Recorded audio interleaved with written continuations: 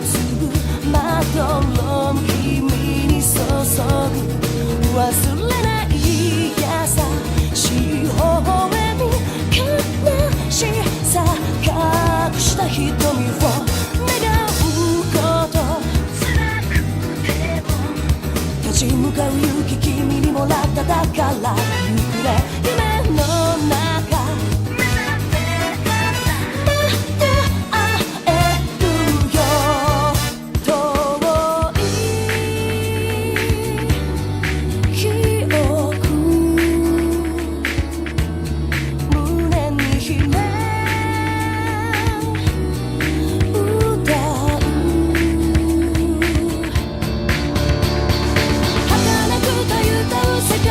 君の手で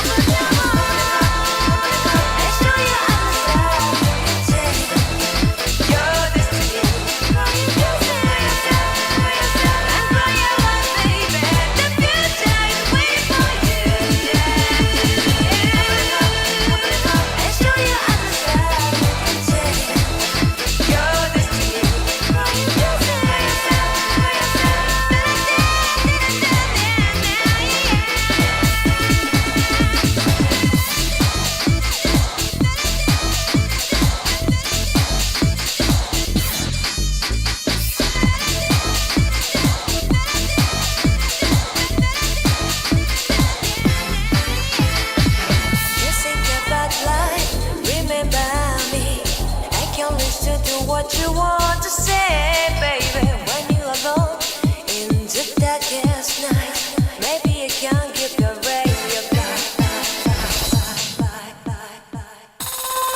Open your heart and show your eyes that your destiny. And grow your love, baby. The future is waiting for you. And show your eyes that your destiny.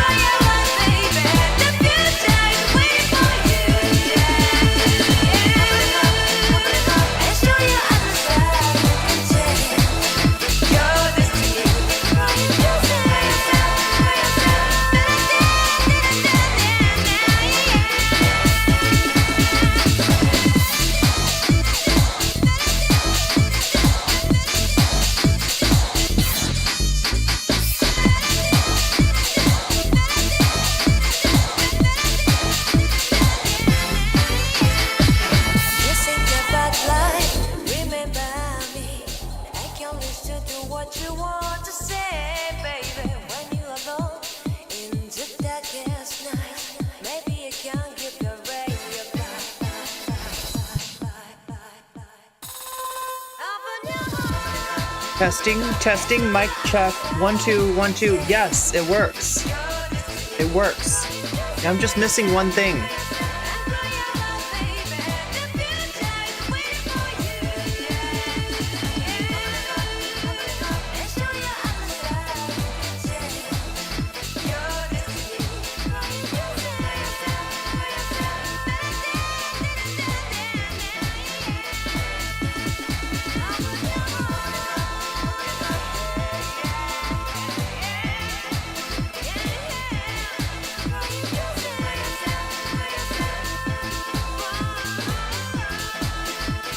I think we're good. I feel like we're good. Oh wait, we're almost good.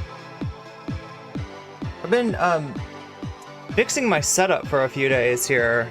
I think I finally got it the way that I want it.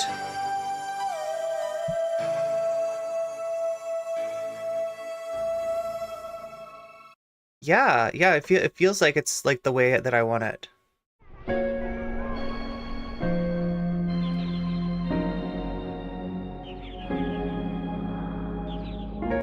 Not sure about the background music, but anyway, that'll do.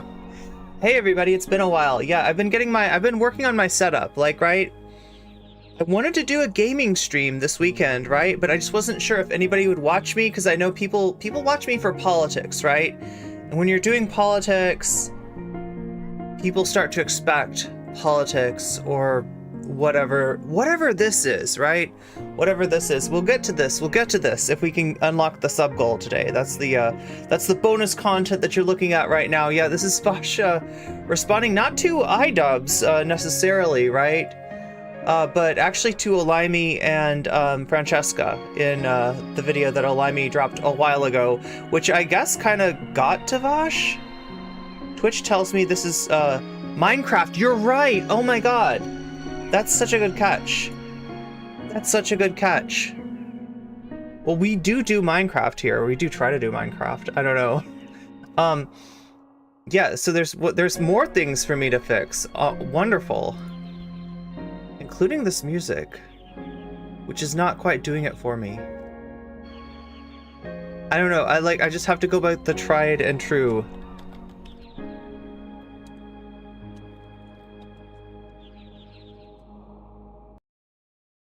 Just gotta go with what works.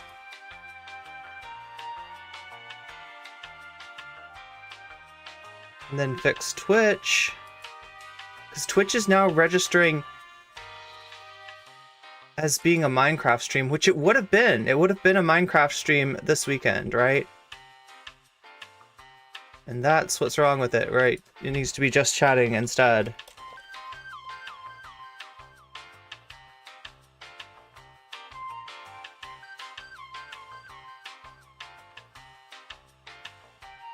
The mob is like another word for mafia, so the leftist mafia. Yeah, it's a Vash against the leftist mafia, but hey, nice catch, Dennis Bloodknock. There's only so much Trump nonsense that you can care about. That's true, that's a good point, yeah. I mean, like, that, it's the same thing for me, there's only so much, you know, good content, right? You know, we could do, like, a ton of content, but I feel like it's, like, it dilutes at a certain point. And what also dilutes is my ability to get out videos, which I know people on YouTube really appreciate. People, the lost Minecraft stream. Well, we'll see if we can get back to that, like, at some point, right? Because I got this really cool idea for how to play Minecraft. Basically picking up where another famous creator, I don't know if anybody here knows IBX Toycat, right? But IBX Toycat tried a very bold setting in terms of the single biome games and actually failed, but it was like a valiant effort.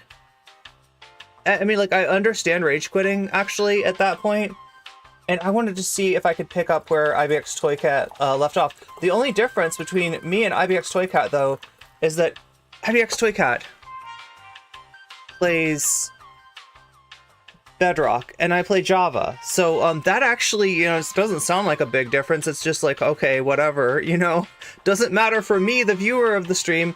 Actually it does, because the way that Minecraft implements the world, whether it's Java or or whether it's like Bedrock, right?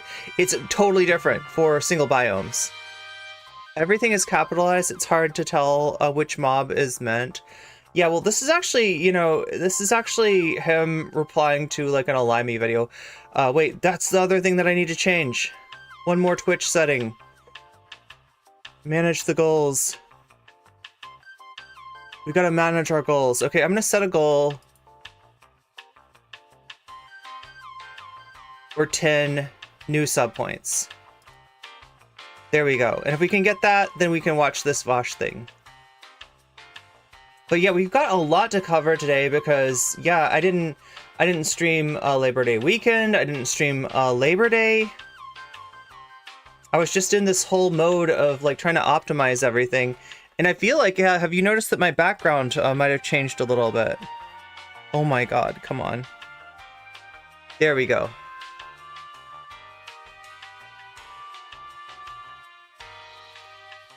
The capital M mob is the Mafia. Yeah, it's hard to tell, right? You're telling me that Vosh is attacking a person for disagreeing with him, and that person is black. It's more of a disagreement about apologies, right? Whether you should ever apologize, right?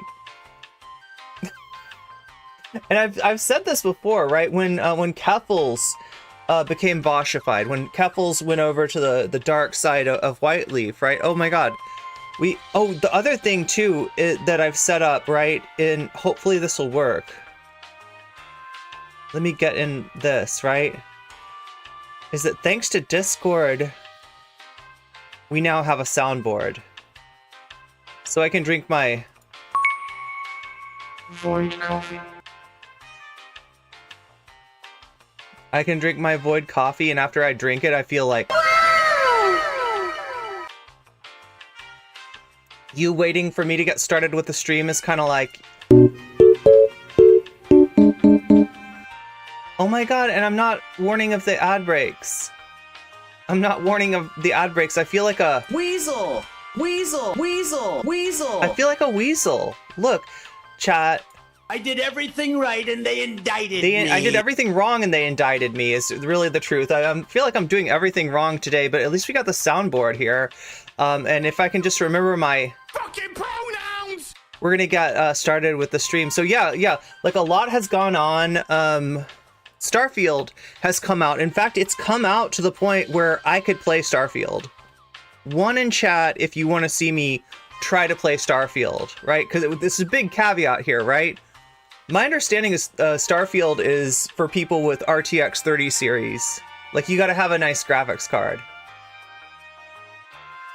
You gotta have a nice graphics card, apparently, to play Starfield. But yes, Starfield has pronouns. And that has triggered a certain subset of gamers. The ones that think of themselves as gamers and that anybody else that plays game, you know, the true gamers, the real gamers, the original gamers, that's who it's bothered, right? The gamers who were used to being marketed to exclusively, right? Being represented in games exclusively. And when they get any sense that there's anybody but them in the gamer audience, it really grinds their gears. And we're going to have some Peter Griffin level gear grinding here today from, what's his name? BabyRage versus Heel. I think it's called BabyRage versus Heel. The pronoun guy is hilarious. Yeah. And now we've got it. We've got it all. And look, I want to pitch the Discord really quick, right? Because that's where this is. Where am I getting this? I did everything right and they indicted me. Where am I getting all these sounds? Like, you know, like if I'm confused by something. Yeah, like it's from the Discord, right? So right now, if you go into Discord and you use any of our voice channels, right? So Discord is made up of text channels, which, you know, you could reply to each other. The most famous one being stream suggestions, where you can put your stream suggestion and I will try to get to it, right? In fact, we're going to do some things that were placed in stream suggestions. So I'm definitely taking your suggestions today, but you can you know, in addition to the voice, in addition to the text channels, right, we've also got these voice channels that I really want people to start to use, right? So If you here, the first thing I need to do though is send that invite, because I know some people, like, you're talking about Discord. Where's the Discord? How do I get to the Discord? How do I make that work? Like that. That's your invite, bestie. That's your invitation to freedom. Oh, also, look at that. Look at that. You're seeing each other's chats. Oh, what's up, Jessie? I didn't even see you there. Welcome to the stream. Welcome to the totally not scuffed stream. It's totally not apparent that I've retooled everything in my stream, and I'm a little bit confused behind this console now. Everything's high tech now, so you know, we've got the soundboard. Whenever I do anything good, you know, it can give me this a nice little golf clap. A nice little golf clap. Or if I'm too boring, you know, for a while, we get the crickets. And when I say something funny, of course. But yeah, all these can be yours too. Just join the Discord, and like I said, the hashtag channels, right? The ones with the hashtags next to them, those are text channels, right? The ones with the speaker next to them, those are voice channels. And we've got, actually, I don't know, maybe too many voice channels, right? The general voice channel is your general purpose place to stop in and say hi. And like, I did everything right and they indicted me. Hit a few soundboard things while you're here, right? We've also got like a watch party, but cooler. What's going on here? We got a watch party, but cooler. So if you want to watch anything, I think Discord actually now has integrated YouTube, so it's really easy to watch things with other people. A small chat for when the chat that you're in is too big and you want to have a smaller conversation. That one's actually limited to 5 people, so it doesn't get too big, because sometimes Discord gets a little too big. Gaming, why does that say on air? I guess gaming can be on air. I'm gonna change that. Edit channel. I'm gonna take that on air off of there, right? Because like I want that to be a general purpose, save changes, thank you. I want that to be a general purpose gaming channel, right?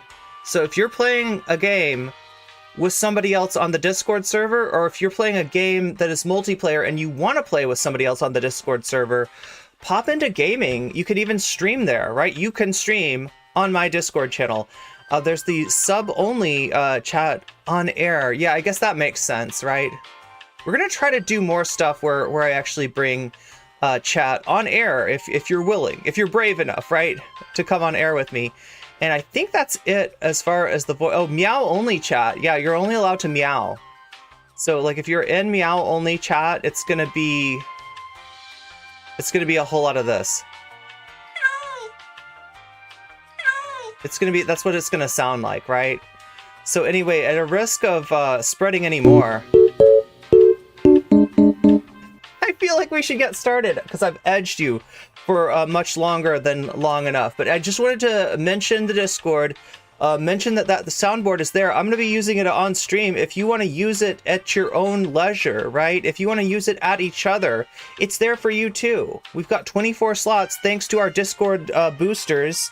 Much love, right? Because that's what allows you to have all those slots. And I'm like, I'm not even using the slots. So now we're using the slots. Now you can go in the meow only chat, and meow, you can go in the gaming chat, and game, you can go in the small chat and just have a small little conversation, or you can go in the general chat and, you know, have a big conversation. I don't know, whatever suits your interest. That is right here in the Discord. So I'm gonna spam it one more time before we start to get into everything. Oh my god, what a scuffed stream. Does it feel scuffed? Do I feel scuffed? I feel kind of scuffed. No, I mean, it's just, I'm just getting used to the new setup, right? But yeah, I'm immersed in my Minecraft world. And speaking of immersion, let us get to...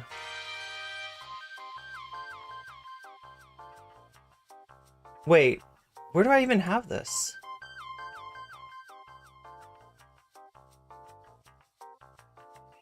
Yeah, scuffed. Definitely scuffed.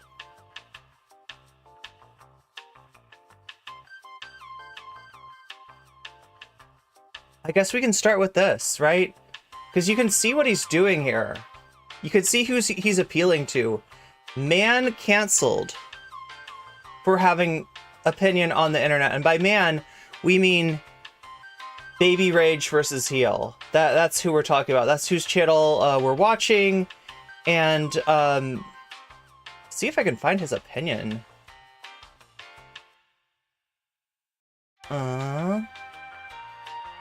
But you see what he's doing here, right?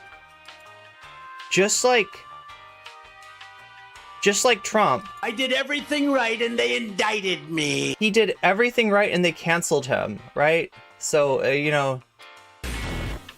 Oh no. Hi everyone, it's Az here from Heel vs Babyface. This Friday just gone, we had the early access release for Starfield. Some people are loving it. Some people not so much. Me personally, after 25 hours or so into the game, I'm struggling. I'll just be completely honest. When you're in a built-up area, some of it graphically can look very nice indeed. The gameplay is solid enough when you're actually doing something, but that's half the problem. I've found the explorative nature of this game exceedingly dull and boring. I've found the characters not remotely engaging, and the dialogue has a lot to be desired. As long as the credits keep rolling in, life's good. But having an opinion on the internet, well... And like, look, a lot of people have opinions on Bethesda games. Even people who like Bethesda sometimes have some opinions of things that they don't like about Bethesda games, right? But his opinion is kind of based on something that's not that much of a part of the game. Right, the more I find out about this, the more I question his accusation of Todd Howard and Bethesda Gaming ruining his immersion by current daying him. Heaven forbid anyone have one of those. But this video isn't about that. I'm not gonna treat you like you don't know what is actually going on. Towards the beginning of the game, the character creation, we were greeted with a pronoun option, so very current day of Bethesda, because it appears at some point during the last couple of years, Pete Hines seems to have forgotten what gender he is. Never mind. So I went on a little bit. Oh my god, and that's the Dr.Disrespect clip. Bit of a rant to my streaming audience because I was unhappy with the fact that in every aspect of our entertainment today, we seem to be pulled out because the people creating it are more concerned with inserting current day into absolutely everything. Bethesda, there is nothing I love more than to sit down, comfy So here was his moment. Here was his viral clip, right? chair, turn on my PC, fire up a brand new RPG, lose myself, think, oh my god, just think of this world, just think of all the planets I can visit, all the immersive things that I can get involved with, all the fights, all the relationships, all the people I meet, all the places I go. I'm so excited to go there. And you know, I love nothing more than, with all of that laid out in front of me, I love nothing more than to be dragged out at every fucking conceivable opportunity so you can fucking current day us. Sorry, did you want to get immersed in our world? Yeah, well, guess what? Fucking pronouns! Fucking gender ambiguity! That's what we got. That's what we're dealing with. We're dealing with Bethesda and fucking pronouns! Fucking current day Californian shit! that's what makes you lose your immersion, right? Like, I mean, you can see how this guy treats gaming. People joke around about main character syndrome, right? Like, or I mean, like, you know, sometimes not such a joke, right? Sometimes people really do demonstrate like signs of main character syndrome. But this is like the crystallization of main character syndrome. Like the way that this guy, you know, treats gaming is like an escape from, oh my god, you know what I need to get from Serial Experiments Lane? I need to get that clip of like present day, because that's what he's saying. He's saying they're going to present day you. They're going to we want to be out of the present day. So video gaming should be an experience where you get to go into this zone that's like 70s, 80s, maybe a little bit of the 90s, but it doesn't go any further. Like that's the weird thing when they say they want their immersion, they want their escapism, is that's what they want to escape to. Like a time when basically this was the gaming audience. Like, it's not true, right? Women have always gamed. Queer people have always gamed. People who aren't white have always gamed, right? But they were invisible. They were invisible to people like this because the games were catered to people like this, right? And they didn't notice that. They didn't notice that they were being marketed directly to. They did, however, notice when that direct attention was taken away, or not even taken away, because like look at games like Final Fantasy 16 and tell me that that's been taken away. Final Fantasy 16 is still catering to that audience to the extent where they claimed that they were refusing to include characters that are not white because they said it was more historically accurate. Apparently only white people existed in medieval times. So you can see what they're kind of going for. The immersion that they're going for is not like an immersion that really appeals to any historical period, any real time, like, right? There wasn't like a real time like this, but there is this fantasy of a real time created out of this attempt to market not just gaming, but I will say like fantasy, science fiction, like a whole subset of stuff to one demographic and one demographic only. And when that was the only demographic being represented, I guess times were good.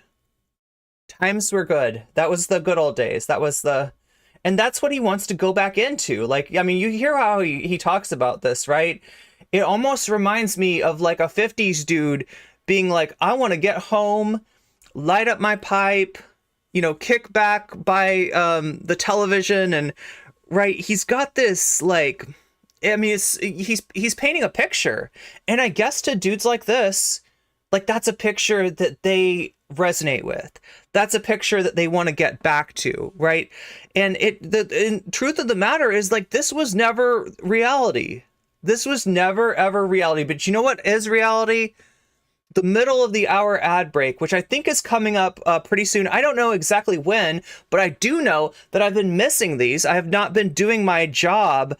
I have been being a little bit of a weasel. Yeah, a little bit of a weasel. And some of you are getting ads and you're like, you're confused by the fact that the ads are going on and you're waiting to get back to the stream and it's like, just, kind of taking a long time, right? Because that's 1 minute and 30 seconds, but it feels like a lot more than 1 minute and 30 seconds. And if you want to find a way, to escape from that, right? I mean, we might not be able to escape into a like simulation of the 1980s, 1990s, etc., where only like white cis het bros were represented in media like video games, fantasy, and sci-fi. But you can actually escape from the ads. Yeah, did you know that? Yeah, you can escape from the ads, right? The easiest, cheapest way is if you've got Amazon Prime.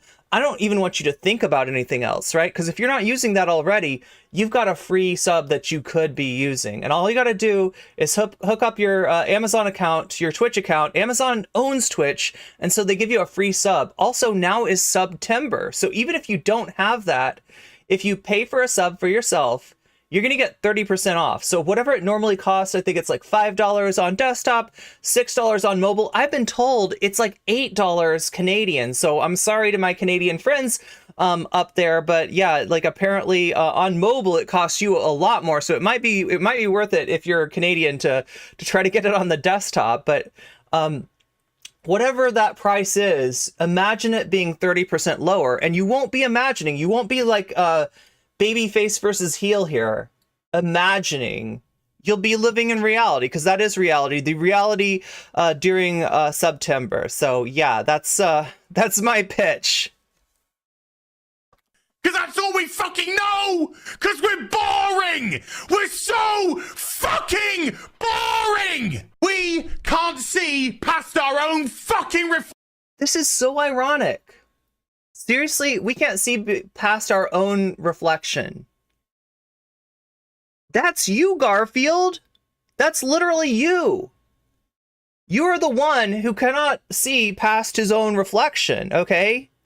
That's literally you. You've been having yourself reflected back to you in certain types of media, which you now feel entitled to, which you kind of claim ownership over. And the fact that there is more than you to the audience, and that the people that make these games, like they see the demographics, they know who buys their games. And they're literally making a capitalist decision. They're not like sitting there, let's be super woke. Let's piss off heel versus baby man, right? No, they're not thinking of any of that, right? They're not thinking of politics. They're not thinking of owning the conservatives. They are thinking of money. Money makes the world go round. And they realize that there's money to be had from people that don't look like this guy. That aren't this guy and that don't have that entitlement. So like, right, they're starting to kind of, I don't know, say, yeah, like maybe we could have pronouns in the game, right? Maybe the pronouns could be a separate like, so just like you put in you do your character design, you choose, what your character is going to be like.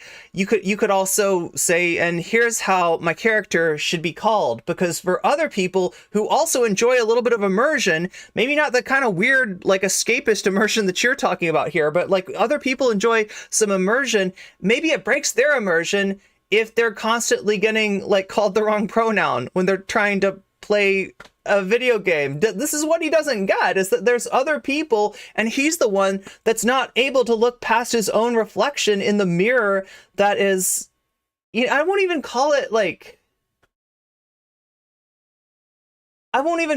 geek culture, right? Because it's not.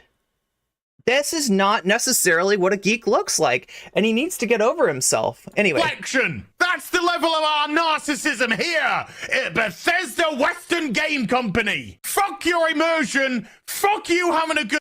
Now that's weird, right? I mean, not really, but like Western Gaming Company. Yeah, that they are trying to do this, right? And this is why right-wingers, like... they have a thing for Putin. If you're Tucker Carlson, you have a thing for Orban, right? Putin's maybe not enough of a dictator for you, so you gotta interview Orban, but you also gotta try to interview Putin too. But yeah, they're trying to appeal to this idea that, well, it's more of their escapism. They want to think of a culture that doesn't care about pronouns, that doesn't care about queer people, and so I don't know. But I mean, good time. Fuck. It's ironic. It's ironic since that's one of the things. That's one of their inabilities to see past their own reflection is as far as race, nationality, culture, etc. But now they're appealing to the idea that there might be cultures that. Or there might be nations where wokeness does not dominate. You falling into a world and just getting lost. No. Current fucking day. You're boring. You're fucking dull. You have nothing to say. You are a one-hived mind twat waffle. That's all you fucking are. And you wonder why... And all I really have to say about that is I could really go for twat waffles right now. That sounds great. Twat waffles. Let's get some. People are getting so fucking sick and tired. You take everything we love, all our immersions, all our fantasies, all our escapism, and you just can't help shovel your dog shit, fucking crap ideology into everything, every single solitary fucking thing. Now I edited that down a little. Twat waffles might have meat in them, really? Okay, I'm not here for that, but good thing there wasn't a second dialogue box he didn't like. He might have burst. Well, here's the thing about it. My understanding, right? So this is Hasan. Hasan saw his initial clip. A lot of people saw his initial clip. In fact, there's some chance that he was trying to go viral. There's a pretty good chance, I will say, that he was trying to pop off. That was what was going on in that clip. Like that he maybe wasn't actually as mad as he seemed, but he knew there were people out there that were. He knew he was channeling something. He'd seen what happened with Nick Merckx. He'd seen what happened with Wait. I can say his name, right? Like, Twitch, you know, the Twitch moderators aren't going to come in here and get me if I say Dr. Disrespect, right? I know for a long time it was a sore subject for Twitch, and they really didn't want to even see him, but Hasan has covered him, so I think it's safe for us to take a look and see what the doctor is up to, what his take is about this whole thing. I feel like he's a little bit more trying to keep this, like, he wants to signal the same stuff to his audience, right? But he's not trying to go viral in the same way as Heel versus Baby Man did. He kind of does end up going viral anyway, right? Because, like, yeah, people watch his stream. This is the same sort of argument that Chuds made when Ring of Power had Black Elves and Dwarfs. Yeah, just destroyed their suspension of disbelief. Yeah, exactly. Yeah, I mean, like, look, they're so used to being catered to kind of an absurd level, right? I mean, this was never really the gamer demographic. It was just maybe back in the 80s, the demographic that they knew how to market to. Let's just put it that way, right? Yeah, games appeal to a lot of different people. But when we talk about, like, the gamer as an identity, it is, you know, kind of I mean, and this is true about a lot of things, on a lot of online things, right? An online culture, which in a lot of ways started claiming that there was no women on the internet. There's no such thing as women on the internet. If you say you are, then you're lying, because there's no women on the internet. Everyone is anonymous, and anonymous is a dude. Anonymous is a white dude, in fact, right? And I know what anonymous is like, and anonymous definitely you know, doesn't question his pronouns, right? But I mean, like I kid, but at the same time, no. At the same time, these things are related. This does trace back to that kind of early internet culture. Bit because of brevity, there were some pauses that I took out, but this was tweeted out. Yo, like, I think you were brevity enough. By Hasan Piker after Dan Vask. What? Okay, we can't take singing. We can't deal with singing. Not okay. Music is dangerous to us. Weird British guy. Oh, yeah, okay, fair enough. Losing his mind over selecting pronouns in Starfield is the perfect demonstration for why we must bring back lobotomies. Well, Hasan, at least they would be able to lobotomize me. You, however, I don't think they would actually find enough brain cells. And if I mean... Really? Really? Like, I mean, that was a joke, for sure, but I feel like the response was kind of lacking, right? It wasn't exactly like it wasn't that kind of joke, right? It was definitely more to that side of things. If you don't know who this guy is, let me introduce you to him. So you said America deserved 9/11. Did you mean that? So wait, you know what this is? Like, I mean, Hasan talks about this all the time. This is the Hasan ripcord. This is the thing that you do when you run into trouble on the internet and you look at the other side of things. You look at the people criticizing you, and amongst them, you find one Hasan Piker and you say, there is someone who is more hated than me. You know, however bad you're getting it, however bad you're getting cooked on Twitter or wherever, right? You can count on the fact that Hasan just has a huge hate following, right? You could do this with Ethan Klein, like, you know what I'm talking about, right? You look for an SJW. You look for an SJW to punch. Yeah.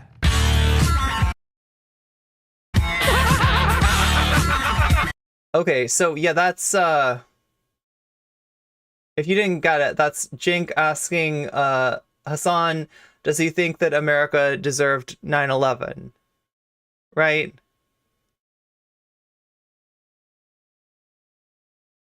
And that other person that he was So there we go. There we go. Bad man likes terrorist, in favor of the terrorist, rooting for the terrorist, right?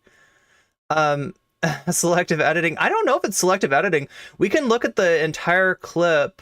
I know I've got it somewhere here because I've been looking at it for days. being interviewed by was his uncle, Cenk Uygur. Clicked on Let's other see things. what Cenk Uygur has to say about certain things, shall we? Oh, If I were the benevolent dictator of the world, no, this is really funny, right? This is really funny. Yeah, TYT, he's a little bit behind the times, right?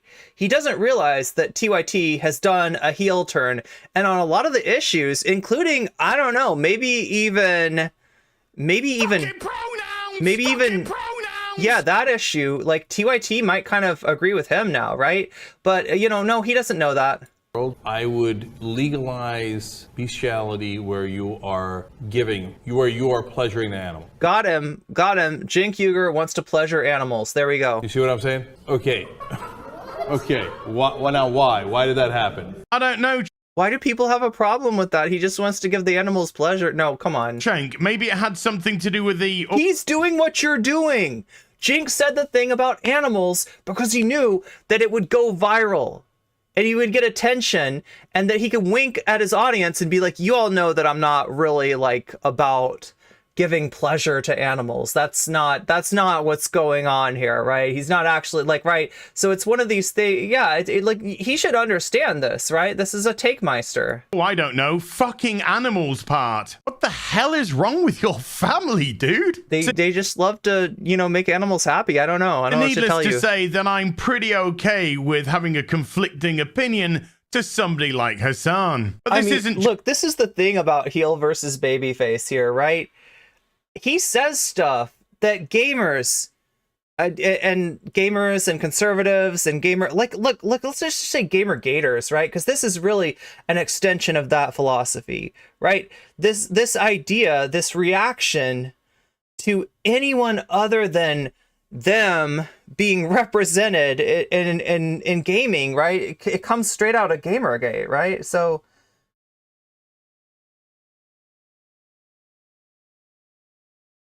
they do this all the time, right? When they post cringe, they cover up for it by the fact that there is somebody that you hate more on the other side of that equation. And if there's somebody that you hate more on the other side of the equation, then it's a really good distraction, right? Don't cancel me. Don't cook me. Look over there. That's Hasan. Do you want to agree with Hasan? Do you want to agree with Cenk Uygur? Do you want to agree with Ethan Klein? Do you want to agree with iDubbbz or any of these other like hated individuals? Then, well, you can't laugh at me because they're laughing at me. So you can't laugh at me. And you gotta like, I don't know, like policing your audience to just about pronouns. Because honestly, here's the deal. Like, man canceled for having his an opinion on the internet? No, man laughed at and ridiculed for acting like a spoiled child on the internet. That's really what this was. You can't like claim that this is, cancellation. Like, right? You just look like a clown is all. That's the disingenuous argument that people want to latch onto so that you don't talk about the gender ideology and the It's like replacement theory in the context of media, yeah. Intersectionality that's been rammed into every single solitary facet of our entertainment, from video games to TV, film, comics, etc., etc. Listen, I know I should have been more forthcoming about who I was earlier. Yes. Okay, so this is a character who was cloned, and in their original life they were male, right? That's if I'm to understand this correctly, right? I haven't played this game yet, full disclosure.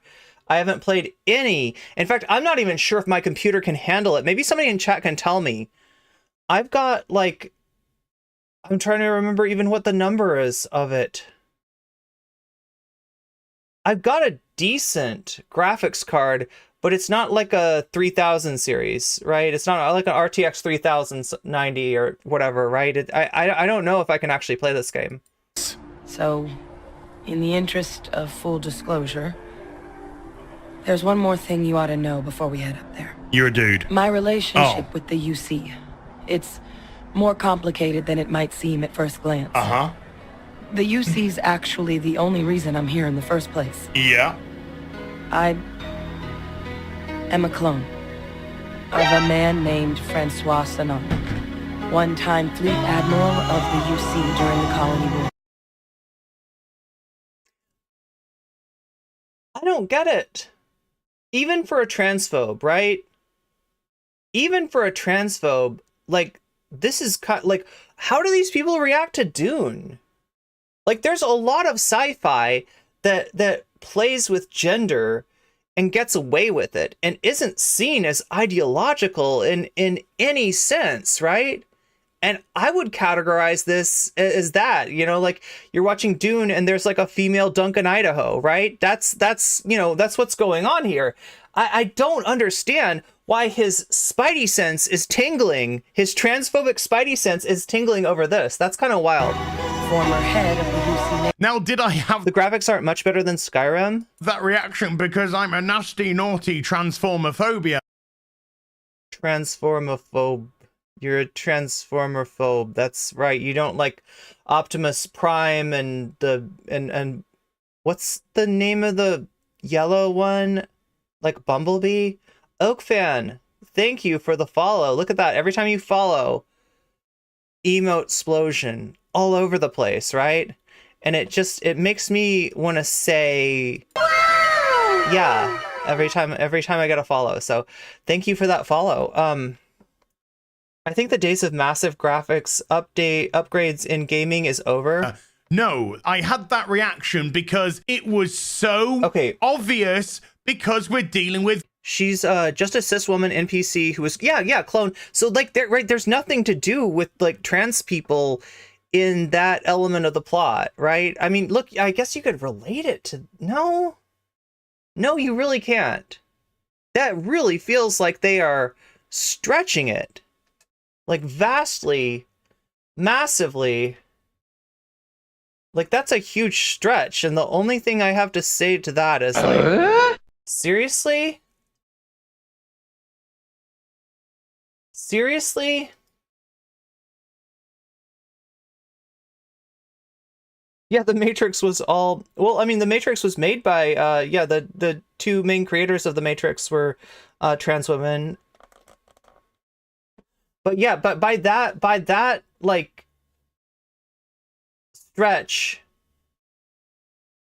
by that limb that he's going out on, literally all of sci-fi is going to contain some of these elements that if he's not okay with that, right? Like sci-fi is going to be, it's going to be a cold universe for him. Current day gaming. You know, he's about to claim he's not transformer-phobic. Yeah, that's right. Well, yeah. I mean, like that's kind of a dog whistle there too. Company. In actual fact, you could go far as to say we're dealing with current day entertainment. They see woke phantoms around every corner. Yeah, it's like they're not making a bed and going to sleep in Minecraft, and they wonder why the phantoms are in the West. Like, then you need to sleep. If you're seeing phantoms, you literally just need to sleep. Have the Act Man, a React channel that has 1.8 million subscribers, getting mad because a person reacted. I don't think he was getting mad. I don't think the Act Man was mad. Like, look, I mean, he is making fun of heel versus babyface's looks here, but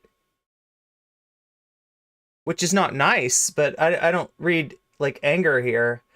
It seems more like derision, ridicule, a bit of a roasting going on, but not anger. To a game. By the way, this person recently being cancelled, having his YouTube channel demonetized / pulled down because he was attacked for having an opinion about something and exercising his right to do so. Oh my god, thank you, Natalie. Yeah, it's a 980 Ti. So I don't know if it would work with this game. Now, he's actually jumping on that bandwagon to attack somebody who is exercising their right to have an an opinion. Attacked? Do you feel attacked?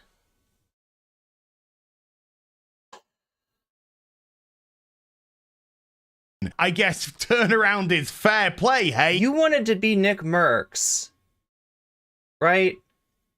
And instead you're Tim Pool. Is that what you're saying? So you feel attacked. Okay. Okay. I mean, you were, you know, kind of like, I mean, this is a, you know, they're making fun of how you look. I mean, that's not, like I said, that's not nice, but...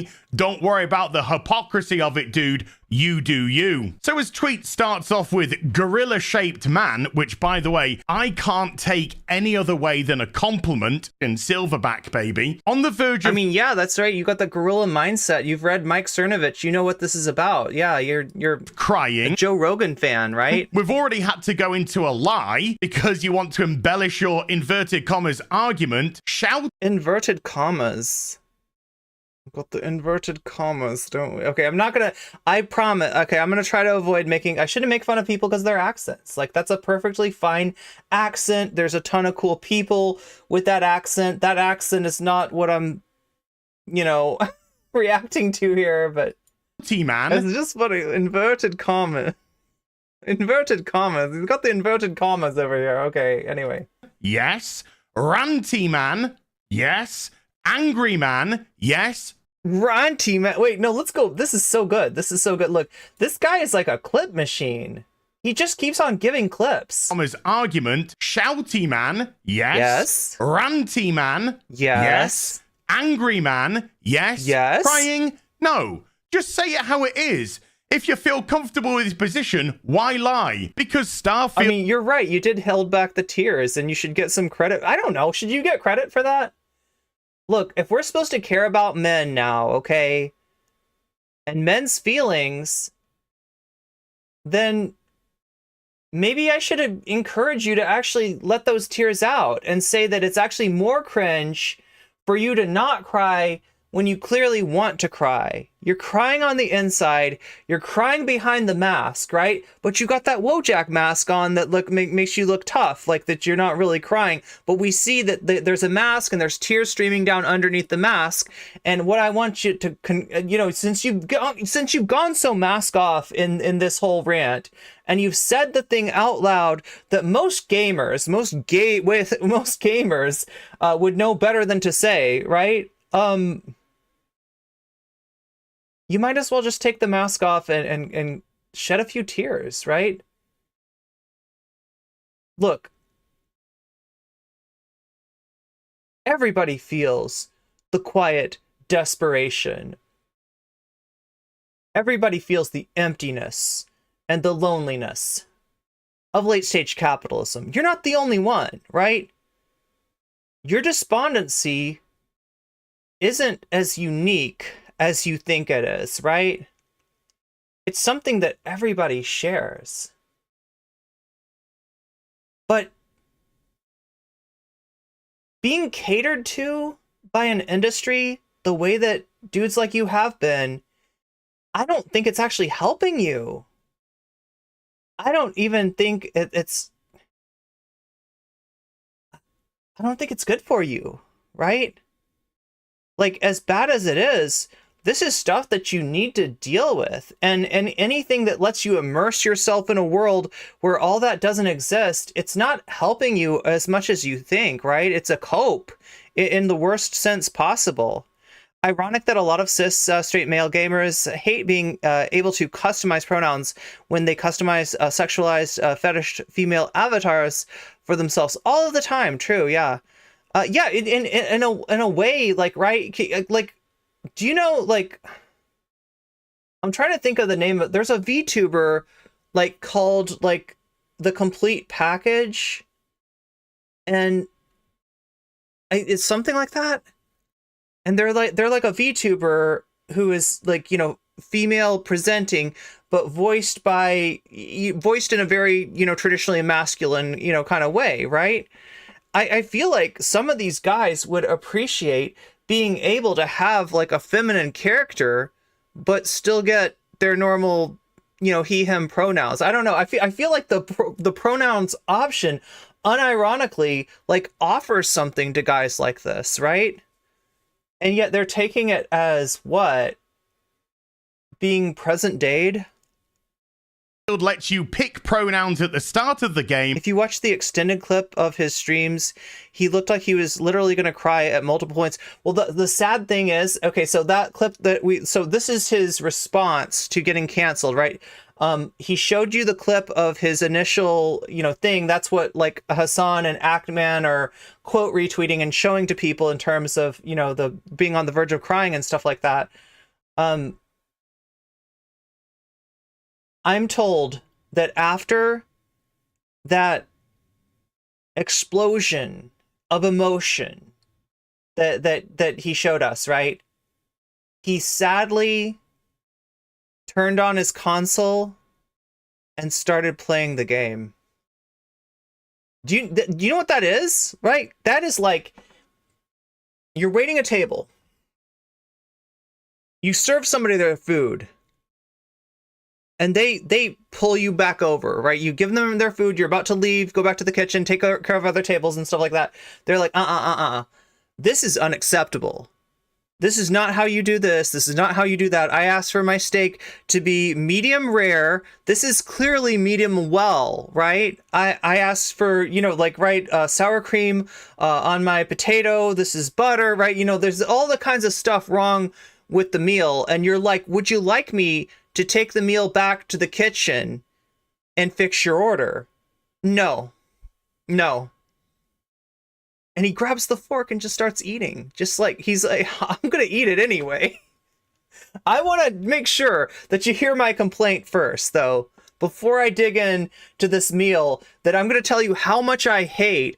I am going to absolutely just stuff my face with this right after I'm done with my rant, but I need to be heard. So there you are, dude. You got heard by maybe a few more people than you were counting on. Is this guy the birth of the pronoun abolitionist? Maybe so. Does he like somebody counted? There's like a TikTok of him giving his rant that just like dings every time he says a pronoun. So, and then is never brought up again. Well, if it's never brought up again, yeah, people putting in 75 plus hours to the, so obviously it didn't really ruin his immersion. The other thing about this too is I'm told that you can skip the pronoun menu. You can just hit skip and it will give you whatever pronouns of the game thinks is appropriate for the character that you use. So unironically, if he wants to be defaulted into the correct and obvious pronouns, like that's there for him too. So I really don't get what he's I feel like he's just trying to pop off here. And the problem is he popped off to the wrong people, and I can relate to that. I pop off to the wrong people all the time. I make a video about Matt Walsh, and what do I get? Walshies watching my video and and saying all kinds of horrible stuff to me. And it's like that. This video is literally not for you. I'm making fun of your parasocial daddy. This video is for other people, but YouTube decided to serve it to the Walshies instead. So I sympathize. Why do you even have to pick the pronouns? And you would have a better point of argument. Most people don't even notice the option. Yeah, well, I mean, he was looking for something to, call Bethesda woke about, right? Seriously, I tried to make an NB character and I thought I accidentally missed it. Yeah. If the game allowed you to skip the pronoun nonsense. And the other thing that's weird about this is I feel like there was like more customization in Cyberpunk, which I didn't hear any of these dudes complaining about, right? There was more customization around like gender identity in Cyberpunk than there is in this. There's more, like, look at Baldur's Gate, right? You can customize your junk, right? Like your pronouns, skip, because the game understands that when you've picked the male character, you have male pronouns, and when you pick the female character, you have female pronouns. So if it's never brought up again... Pronouns option flashed at the end of character creation. Oh, so it's not even... He made it sound like it's the first thing. You start up the game and it's immediately like, what are your pronouns? What are your pronouns? Tell me your pronouns. This is... What is the issue? What is the problem? Why is it even there? It's there to compel you to do so. It's there to compel you to participate in the gender ideology that they've shoved into the game. But again, you're being disingenuous because you're not even addressing the rest of the argument, which is the fact. Like, did this guy get mad in Persona 5 where the first thing the game does is say, hey, in order, like, you know, the first thing Igor says is like, you need to realize this is the game. This is not real life, okay? Don't go around trying to blast anybody with your persona or like thinking that like, you know, you're going to get into people's mind palaces. Like, this is a game, right? Did he get mad about that? Like, no, I want to pretend I am a phantom thief. I want to, like, how Igor, why would you make me agree to this? I don't know. That this is shoved into all types and kinds of our entertainment here in the West. And this is simply a straw that broke the camel's back. The thing about that is it makes me think that there was some incident involving a previous Persona game where people took it too seriously and it had bad consequences that I don't even know about. He made it sound like every NPC is asking, like, Clippy shows up every... to explain gender nonconformity mid-tutorial. You get dinged for misgendering characters. Trans developer disclosed how hostile the work environment at Bethesda is. That is really common. There are a lot of trans people in the games industry. And, I mean, I guess, you know, some places are all right, especially like indie sort of situations. But yeah, a lot of these, you know, AAA gaming companies are still catering to the demographic, even in terms of their workplace. So the person that says it doesn't matter then created another post because I guess it actually does matter. This time with a little 15-second video. Oh no, virgin Starfield hater with me. Oh no, I guess I'm a virgin again. Hey. Again? No, sorry. Good for me. Are you virgin? Nothing wrong with being a virgin, okay? Naughty. And then average Starfield enjoyer with, you know, Giga Chad, and the game's not even official release yet, but don't worry about that. Look, this is what it is. I don't care about it. Love the game, criticize the game. It's all good to me. So the guy that's... Isn't there a rant of this guy talking about Hogwarts too? Spark the Blood, you're talking about him playing Baldur's Gate 3, but I feel like he played like Hogwarts as well, which actually did have, like, you know, I mean, like, okay, despite being from J.K. Rowling, and despite being a universe that is literally, like, anti-Semitism is canonically, like, in the universe through the depiction of the goblins, right? This is, like, there was I think there were pronouns in the Hogwarts Legacy game. There was a trans character, you know, tucked away as an NPC in the Hogwarts Legacy game. Oh no, he's got it. He's got the Actman is on this. And my understanding is the Actman is not exactly like a political, is not known as a political progressive.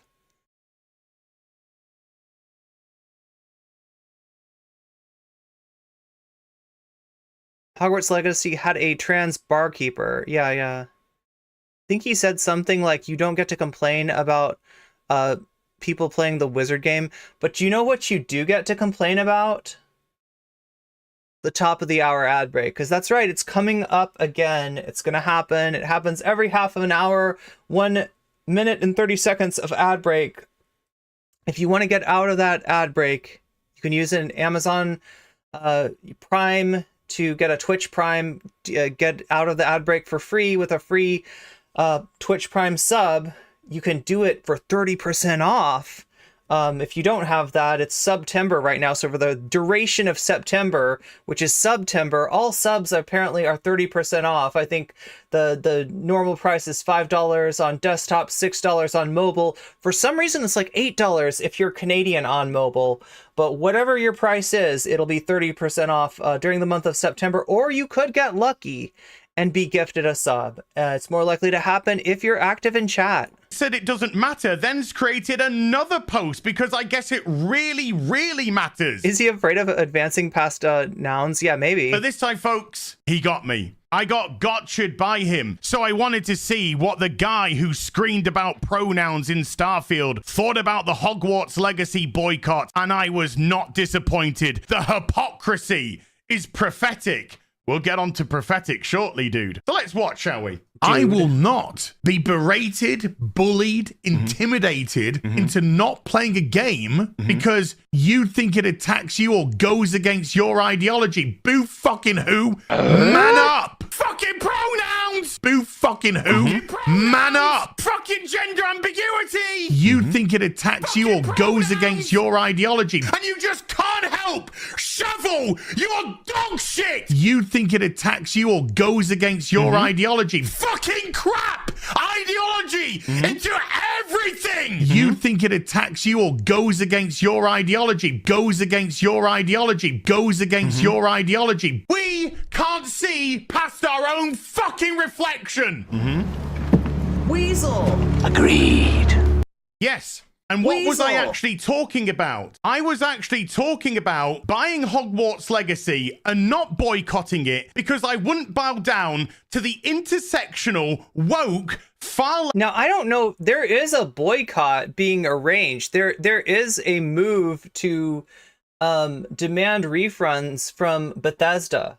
I don't know if this guy's behind it, but they did do that, and but based on his freak out. left ideological mob that wanted to cancel it because Harry Potter is made by J.K. Rowling. Somehow that is a gotcha. I played the game, just like I've sunk 25 hours so far into Starfield. I played Hogwarts Legacy. No, but it's not enough to play the game.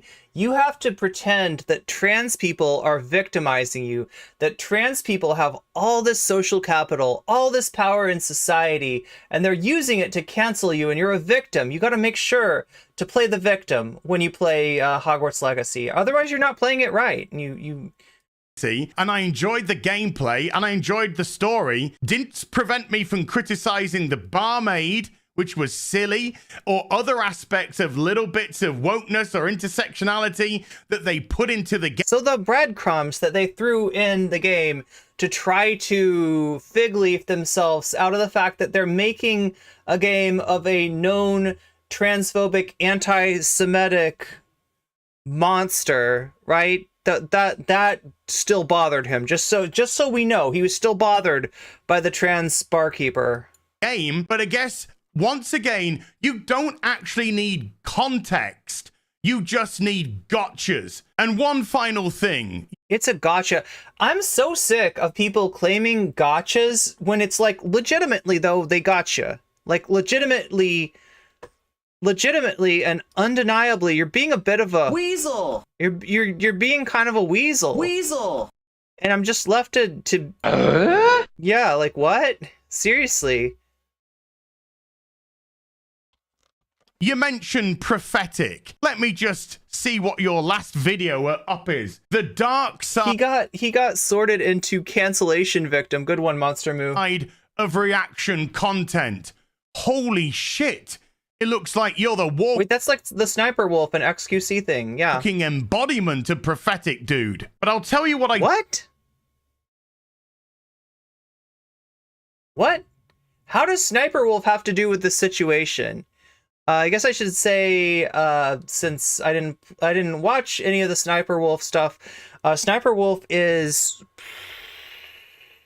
YouTuber, and you know how XQC gets accused, and rightly so, of not transforming the content that he reacts to very much. Like apparently Sniper Wolf is even worse. But that's what this last round of ReactGate has been about. Lead developer was also super anti-Semitic. He stepped down at some point, but left a few anti-Semitic references. Oh wow! If that they didn't remove. did get from that clip. I got from it that I've lost a lot of weight since I did that video, and I'm really happy with the way that my weight loss journey's going. So cheers for doing a Thank you for the glow up, he says. side by side there, because that just kind of spurs me on to keep going and do better. Here's just a little cautionary tale for you.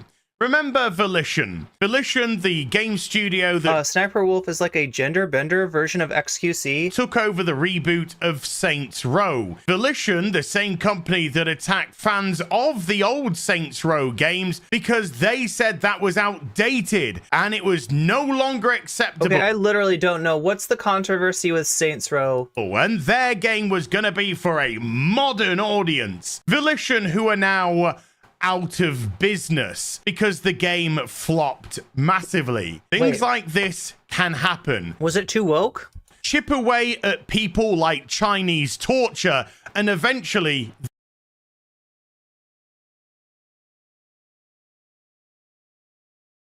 I feel like this whole, like, it's supposed to be like the idea that you get tortured by somebody dropping water on your forehead over and over again.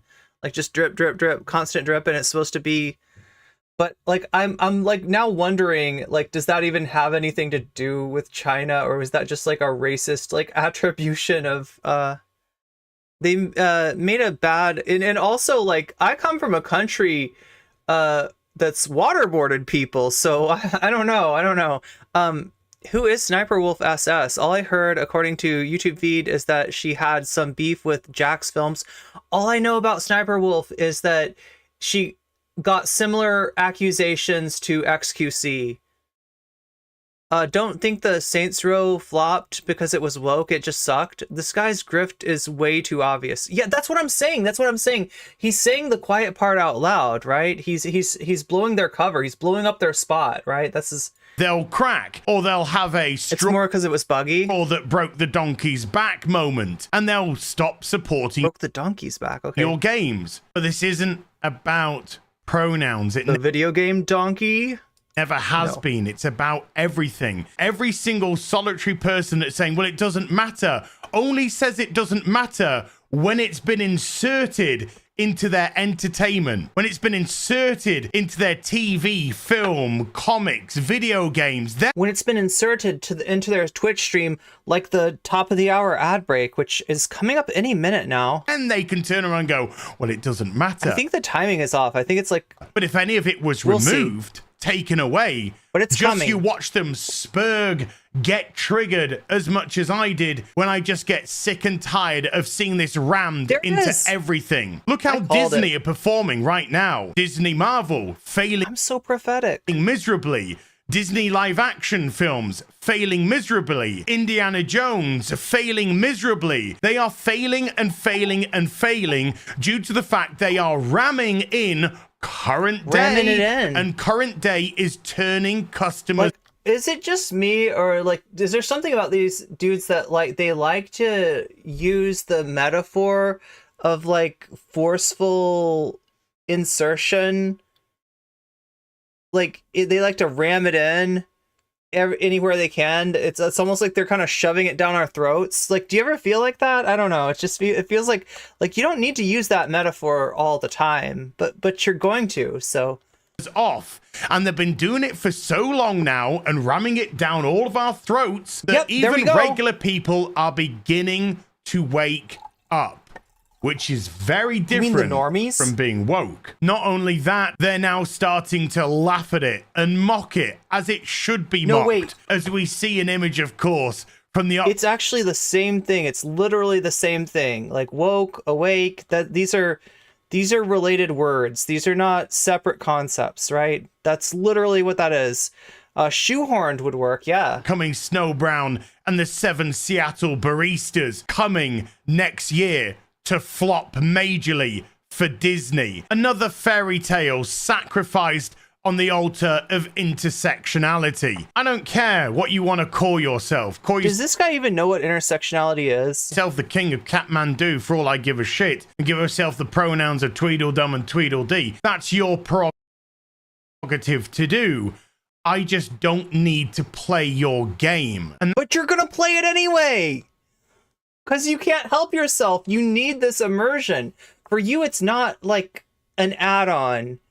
Like, it's not something that adds something to your life. It's a cope.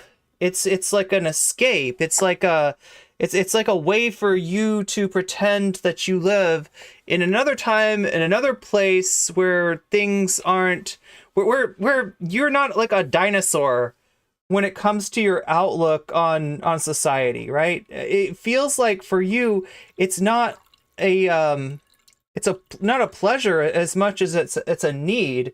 And that's what I'm saying about, like, you know, everybody feels quiet desperation. Everybody has like an emptiness. Everybody has, I mean, like, this is just basic existentialism, right? Life is irrational and it doesn't last forever. It ends before you even know what happened, before you even have a way to, you know, right? Everybody deals with that. Everybody deals with that. But when you're used to using something else to displace that, right? And I mean, that's the patriarchy right there. That's the patriarchy. Displace that desperation into the domination of you know, of women and the domination of, you know, every man, like every man's house is his castle, right? This sort of fantasy that they have of like, well, you know, I might be very low in terms of the social hierarchy, in terms of the social pecking order, but there's somebody lower that I can take it out on, right? That's where that comes from. That's where we have the butting of heads, because you feel, to him, intersectionality is just a pile of non-white people, yeah. that I do need to play your game. You want to compel me. And it's weird, because, like, if you're not this demographic, you have been inserting yourself, in terms of your immersion, into characters that are. You've had to deal with it, right? That's just like, you know, you want to play... even like Persona, even the games that I play, Final Fantasy and Persona, like how many female, like, there's Persona 3, there's one version of Persona 3 where you can be the femc, right? You can be a female protagonist. There's Final Fantasy X2, and I guess you could also say Final Fantasy 13. But other than that, you know, you're just dealing with it. To play your game. 12? You want to legalize it. Oh, 13, yeah. So I play your game. I need And to by finish game, 13. of course, I mean gender ideology. I finished 13.1. I need to do 13.2 and 13.3 at some point. This dude having a yelling rant over pronouns is something else. I forgot about this guy up until now. I'm like the Yeah, lightning is pretty cool. Although I can't say I've only played 13.1, and I don't think I understand her. I don't think I understand her character completely. Just one Final Fantasy game. Wait, did I miss that?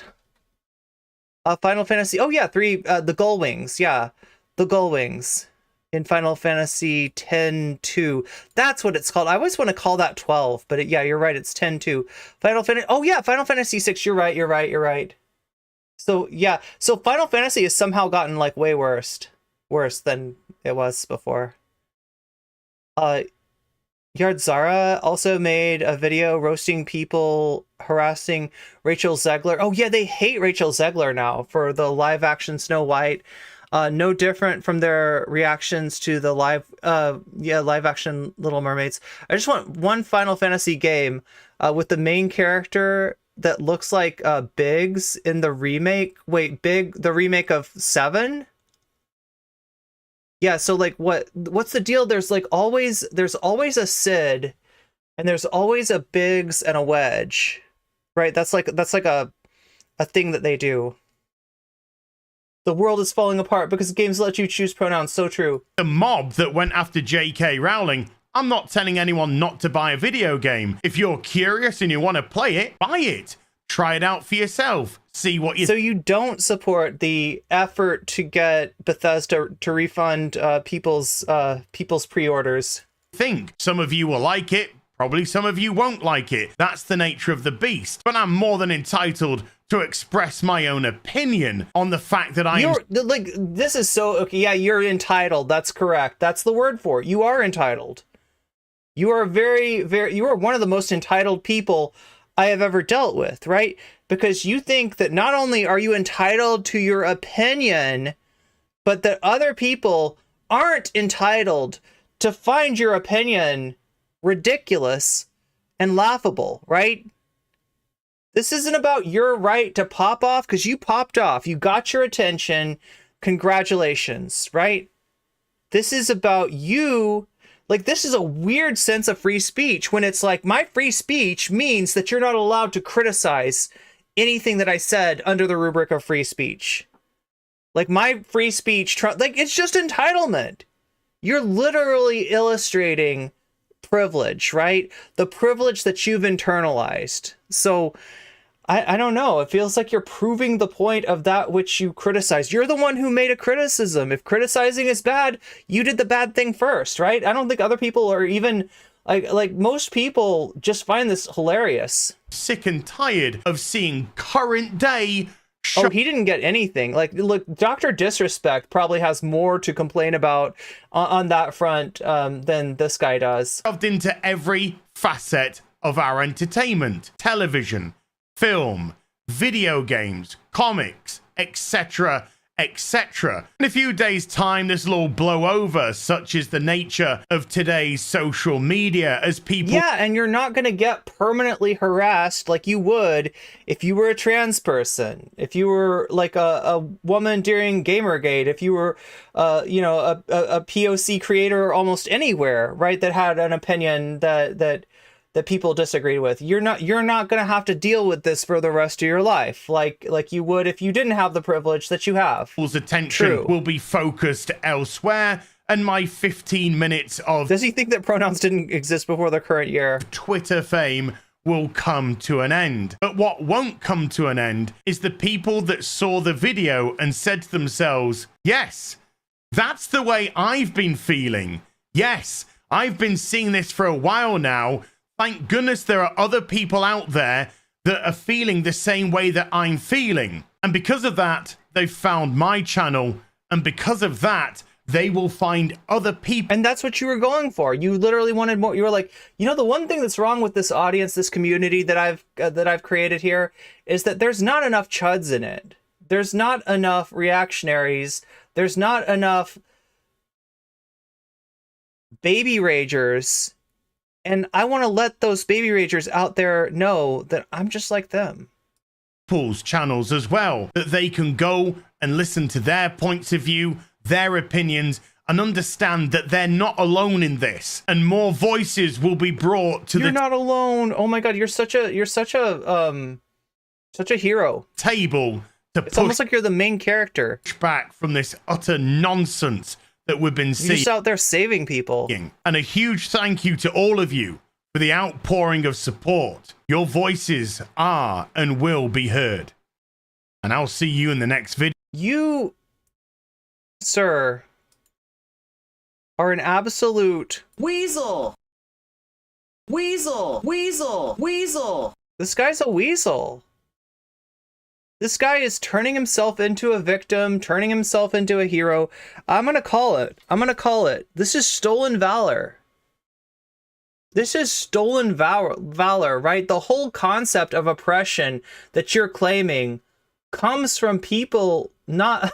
that comes from other people that you want to be silenced, that you have silenced, that you do talk over, that aren't allowed to express their opinions.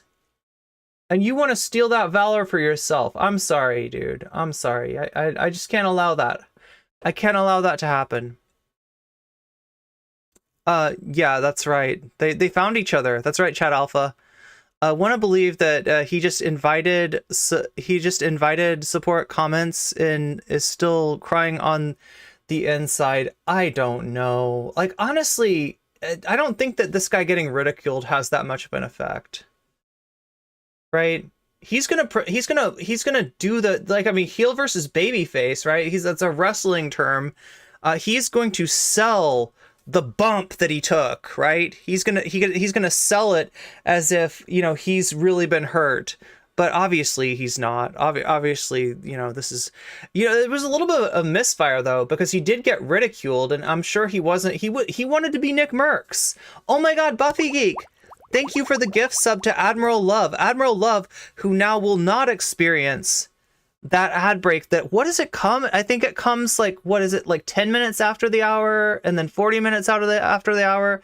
That's when our ad breaks are happening.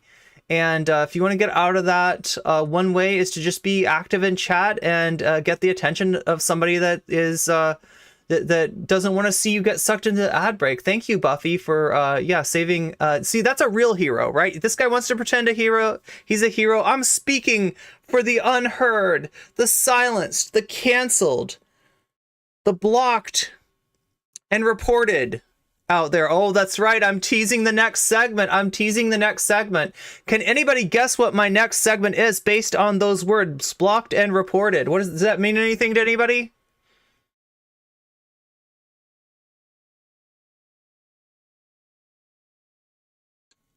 We're going to play Guess the Segment. He's definitely selling it. He's absolutely selling it. Next, he's going to come out with the this witch doesn't burn. Oh my God. Yeah. It full Hocus Pocus. I mean, he could rock that. He could rock the Hocus Pocus cosplay, I think. No guesses? Nobody knows what banned and reported refers to, or who banned and reported refers to. There's a Dr. Disrespect segment too. Look, we can watch it if it's Hasan, okay? If it's Hasan, that means that if Twitch wants to ban me, they have to ban Hasan too. So Hasan, I apologize if this gets you in trouble. I don't think it will.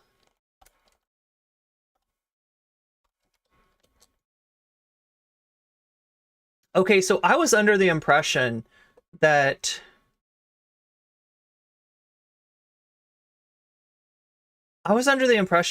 like Dr. Disrespect is one of these like streamers that we're just not supposed to watch. Oh, that's Aiden Ross reacting.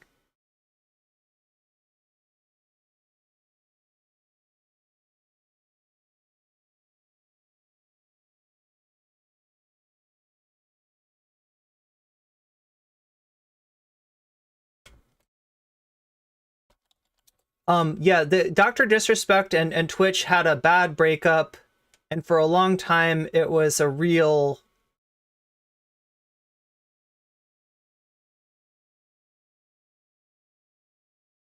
Sorry, did you want to get immersed in our world? Yeah, well, guess what? Pronouns! So I mean, like Hasan is a big... So, yeah, I mean, this is where the misfire came from, right? If you don't know, Hasan quote retweeted the clip of him going in pronouns, right? That was Hasan. So in other words, that got him attention. Like he was going for the Nick Merckx audience. He was going for the Dr. Disrespect, the Tim the Tatman audience, right? And that'll happen when you make a clip where you're complaining about pronouns. Like everybody that hates pronouns is going to be like, yeah, but you also got the attention of Hasan, and you also got the attention of the Act Man, right?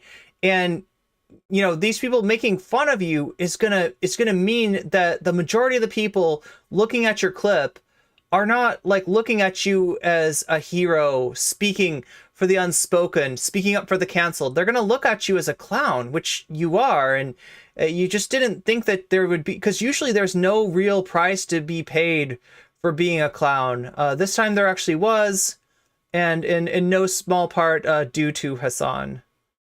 Wait, where is there it is. Okay. So here is, look, if Hasan can watch it, so can I. That's my bold claim. Head of Bethesda Publishing has pronouns in his bio. These guys wouldn't survive Modern Warfare 2 lobbies if pronouns triggered them. Him. Got it. Him. Got it. He, him. Right. Okay. Now everything's starting to make sense. Everything's starting to make sense. Okay, so if you missed it, he looks at the head of Bethesda Publishing's Twitter bio, and guess what? There's pronouns in that bio. That bio contains pronouns. That's a bio with pronouns, and wouldn't survive Modern Warfare 2 lobbies if pronouns trigger them. Him. Got it. Him. Got it. He, him, right. Okay. Now everything's starting to make sense. Everything's starting to make sense now. Everything's starting to make sense. Got it. Okay, so that was Doc's reaction, right? You can see the difference, right? In that heel versus babyface wanted to make a splash. Heel versus babyface wanted to go viral. But what is Doc complaining about? He's complaining about the fact that, and he's going to say this in a second, right? He was really hype on this game, right? He was really excited for this game. He's been talking about it, hyping it up for a long time. And when other people got the early release to be able to play this, to promote it, right? That's what they do. Bigger streamers, they'll give them early access to the game to get it, to get it kind of to increase the buzz.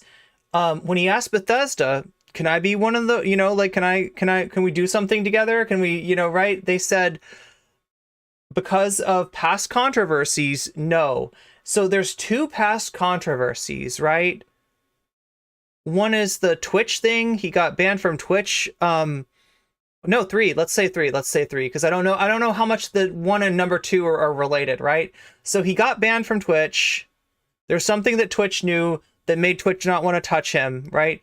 He apparently cheated on his wife. This is what Hasan made fun of him for during the Nick Merckx thing, that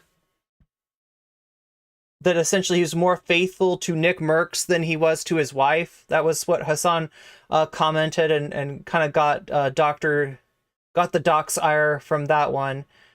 And the last one would be like the Nick Merckx affair itself, right? So one of those things, I guess we can assume, made Bethesda not want to have anything to do with Dr. Disrespect. I'm gonna be honest with you, man. Like, you don't come across very disrespectful when you are, when you're making assertions off of someone putting pronouns in their bio. That's not like disrespectful at all. It's just like Dr. Boomer is a little bit better than that, which sucks because, like, I think he's a good entertainer. I've said this before. I've defended this. I've even said this while he was shitting on me, calling me a big fat phony for ripping into him about cheating on his wife and caring more about Nick Merckx's like sponsorship deals with fucking Activision at Call of Duty than caring about his marriage. And even then, it's like he's funny. He's a funny guy. You know what I mean? Doctor is commonly used as a noun, but it can also be it can be a pronoun. Wait. It can it? As in this question. Wait, what question? Oh my god, they're not showing it.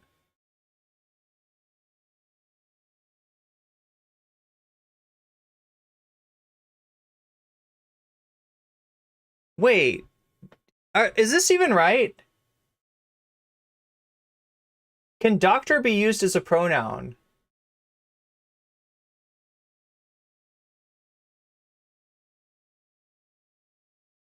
Hasan's sense of humor sucks. Pronoun is in this question. Pronoun is a word that is substituted in place of a noun or a noun phrase.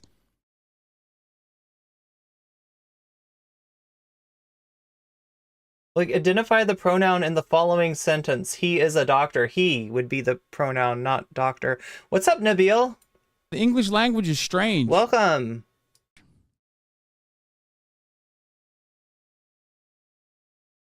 I don't know if that's right. Right, because if doctor could be used as a pronoun, then you'd be... Well, I guess it would be a third person pronoun, but you can't like substitute. If somebody's a doctor, you can't substitute that for they. Like you can't say like, instead of like, or he or she or whatever the doctor's pronouns are. You can't sub in doctor was going to the grocery store today, and doctor found out that they were out of bananas and was very upset by this. Doctor is not I don't think it's right. Yeah, I don't think they're right in this. Anyway, it doesn't really matter. Anyway, so let's keep watching this. All right. I got But it. look, you got your character customized. Like, I love this. I love this.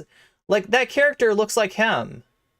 And he likes that. But the idea that that somebody could customize a character and be like, you know, but I want these pronouns. And that could be part of the customization, right? Adding the mustache, adding the hair, adding the height, I guess. I don't know, that's his other distinguishing feature. That's all okay. But adding the pronouns, that now you've gone too far. Got it. So, I gotta say this, Chance, for just real quick. I just gotta get it off my chest. Obviously, we've been hyping up Star Citizen for Starfield. Did he do that on purpose? Because, like, I feel like that's... Look, everybody knows about Star Citizen. Star Citizen was what was it, like it wasn't GoFund, was it GoFundMe, or it was like one of those projects like Kickstarter or I think it was a Kickstarter project, right? And they showed some, like, you know, demos, some promotional material, some you know, proof of concepts about what the game would be, and it looked really, really, really cool. It was like the space game that everybody wanted, right? Everybody's wanting this kind of space game, like where, you know, you can go, you know, explore the galaxy, you can land on a planet, you can mine, you can do all this stuff. Like, right, it was a Kickstarter. Yeah. Long time ago, right? I say. Now, this game does exist. Like, you can play it, I think, if you're supporting it on Kickstarter, but it's not complete. And it's been ongoing. And people call this kind of thing vaporware because it never really materializes. Maybe it will. I don't know anything about Star Citizen. I don't even know what the current, you know, status of Star Citizen is. But Star Citizen is like, it's like it's the Kleenex. You know how, like, when you say you don't ask for a Puffs, you ask for a Kleenex. You don't ask for a bandage, you ask for a Band-Aid, right? Like it's got, like, when people think of vaporware, they're thinking like Star Citizen kind of just like is the, you know, example that people go to. So it sounds like a dig, maybe. For a long time. Obviously, the game's out, right? So this isn't vaporware, but I guess you could say that. No, that's not even buggy, right? Isn't this like this Starfield that they just released? And I think like yesterday, it's released for everybody. Clearly, Dr.Disrespect taking a shot at Starfield, at Wokefield, right? We got to take a shot at the woke Todd Howard, the man who Hasan called a white man that lies to you. The guy behind Wing Commander is a scammer now. Wait, I don't want to say too much about, like, I'm not trying to take a dig at Star Citizen, because I don't know enough about it to really, you know, to give it, you know, praise or to criticize it. I just know that is like it's associated with vaporware. The only connection between that and Bethesda is sometimes Bethesda games ship with a lot of bugs, right? But they do ship. They do get completed. And my understanding is that Star Citizen is still not completed, so I don't know. We've been making it very vocal, right, Champs? White man that lies is redundant.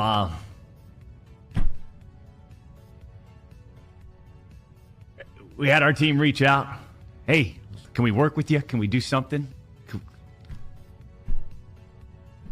Due to past controversies, there's no way we can work with Dr. Disrespect.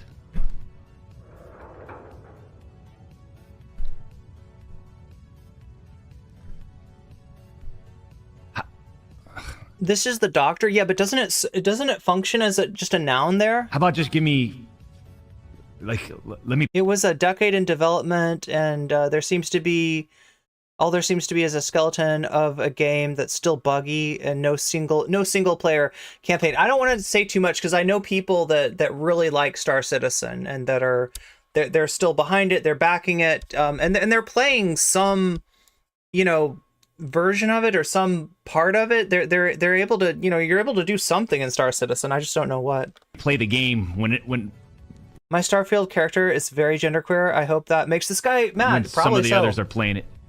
How about that? Yeah, that's still the case. But I feel he got early release. What's he even talking about? Oh no, he got the early release that comes from he got the big package, right? Because there's different versions of this game. Now, my only way to play this game would be on Xbox Game Pass, which I do have, right? But my understanding is that if you paid for like the more complete version, the deluxe package or whatever, right? You get to play it before people like me.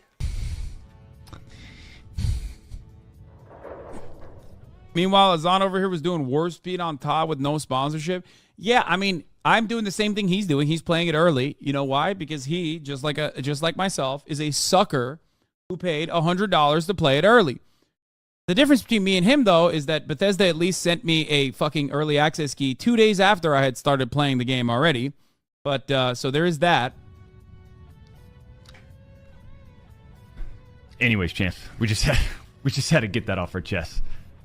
It's been okay for you, Taco Cat. That's what I'm wondering, right? Is that I have a 980 Ti, RTX 980 Ti, and I'm wondering if I'd even be able to play. Like if I like lowered all the performance things down to like minimal, would I be able to play it? Would it actually work on my? Somebody told me that I could probably play it, but if I tried to stream, it would be super laggy. So he's just mad that, like, you know, his disrespect has shut Wait, off encumbrance, is that like how much you can carry? off certain opportunities to make money. Now, of course, I retweeted this absolute banger. He says, bro cheats on his wife, but is triggered by pronouns. Like, my guy, you're worried about the wrong she, her. Brutal.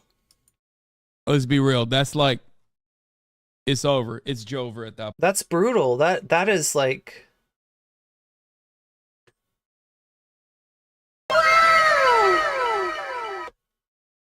point. Okay.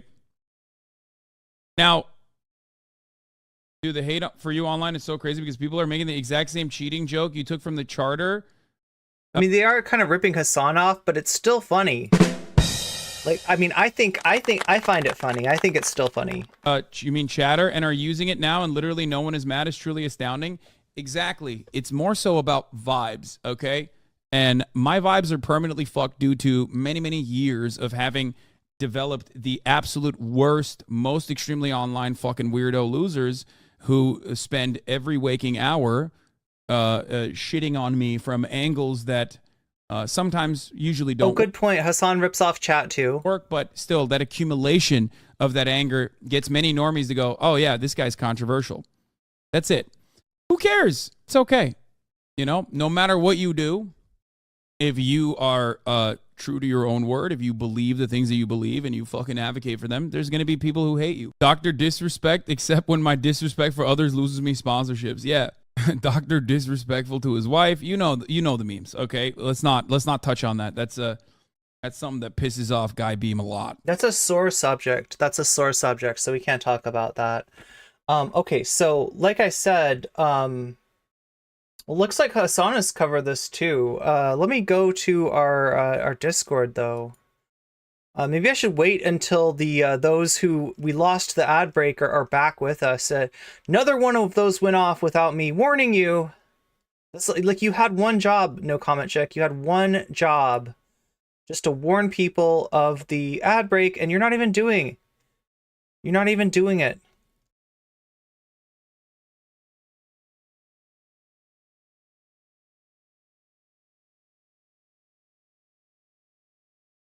Okay, here we go. Yeah, wow, that's my... Natalie, thank you for this timestamp. That's actually where I timestamped it too. But I lost my timestamp, so... Calling from 617, another Boston. I almost want to like rewind. Let's get a little sneak peek. What's the... Yeah, there we go. All right.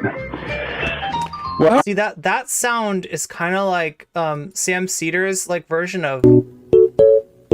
It's like the same energy. We got it. You have my address. Make it happen. All right.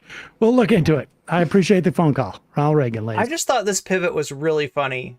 Ronald Reagan. There you go. We have time for one more call? Oh wait, that was Ronald Reagan. That's a celebrity caller to.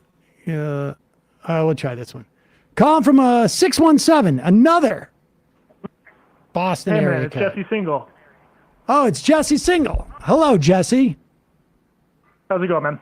Good. We can't hear you very well. Can you speak into your phone? Yeah. Are you on the headphones?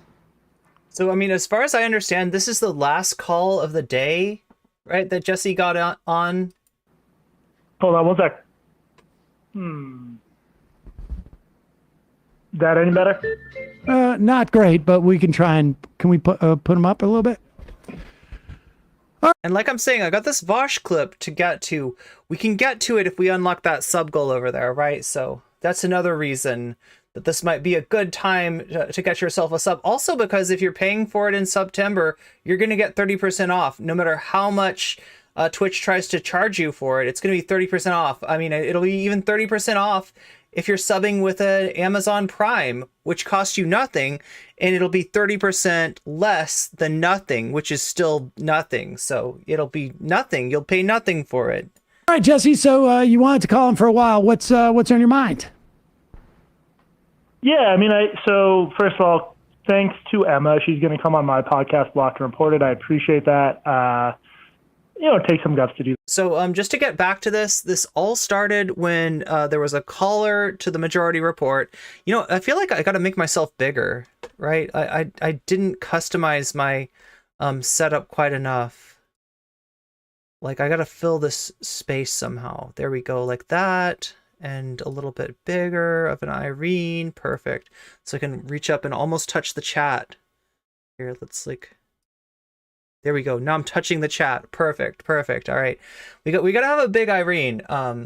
Because wait a minute. And the other thing we need to have is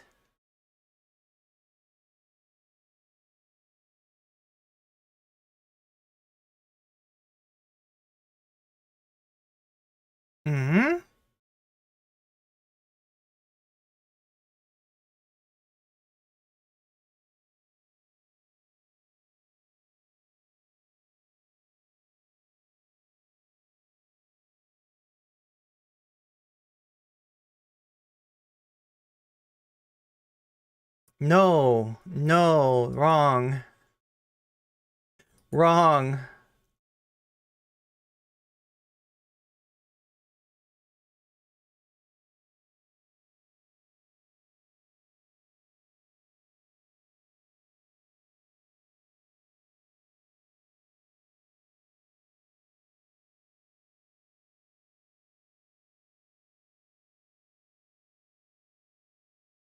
Oh my God.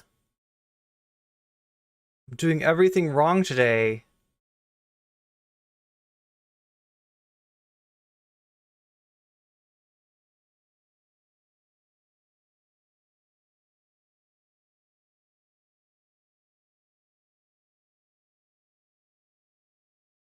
I'm doing everything wrong, and they indicted me.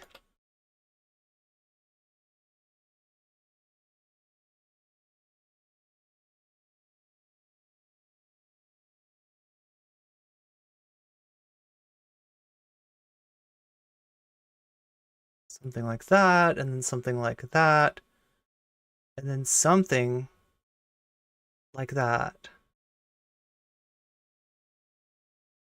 Okay, that'll do.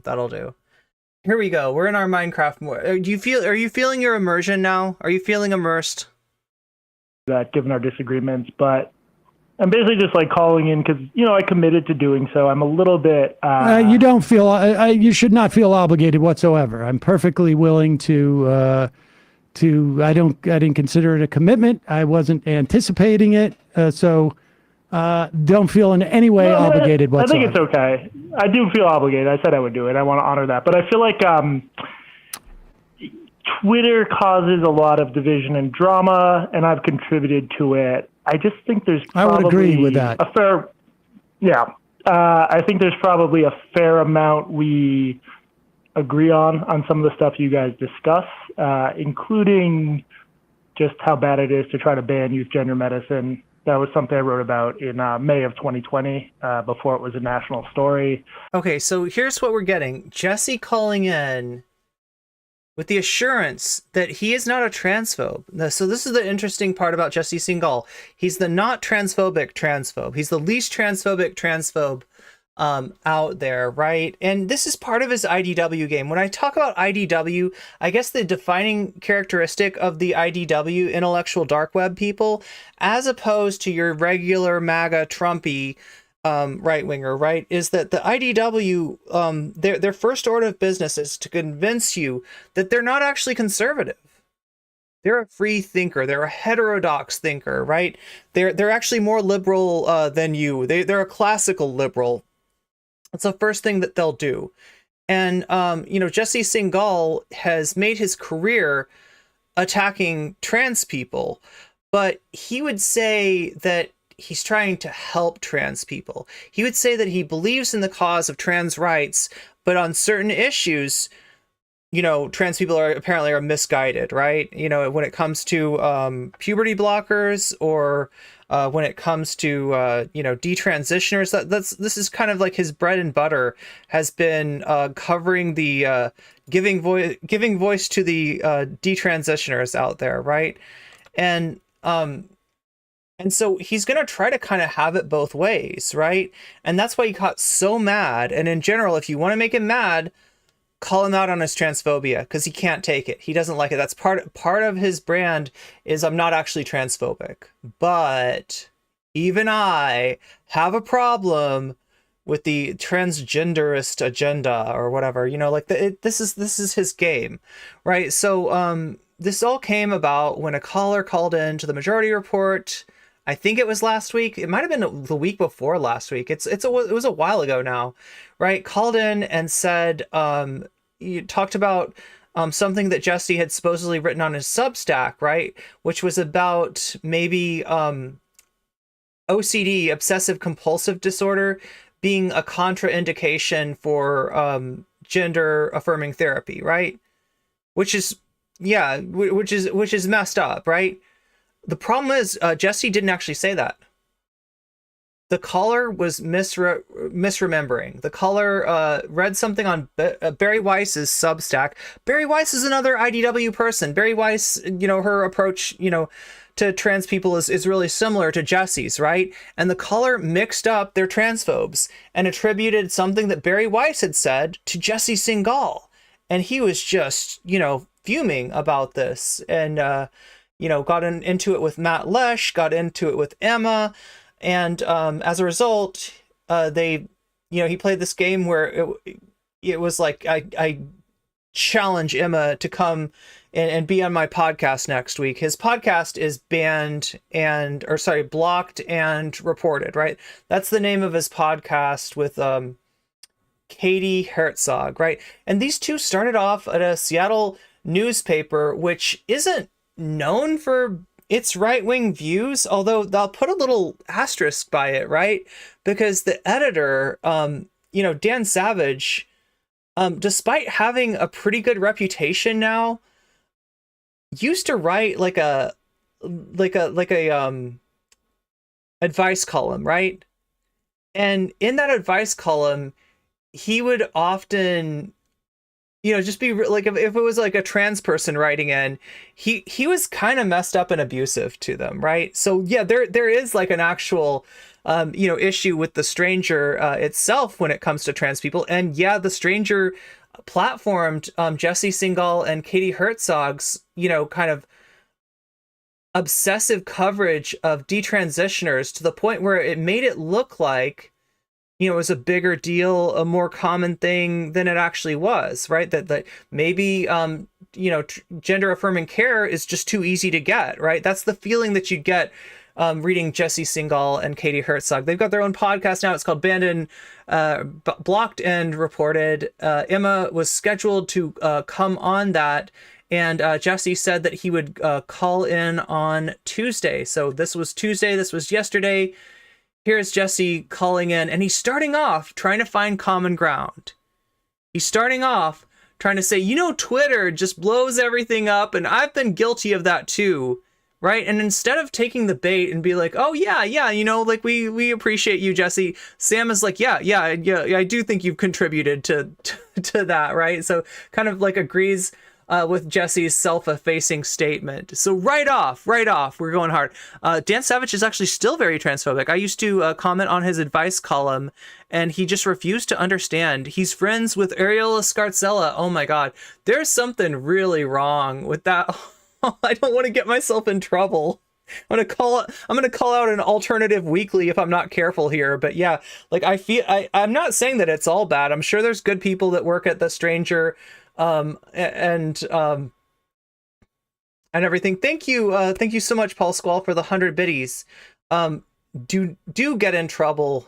Get in trouble. I should get in trouble. I should start a fight with The Stranger. I don't even know who's working there now, right?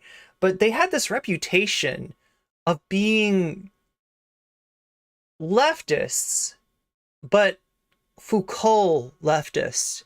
And Foucault leftists, like, kind of have a bad reputation. I don't know what to say, right? A lot of people think that Foucault, gave up on a lot of, gave up on so much that you can hardly call it leftism anymore. But that's a philosophical question, right? I also think there's like probably some areas where there's like a little bit of disagreement, but they tend to be edge cases. Just stuff where there's probably going to have to be some, debate and compromise. But I think at the end of the day, I don't know. I've been like writing about science for a decade, and what do you mean by use gender medicine? But here's the thing. Clarify that, please, Jessie. I just want to make something clear. And he says he's been writing about science for nearly a decade. I feel like all I've ever seen, I could be wrong, but I feel like all I've ever seen him write about is trans people in a sense of questioning, is it maybe too easy to get, to get gender affirming care, right? That's as far as I know, that's his beat. Don't care where we agree on.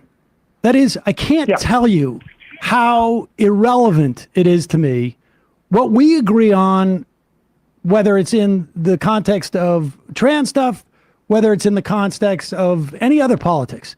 Wholly irrelevant. I don't care what kind of person you are. I don't care what your belief system is.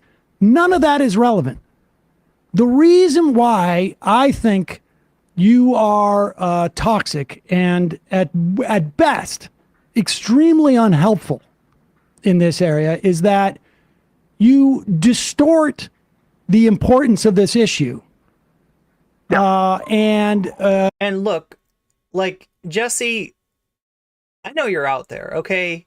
You may or may not see this the stream, but there's a better chance that you're going to see the stream than somebody else of your social media size seeing the stream, right? There's a lot of people your size or bigger that I could call out without any thought that maybe they're going to see this, right? Because I know that you're really sensitive, especially about being called transphobic, and I know that you react, like, just like I react hard, you react hard to anything that has to do with your name, right? So if you're seeing this, make sure to watch through to the very end, because I got a special message for you, or any of your fans who might be watching. For anybody who wants to see like a no comment chick versus Jessie Singal thing go down, I got a message about that. All right, I got something to say. But I'm gonna get through this debate first. So just what I'm saying is don't cut out early, okay?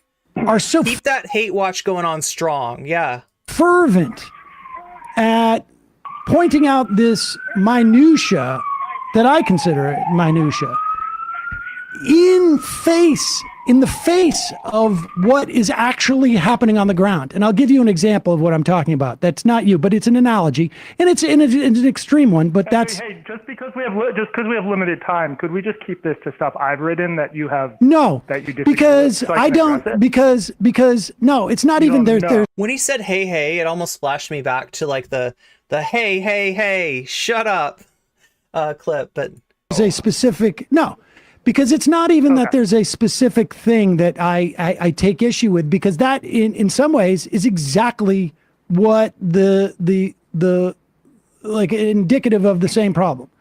And I will do this. Is like, I know that you feel. Yo, somebody in chat's feeling it too. Yeah. I'm not the only one who got reminded of, hey, shut up. That you are just writing stuff that you think is accurate, very technically accurate, that your issue was in insisting and in highlighting this clip that no one had. So my only criticism of Sam here, right? Because I gotta criticize Sam if I'm gonna talk about like Sam Seder. Like, and in general, like, I think Sam's a good debater. Obviously, like, for, you know, a liberal, like, he's got pretty good takes. Like, I'm generally like a majority report Sam Seder fan. I'm generally like in favor. So take this with that, you know, with that understanding, right? He does take a long time getting to his point here, right? And look, I say this as somebody who does the same thing. I edge you for entirely too long, way too often, right?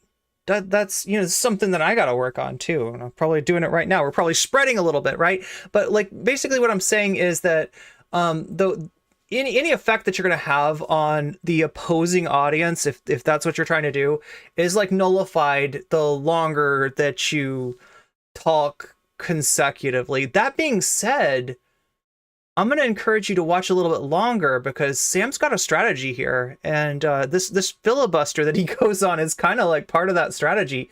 I mean, there's an argument to be made that Jessie's audience is beyond reaching. So in light of that, I'm not like upset with it, but yeah, in general, it's something that I'm trying to do better at as well. Seen really until being concise. You promoted it. That in the word. You don't think he's good at debates? At least not. It's not why you watch MR. Some people say that he is not as good as he was in his prime. He's had debates against Tim Pool that were just like hilarious. You know, he's taken apart libertarians, but yeah, some people say that he's rusty. I don't know. Saying that when Matt said your lies were yeah, Jessie's definitely trying to sidetrack him here. By Republican Attorney General and kind of suck him into, like, you know, we're not so different, you and me, Mr. Seder. Like, he's kind of doing the James Bond supervillain. For whatever reason, when we did this email exchange and you put out a little clip of it, you said conservatives. I was confused by that, because maybe I thought you were talking about something different. But my issue with what you do, okay, is best summed up in this analogy. And again, this is an analogy that's extreme, but it makes the case, is that back in 2004, there was a writer who wanted to argue, and you remember what was happening in 2004, 2005 in Iraq. Maybe it was before your time, I'm not sure. Who wanted to argue that there is nuance in the context of the torture debate. And by, you know, sort of showing that within the context of the torture debate, there were nuanced instances where the idea of saying that torture is bad is inaccurate, because there were nuanced instances where that was okay. And I think the headline was in defense of torture. And it was published on the Huffington Post at a time where that's completely grotesque. Yes, I'm sure I use this example because I knew you would think it was grotesque. But why is it grotesque? Because this writer claimed that, like, look, I don't want to talk. I'm not trying to talk over you, but can you just give me something to latch onto? A problem you have with my work, not with the work of someone else. I'm explaining it to you.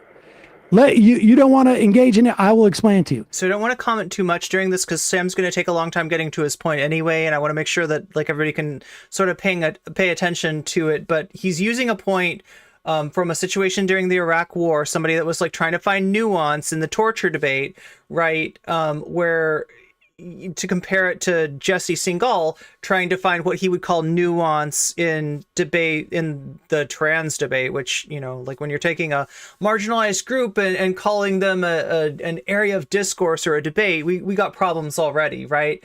But, you know, that's what Jessie Singal is doing. The reason why it's... So Sam's finding something that he is going to see as being grotesque, that Jessie Singal is going to disagree with, and saying, Jessie, you're doing this, but to trans people. That's... I don't engage in it. Okay. The reason why it's grotesque to me in that instance is because it's one thing to sort of like create a thought experiment where you could argue there are instances where torture is a legitimate choice. But it is another to do it. Torture is not a legit, but torture. I'm not saying that you are. I'm not saying that you are, Jesse. In fact, no, Jesse. I am using torture as an example so that you will understand my problem with your writing. I know that you think torture is abhorrent. That's why I'm using this as an example. There's no doubt in my mind that you agree with me totally on this perspective of torture. But let me finish so I can explain to you my actual work. I'm going to... My work. Okay. We're getting there, Jesse. Okay, you'll get to it, I guess. I will. I promise. This is be much quicker. I'll be done by now. In promoting that, in that instance, in a moment when torture is on the front pages of the news, regardless of whether there was merit to the philosophical argument about the value of torture, which I would agree, and I'm convinced that you would think is abhorrent, period. What that article does is it gives cover for people who were promoting torture in places outside of Huffington Post. The writer is basically positing that they have no... So do you see the parallel here, right? You got a moment in which not only was the United States torturing people, was the United States waterboarding people, but the majority of the people, I think, right? Somebody who was around at this time, correct me if I'm wrong, right? But the post 9/11 reality was that there was nothing too horrible that a terrorist could deserve. And as far as Americans were concerned, any prisoner at Guantanamo Bay were terrorists. Now, to put some reality to this, though, the people at Guantanamo Bay were people that the United States, you know, took into custody in the pursuance of the Afghanistan war, right? And yeah, there were Al-Qaeda members in Afghanistan. There were Taliban officials who had enabled those Al-Qaeda members, right? But there were also... Afghanistan was a country like any other that had a lot of people in it, and some of those people had beefs with each other. And the United States coming into there could not correctly disambiguate somebody that was an actual, you know, enabler of Al-Qaeda, somebody that had something to do with, you know, Osama bin Laden and Al-Qaeda, from people who were just like, you know, some other dude hates you and he says, oh yeah, that guy right there, he's a huge Al-Qaeda fan, he loves Al-Qaeda, he's, you know, like, right? So the United States got used to, like, in people's beefs. And some of the people, in fact, not a not insignificant number of the people in Guantanamo Bay were innocent. And they were just taken in. There were no trials. There was no proceedings. It was just like, you know, okay, we think this guy might have something to do with this. Bring him into Guantanamo. And that's where the torture was taking place. So, impact on this public debate. Because I believe that if you are writing in this... So what the parallel here is, just so nobody misses this, right? The parallel here is between the moral panic against trans people, the untrue allegations that supporting trans rights is equivalent to supporting grooming, or that you know, that schools are trying to make kids trans who aren't trans, that like, you know, just giving them access to that knowledge that some people are trans is equivalent to like harming them in some way. And the same thing with gender affirming care, that offering gender affirming care, whether it be social transition or hormone blockers, you know, at a later age, hormone blockers, puberty blockers, you know, at a later age, right? That is in doing harm, right? So in other words, there's a moral panic going on here, just like there was, you know, a moral panic and a hatred and an irrationality that was enabling what the United States was doing to people in Guantanamo Bay, right? And, you know, the same way that this moral panic is enabling what Ron DeSantis, what states like Tennessee and Texas and North Dakota and all these states that are passing anti-trans legislation are doing to trans people. So that's the parallel, just so we're clear. And you are promoting... Oh, that's right. Chad Alpha just found another connection. DeSantis was their lawyer. I forgot about that. Yeah, you're right. You're right. Promoting ideas in this manner in public, then you must... Oh, the article in HuffPo, Natalie Marie says it was called In Defense of Torture. Take responsibility, not just for the specific content as the letters, but its impact and how it's heard and how it's used in a political struggle that is going on. And I suggest that when you say the Republicans, AGs, who cited my material in the Atlantic, did so and twisted it in a way that it meant something different than it did. So this is what Jessie was talking about with Matt Lesh on Twitter, right? That Jessie had written an article, and this article got cited by Republican attorneys general in the pursuance of their anti-trans legislation. And Jessie says that this was a misattribution, that the claims that they were making, they were using his article to support, were not actually things that he believed in, were not actually things that he said in the article, and that there was stuff in that article that would have maybe pushed back against that, right? But we're gonna find out, you know, where was that stuff in the article, because it's an important question, right? Like when you're doing this stuff, you're not just putting out this article into a vacuum. You're putting it out into a atmosphere that is in full moral panic against trans people.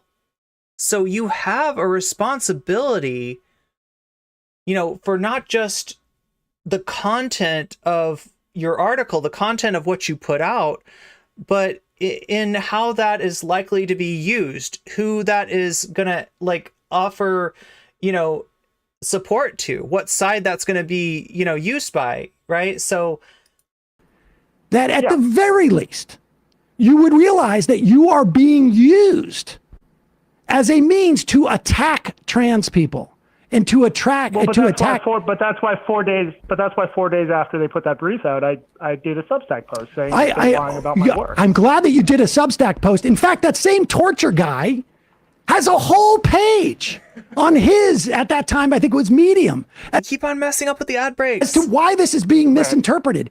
But do you know how many people saw the HuffPost thing versus saw that Medium thing? This is what we call in sales a funnel.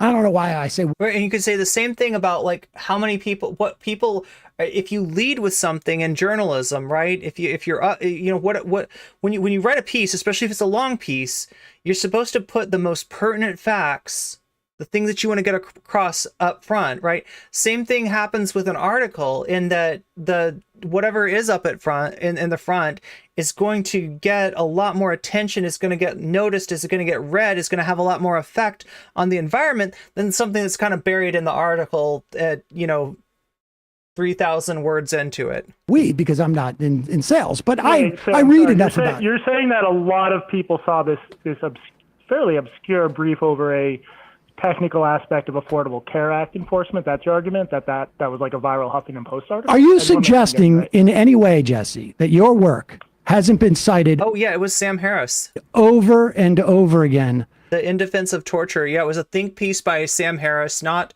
defending torture writ large, but you know, making a nuanced point, I guess Sam Harris would say about it, right? So real strong parallels to what Jessie is doing here. by people saying like even the liberal Jessie Singal says that there's something problem here.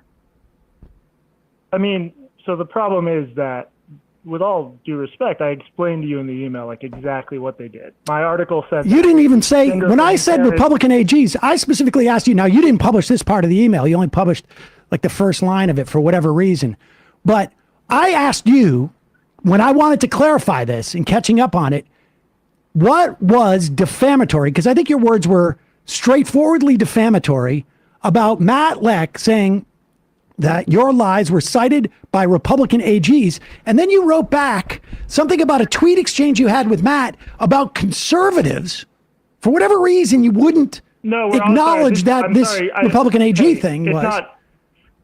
No, I know, but we're referring to the same legal document. And I pointed Well, I didn't know that because you didn't say anything about that legal. I can read the email right now if you want to clarify that. Sam, could I? Because could I get it seemed really manipulative of you to pretend that you had explained this to me and saying, you know, when whatever the tweet storm that you were trying to get going, when in fact I said Republican AG and you said conservatives, some conservatives. Sam, I think you're a little bit trying to talk over me because I'm making a very basic point here. Okay, go ahead. Respond or not. You have the floor. Okay. I emailed you. I pointed out that this. So you can see Sam's strategy here, right? Jessie Singal wants to provoke a fight, right? Is kind of overreacting to what Matt said and what the caller said on the, you know, because this all started not with something that Emma said, not with something that Sam said, not with something that Matt said, but with something that a caller said, right?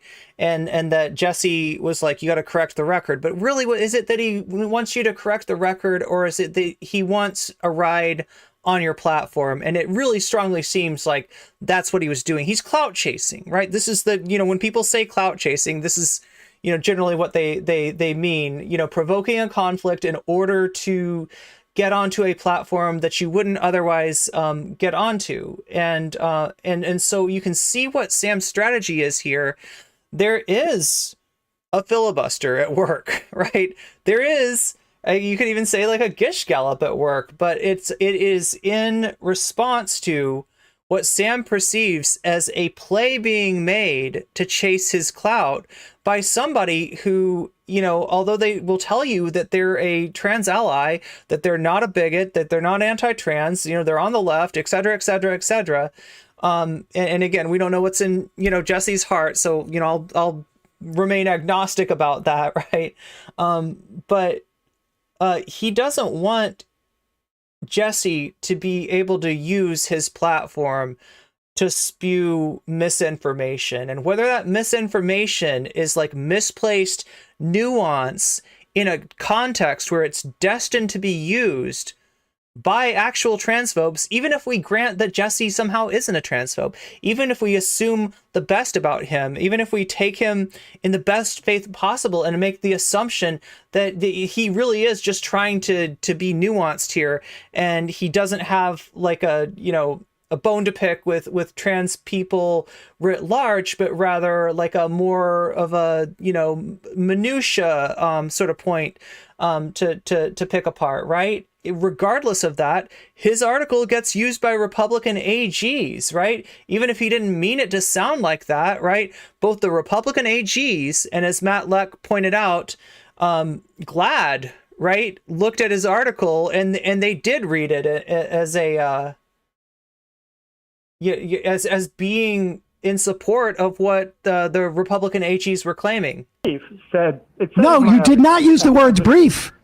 Yeah, right, Faithful. Doctor is not a pronoun. It's just that's what I thought.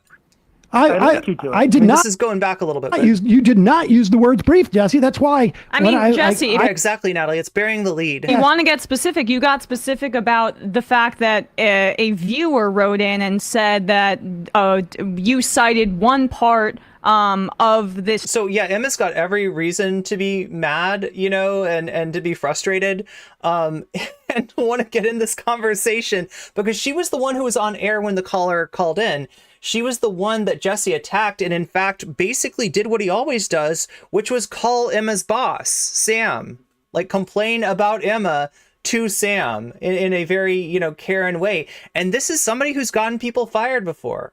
This is absolutely in his wheelhouse. When he gets criticized, especially when he gets called right-wing or transphobic or whatever, right, that is off the brand that he's trying to sell, he has been known to harass people in emails and to contact their employers. This written document by that woman, what was her name, Jamie Reed, that you didn't cite. Yep. And so if we want to be specific, then be specific about what you said to Sam in this email. Okay, let me read this, because you're now claiming that you said the word brief, or you said the word attorney, because I asked you. Hey, sorry, we've been talking about the same document the whole time. You can either. Well, I didn't know this. Why the I didn't know this. Jesse, I don't know your stuff from Adam. I don't care. I said I'm unclear. Let me make this clear. You don't know Here, my stuff. I'll tell you what. We'll put So this. if Jesse can, what he'll do is find something that Sam isn't completely, like, you know, aware of, right? Like which article are we talking about, and be like, oh, see, like he's gonna try to pick apart a detail and show that Sam misinterpreted that detail and use that as a way to kind of cast a light that Sam doesn't know what he's talking about, right? That's Jesse's strategy right here. Up, because we'll put this up. Oh, you do know my stuff. No. We will put up our exchange, because you're mischaracterizing our exchange right now, just like you did on Twitter. I know, but you won't let me. I'm happy to explain it. Well, no. I get it now, because I've had to go back and try and understand what you were talking about. Now you get it. Okay. But you are, even in this call, mischaracterizing our exchange. And this is what you do. This is my experience of you.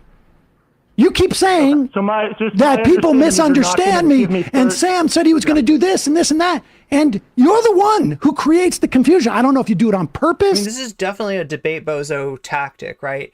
To try to use somebody's unfamiliarity with like every little bit of your work, like a Jordan Peterson thing, where you know, if you criticize Jordan Peterson, you know, his fans will say, well, you that's because you haven't watched like 12 hours of his lectures, right? Or if you do it because you're trying to obscure, you haven't read all of his books, some agenda. I don't know. I don't. It's like, the point is not whether Sam is familiar with every single bit of writing that Jesse's done on his Substack, right? This is him trying to change the subject and pivot. I think it's more that I sort of cleared this up 4 years ago, but none of you guys have read that post, and you keep referring to it. And that's Yeah. No. So that's the Substack that he's talking about, right?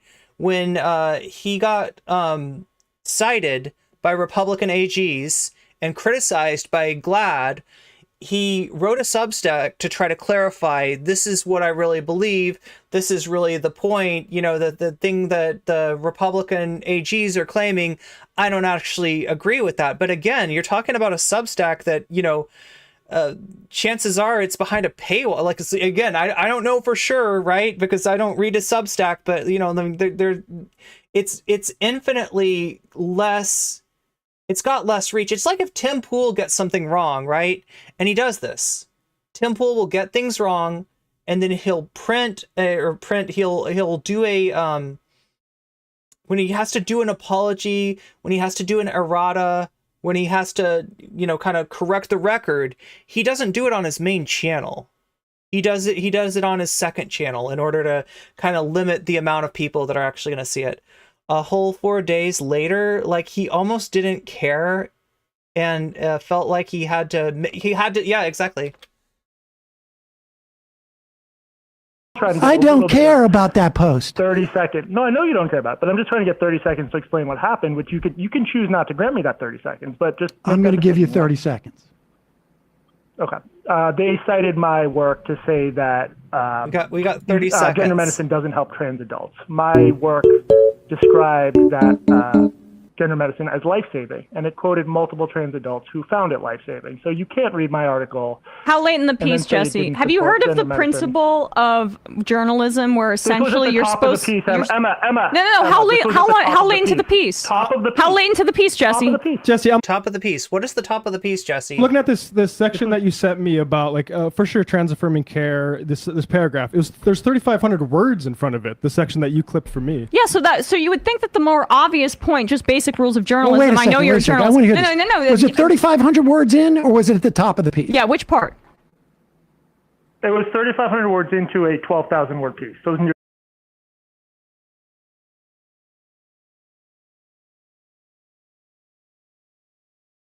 3,500 words in. Right. to the top. It was in the top 25% of a 12,000 word piece. Okay. Right. As opposed to, I mean, Jesse, have you not in your work Outside of 25%. I guess. emphasize certain specific cases that are outside of the trend of the overwhelming Yeah, Natalie was right. This is burying the lead at the very least. data that shows that gender affirming care for youth is effective and helps reduce suicidal ideation and is important, and that the sister myth essentially is a small edge case. Have you not focused on that a disproportionate amount versus the overwhelming other elements of data that I just described? Now, notice how reticent he's going to be to answer this question. Oh, but what you just said isn't true. There is an overwhelming evidence these treatments. There is. I'm looking. Okay, have you read the Journal of Pediatrics and their clear results on this front, where they looked at children, Yeah, you're youth, talking over about a Jack 5 Turban years? paper. I've written two long. No, so you're talking about Christina Olson's paper, not Jack Turban's paper. I apologize. Christina Olson's paper took a group of kids who transitioned early, social transition. Yep. She found that 93% of them 5 years in were still in that socially transitioned role. And then that's Emma having to pin him down after a bunch of kind of pivoting and obfuscation that he's done with Sam. But none of them were diagnosed with gender dysphoria. So you can't compare that to the question I'm interested in, which is whether these treatments help alleviate gender dysphoria, because we don't know if the kids in Olson's sample had gender dysphoria.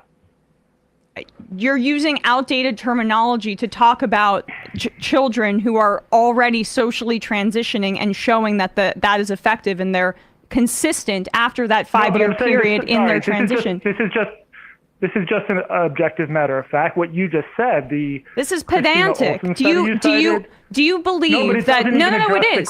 Do you believe that gender affirming care works and is overwhelmingly effective with children? Do you believe it?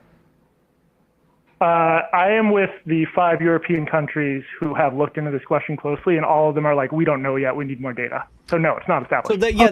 So that's an answer, but he took a while getting to it. Okay. It is established. All right. Well, you don't believe it. not established. No. But you just changed the question that she asked you. And he wouldn't even directly answer the question. Like if you want to take him in the best possible faith, then you want to assume that, he's like, he didn't even answer the question for adults, right? And I'm gonna pause it. I'm gonna let them get through with this. But like I said, I've got some words for Jessie, and I want to say them at the end of all this. But I'm gonna posit a reason for why, even if he agrees, right? Even if we take him at the best faith, make the best assumptions about him, and he agrees that, gender affirming care is life-saving medicine for adults, right? He's reticent to just say that. I think there's a reason. For that. There's no doubt. Listen. I have to go we are aware. I am aware that the Dutch protocol is no longer being used in these 5 European countries, and that they're looking at more data. I'm also aware of hundreds of situations where Europeans and Americans have different protocols. And part of that process, in which there is some broad agreement, is that doctors work this stuff out. You clearly have an agenda, and So what Sam's talking about there is standard of care, right? And where the standard of care needs to come from, right? It should come from people with both medical knowledge about the subject in question and clinical experience, right?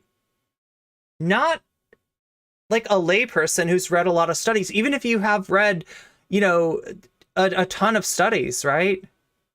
You're not really the person that needs to be deciding standard of care, because what that turns into when it's coming from, you know, this kind of public outrage, this kind of moral panic, what you have essentially is people that don't understand the medical issues that should figure into what the standard of care is, pushing on the medical establishment politically to try to change the standard of care, right? With no politics pressed on it. Like, doctors have decided, you know, appropriate protocols, and it's not just like, you know, a kid comes in, you know, wearing one piece of clothing that's like not supposedly appropriate for their gender, and the doctor, like, you know, tells them to, you know, go on puberty blockers. It's a lot like, right there. There's an actual standard of care. There's actual medical considerations written by people who know more about the field and are not going at it in the haphazard way that people like Jessie are trying to insinuate that they're doing. That recoil at the idea that people... But you see how this is a huge problem. This is a huge problem when something like standard of care, which honestly, that's between a doctor and their patient. And, you know, in the case of minors, yeah, like the parents, you know, figure in on the decision too. But like, right, taking this into a political sphere is wrong. And in the midst of a moral panic against trans people, it's monstrous. Yes, that you have every bit as monstrous as Sam Harris's article on, what was it, in defense of torture. An agenda. Now, you think that your agenda, is founded in a science that is not available to other people. And I'm suggesting, like, you know, like, I have no problem with doctors. It's totally available to you guys. No, you're not. It's available to me now. It is completely obscure to us because, as you've said on your show. Sorry, you guys are talking one. Can you just talk one at a time? I can't hear Sure. city speaker. Because, as you've said on your show, we're doing this just to A, make cash, and B, seen as like more righteous than other people. Yeah, that was the why I forgot about that. Like, yeah, that Jessie did say that stuff. And it's wild that he would say that, considering that, look, and like I said, I don't know what's in his little heart of hearts. I don't know what actually motivates Jessie Singal, what he believes, what he doesn't believe, you know, why he's doing the things that he's doing, why he's made so much of his career about attacking trans people. And I know that if you see this, he's going to rage at me saying that. He's going to be like, I wasn't attacking trans people. I'm trying to help trans people. I'm a trans ally, blah, blah, blah, blah, blah.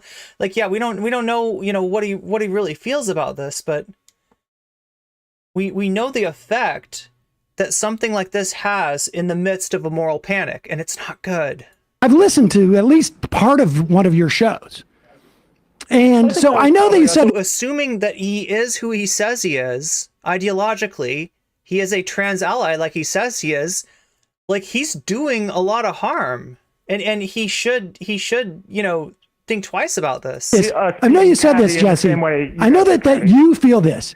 Now, I do not attribute to you some type of like intent. I don't know that you're making cash off this or what it is. I just see what the impact of what you do is. And I think it's reprehensible. But yeah, he's literally accusing Sam of what everybody assumes that he's doing. And look, I'm not going to say that they're wrong to assume that. Now, like, me and Sam, we're kind of methodological about this. Like, in that, like, what matters first and foremost isn't like what's in the person's heart of hearts, right? When it comes to a politician, when it comes to a public figure, right? When it comes to a politician, the legislation that they pass, the legislation that they support is what's important. When it comes to a public figure, the words that they say are what's important. The subjects that they choose to spend the most of their time on are what's important. And it really doesn't matter what Jessie Singal's intentions are. That's what he was trying to get across in the beginning of the debate, too. And that's it. Well, but I've already explained to you guys. No, I'm not just talking about limited to. You raised of that was misinterpreted, and you changed the debate into, okay, you did say that, but it wasn't high enough. Hey, listen, Jesse, I didn't say anything in the beginning. I wouldn't have known about this, and no one would have known about it, except for your insistence that it was straightforwardly defamatory, that you had been cited by Republican AGs. No, so he's saying that it's defamatory in terms of Matt saying Jesse's lies were cited by Republican AGs, not the Republican AGs were doing the defamation. Matt Leck is the one that Jesse accused of being defamatory. And what had been cited was lies. And you said to me in an email it was straightforwardly defamatory. I got news for you. You don't know what the word straightforwardly means, and I'm not sure you know what the word defamatory means. But we do know what the middle of the hour ad break means, and that means that in about 10 minutes you're about to get an ad break. If you don't have a little icon by your name, you will be served an ad. And if you're okay with that, then, you know, yeah, you're going to miss like basically the TLDR is you'll miss 1 minute and 30 seconds of the stream. But it doesn't have to be like that, right? And you can get out of that for free, potentially, if you have Amazon Prime. You can convert that into a Twitch Prime sub, and you can get out of that for free. You could get out of that at a discount, right? Because right now is September. Right now, Twitch is offering subs at 30% off of what they normally charge for them. So whatever you would normally pay, whether it be $5 on desktop, $6 on mobile, or $8, I guess, if you're Canadian. I don't know why they're so mean to the Canadians, but even the Canadians get a 30% break. And I think that's Canadians on mobile, right? So you get a 30% break down on the price of a sub right now. And you could also possibly be gifted a sub. That's a possibility too. It's going to be more likely though if you're active in chat. I'm so bad about remembering the. Look, I never claimed to be. It could just be you guys are smarter than me on this stuff, but do you think the sentence in that legal brief accurately describes my work? It's only 25% off in the U.S. Maybe. That's all I'm asking. What sentence? I heard 30, but don't know. The sentence that there's no consensus that transition alleviates gender dysphoria. Do you think that accurately describes my? That quote was that quote from your. Pull it up. It's right there. We've been. Well, no, he already questioned that in terms of trans kids, right? But he wants it to be heard that he's not saying that about adults. That's the part of what he said that he wants people to concentrate on, that he wants people to see. Was that quote, like Sam and Emma are saying, that's buried in his article, if it's even on there, and it's really easy to read that article, just like the Republican AGs did, and just like Glad did, and come out of it with a different assessment from your piece. Well, Jesse, then let me just ask you directly once again: do you believe that the established standards of care in the United States are effective and should be implemented to help children as they begin to transition in their youth? The standards of care say that kids should get like 1 to 2 years of therapy before they transition. So that might be too conservative, but yeah, something like that. Okay, so what's the issue? So then what's the problem? Those are the new standards of care. The question is whether people are following them. Okay, well, you know what? I doubt Emma. But the evidence that you've shown, the Jamie Reed. Listen, like to accuse doctors of not following the standard of care, in this kind of political climate with this kind of like panic, like a moral panic going on, is pretty ridiculous, right? Whistleblower, bro, has been discredited over and over again, and you wrote a whole write-up. Yeah, absolutely. It's called burying the lead. About that. She hasn't been discredited? Not been discredited? Hold on, a couple things. Guys, one thing at a time. Emma. Wait, she hasn't been discredited? Can we finish it? Well, can I just be clear on what you said? I'm happy to talk to you. She has not been discredited. Let me finish my point. Okay, wait. Okay, let me finish. You just said something. I just want to. I was talking over you. I just want to make sure you said it. Jamie Reed has not been discredited in your mind.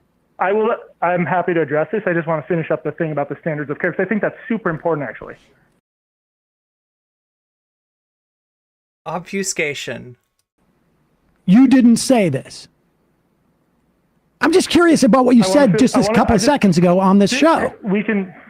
I'd like to finish. Hey, dude, I got a big guest that's coming up in a minute. Has Jamie Reed been discredited or no? The guest is actually Sam's son, Saul. He's bringing his kid. He's going to interview his kid after this, right? So that's the big guest. Emma, it sounds to me that you think kids should get 1 to 2 How years of has Jamie Reed? Oh my God, that is so disingenuous. That is so disingenuous, right? So he's trying to hang his hat on the fact that he doesn't think that the 2 years of therapy required are necessary. And that if Emma says standard of care, that she's implying that they are. I mean, obviously Has Jamie Reed, who was not intimately involved. She has not been discredited. Oh, that's interesting to me. That's interesting because I mean we've got to run, but people can look this up. There have been lies over and over proven that she has put out there, which you took at face value. When you come on the show, can we just get a little bit more specific about the SSD stuff? Honestly, dude, I mean, look, I want to engage in good faith, and we have now had this conversation, and to be honest with you, like, I don't back down from anybody, but I really think you should just have a trans person on or an activist or someone of that kind. And like I said, Jessie, if you've made it this far, if you actually listen to what I said and watch this thing all the way through, I will volunteer to have a conversation because you're missing a guest, right? You were anticipating, and Emma, expressed interest in coming on Blocked and Redacted this week. Jessie, I'll be your guest. If I don't think you want me, I don't think that you want to. I've got some questions for you that are going to be kind of uncomfortable, and I'm not sure you want to answer those, right? I'm not sure that you are comfortable talking about this stuff in the room with somebody who's actually affected by it. I feel like a lot of what you do is nuance mongering and abstraction that takes you away from the effects of your actual rhetoric, right? And if you really want to look at what you're doing, take a look at your audience, bro. Take a look at the slurs that get posted by your followers, okay? Take a look at what gets said about any trans person that comes into conflict with you, right? If you're the trans ally that you claim to be, how come your following isn't like that? How come you're appealing to, if you don't hate trans people, if you're not against trans people, right? If you want to support us in the midst of this moral panic, how come your audience doesn't feel the same way? That's what I want to ask, right? I don't think you've got a good answer for that, right? Because if you want to be an ally, I'll take you at your word. All right, like I said, I don't know what's in your heart of hearts, right? A lot of people say you're a grifter. I completely understand why they say that, but if I want to be skeptical and maybe a little Cartesian about this, right? Then maybe I shouldn't assume that. I should take you at your word. But if you're really an ally, if you really care about people like me, Jessie, you got some things to consider, okay? You're not doing anything helpful for us. You're putting us at danger. And all you need to know is all you need to look at is your audience, right? In terms of what they think you're saying. Because I cover a bunch of issues on this program. We cover politics on a daily basis from different perspectives. And okay, so you're backing out, though, is what you're saying. Sure. I to be honest with you, based upon your original complaint to me, I will, as a boss, I will suspend her if she goes on your show. We had a back and forth over email. We couldn't You called find the manager. time, and You I didn't get really, the response I you don't want wanted. to give this Emma, more okay, life. You're backing out. It's unfortunate. I would. Yeah, well, Natalie, I'm gonna have to disagree with Polly on this one. I support the limited engagement that they're doing here. I get what she's saying, and I get the optics of looking of agreeing to something like appearing on Blocked and Redacted, and then not actually going through with it. But I kind of like where Emma's left it. Right? She said, "You want to have somebody on? You want to talk about this? Talk to a trans person." That's the one. That's going to be an entirely different conversation, right? If Jessie Singal talked to poly people, or talked to me, I think it would be an entirely different dynamic than if he's allowed to talk in the abstract about trans people to somebody like Emma. So yeah, I kind of support what they're doing here, right? They had him on, they had the discussion. I don't know if there's that much that Emma would even have to say to him, right? But I mean, yeah, these things are complicated. So, and I totally get what Polly and you're saying about optics, right? In terms of agreeing to something and then not going through with it.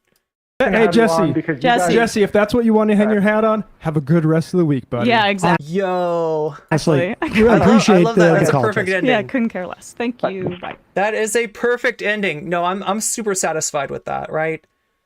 And if I feel like a lot of times people get a W, a clear W, which that was in a debate, and then they feel obliged to continue the engagement. And like look at Destiny Demon Mama, right? How different would that have? I don't know if anybody remembers that debate, right? But how different would that debate have been if Demon Mama had cut him off halfway through and said, "Well, I feel like I've said everything that I need to say, and thank you for coming by, Destiny. It's like, right? That would have been so sick if she had just cut him off right there. But instead she continued, and it ended up being, I mean, like I would say kind of a tie. Other than the fact that, Destiny's got this fabulous reputation. He's super well known. He's supposed to be this master debater, and Demon Mama showed him up in the first half of that debate. I feel like, he was able to make up the ground that he lost in the second half of the debate, and there was no reason for really for Demon Mama to continue the conversation at that point. She seems to have gotten better in terms of that, since then, like that she pretended to bring Riley on and then didn't end up letting Riley talk at all. Like, I think that was brilliant. But yeah, I totally get what you're saying. It's right at the top of the piece, All 3,500 right, words. let's get into a serious debate. Yes, ladies here we and go. gentlemen. What's that?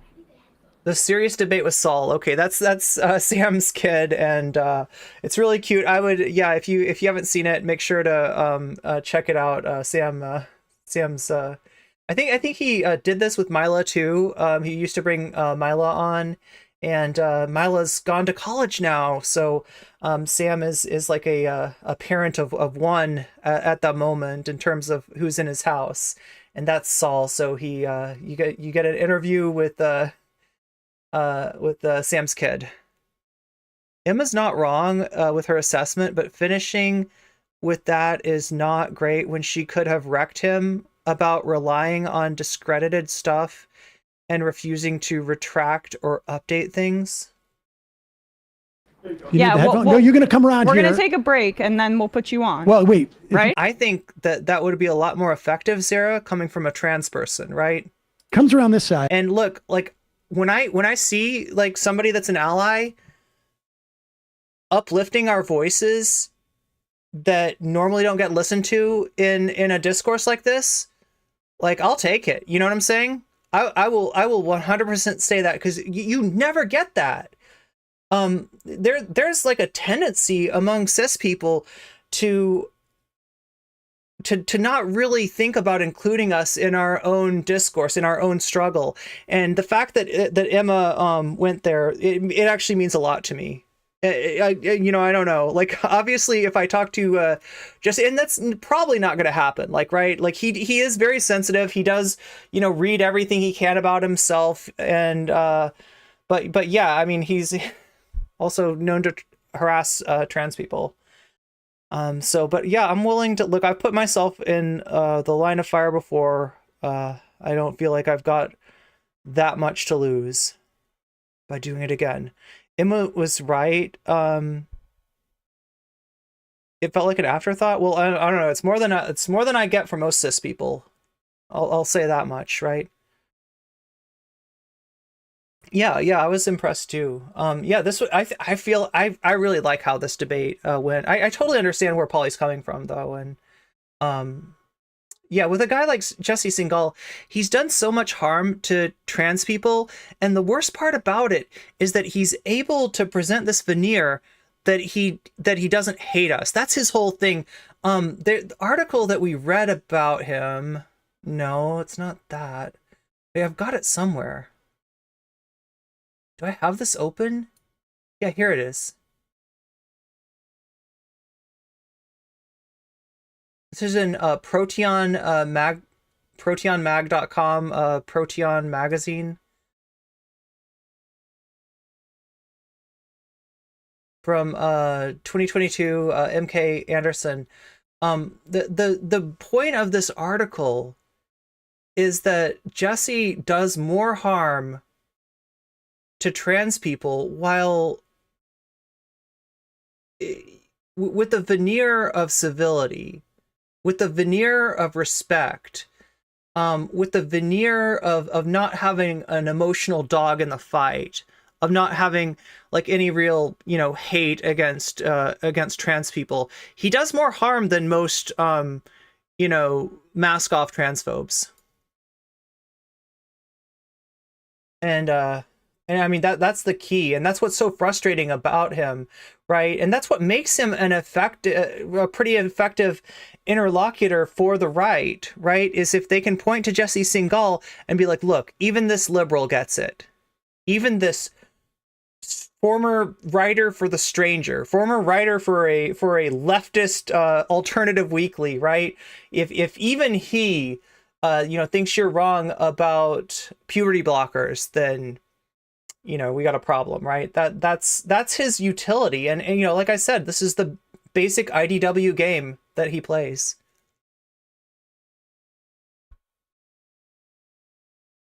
Okay, what else do we have today that I want to get to? We've got the Vosh thing. I don't know if we'll get to that today. We're at 1 out of 10 as far as the sub goal, and I haven't been doing, it's probably my fault. I haven't been doing as well, but I always forget that we've got one coming up in, it's like in 20 minutes, right? It doesn't feel right to do like a ad read right now, but we got some oh my god, I gotta like remind myself of like what all I put on the, oh god, I always forget to promote my tweet. See, there's all these little things that I'm supposed to do that are like my job. It's like my job to ask you for help on getting this tweet seen, since it's got a link in it, and Twitch likes to bury things that have links in it. That's the tweet right there. If you could help me out by unburying it, which you can do by giving it a like, giving it a retweet, giving it some engagement, that would help me out immensely, right? I would very much appreciate that. And again, it's my fault for not mentioning that earlier, because like, right, there's a lot of people on Twitter and on Blue Sky that would probably enjoy this stream, especially on Blue Sky. I just haven't figured out how to promote things on Blue Sky. I need to use my Blue Sky for more than just promotion too. The thing that bothered me was when they pressed him on answering that question about the whistleblower lady being discredited, and he weaseled, and they finally got him to answer that he doesn't think she has been. She then goes, oh, you can look it up yourself. We've got to move on. Like, that was a huge dunkable moment. They're also, I mean, you got to remember, like, they've got a more important guest coming on, right? We don't want to make Saul wait, right? He's got his kid at work with him, right? He's got, you know, like he's got his kid at work, and you know, that's the most important guest of the day, not Jessie Singal, but Saul.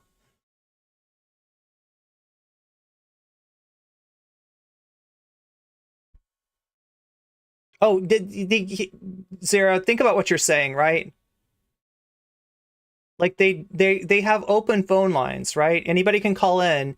Jessie called in as the last caller, and like, you know, if you're concerned about the optics of Emma not going on blocked and redacted, then you should really be concerned about the optics of them, you know, having Jessie call in and be like, oh, I'm sorry, we can't take your call right now because we don't quite have as, like, I want to dunk on you really hard, Jessie, and I don't have enough time to do that because I got my kid with me today, right? Yeah, you gotta think about what you're saying there.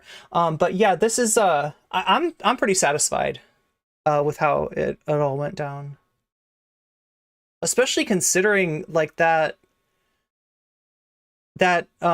Sitch and Adam exchange. Like I really didn't like how that went. I was really like, I felt like all that did was help them, and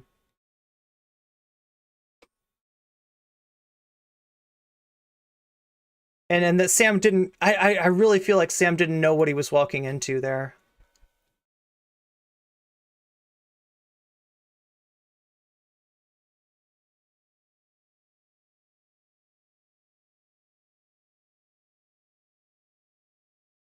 Okay, so like I told you, we've got a Vosh clip. If anybody's interested in me reacting to that, right? Vosh is reacting to Olimey's video on iDubbbz, where she also talks to Francesca, and you know, it's a pretty interesting conversation. Vosh feels it necessary to react to that video for reasons that'll become pretty apparent if we get into the clip, but I don't want to tease the clip if we're not going to get into it, because like I said, we're only at 1 out of 9 subs. We are only 1/9 of the way there, so I don't know if that'll happen today. What I did want to make sure to watch with you, if I can find this. Oh, here it is, yeah. Here it is. Like, now I ask you, what is this? Has anybody heard of this person? Larry Sinclair. Larry Sinclair has been going on since 2008 about how he had a gay romance with Barack Obama. I don't know why they feel it necessary to say a gay romance, because it's like, yeah, I mean, they're both men. Like, it could be a bisexual romance too. Like, I don't think that part matters, but yeah, I mean, you're dealing with a chud here. This is a chud. We got a chud putting this up here. This is an interview. No, sorry, let me this is a press conference, right? But most press conferences happen because the press really wants to talk to the person involved. Like, the press wants to get a hold of a notable official who's saying something interesting and ask them questions. This is going to be a little different, though, in that this is a conference hall that's been reserved, that's been paid for by Larry Sinclair himself, right? So this isn't like a, you know, important news press conference that needed to go on, because as you're going to see, this is not exactly a serious story. However, it's being sold as a serious story, and Tucker Carlson is going to interview this guy tonight. Sounds like you're looking to party. Yeah, pulled up in a bar outside, and there's this guy that's introduced to me as Barack Obama. I had given Barack $250 to pay for coke. I start putting a line on a CD tray to snort, and next thing I know, he's got a little pipe and he's smoking. So I just started rubbing my hand along his thigh to see where it was going, and it went the direction I had intended it to go. Even though you had So yeah, Republicans are riveted about this fact that they have like an emotional investment in like Obama being gay. This also ties into some weirdly transphobic misogynoir against Michelle Obama, and just their general conspiracy mindset, right? Obama's not been the president in 7 years. Seven, almost 8 years now, right? Wait, is it? Am I saying it right? Is it 7 years or is it 6 years? A number of years, right? Obama's not the president, not going to be running for president because he's already served 2 terms, right? Now, the only like little bit of like truth to this is that like Obama's like apparently was like a deep thinker in college, right? And like, thought about gender and stuff like that. And there is like a letter of him, talking to an ex-girlfriend where he talks about having an androgynous mind and like, that like, that like, I don't know, like it's not, it doesn't matter. And it's not, well, I mean, you're gonna see how like believable this guy is, right? And Tucker Carlson has made this like his big thing. This is like, he thinks he's onto something here. Sex with him twice. You did cocaine with him. Watched him smoke crack twice. You had no idea who he was. I had no idea who he was. Let me just ask the obvious question: what was Obama like on crack? Is it your sense that that's who Obama is, just transactional, or that he's bisexual, or like what is this? It definitely wasn't Barack's first time, and I would almost be willing to bet you it wasn't Islam. The guy's running for president, and credible information comes out that he's smoking crack and having sex with dudes. That seems like a story. Well, I would. So that's his contention, not to be homophobic, but the American public deserve to know. So in other words, his contention is that the mainstream media malpracticed by not making this a story, right? It would be a story if the media really cared about telling people the truth. Okay, anyway, so this is our dude. 2008 was how many years ago? 15 years ago. He rents a conference room. He throws a press conference along with his lawyer and, tells this story. And this is not a credible witness, right? The person that posted this, I don't think they watched this, because like this is a chud, right? This is a chud. This is somebody who believes, that not only like that Obama, was smoking crack and having sex with this dude in 1999, but that it matters and that the American people deserved to know about it. Like that this is an actual issue. This is something that should be brought up, right? But you're going to see kind of the level of seriousness that we're dealing with here. 36 years old, and I currently reside in Duluth, Minnesota. I am a U.S. citizen. I've made mistakes in my lifetime. I have been convicted and served prison sentences for writing bad checks, forging checks, using stolen credit card numbers in Arizona, Florida, and Colorado. These events occurred over 20 years ago, between 1980 and 1986. After going public on the internet with these claims against Senator Obama earlier this year, I became aware of a warrant out of Florida dated from 1986, which I have resolved, and it has now been dismissed. I also have an active Colorado-only warrant for alleged theft and forgery. I am not ignoring this warrant, but am addressing it with the court in Colorado as well as with the district attorney's office. I have a pending motion to dismiss this warrant, which I am waiting to have calendared by the Comfort Inn and Suites in Gurnee, Illinois, based solely on the location in the year of 1997.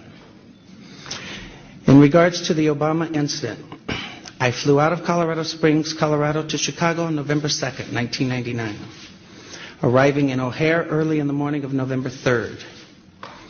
I went to the Chicago area to attend the graduation of my godson, my best friend's son, from basic training from the Great Lakes Navy Training Facility. I made reservations at the Comfort Inn and Suites in Gurnee, Illinois, based solely on the location to the training center. On November 5th, 1999, I hired the services of Five Star Limousine. Excuse me. I had hired them both for November 5th and November 6th of 1999. On November 6, 1999, I asked the limo. I mean, yeah, you're right, Yosiel. Like as I say that, like, you know, this isn't like a real story. You know, it's like not. It shouldn't have anything to do with how people are voting. It shouldn't affect how people are voting, right? Tucker knows that it would have. Like, even unconsciously, the knowledge that somebody is, you know, not heterosexual is gonna cut into their political support. So yeah, it's a sad thing that people care about this stuff more than, you know, issues that impact material conditions.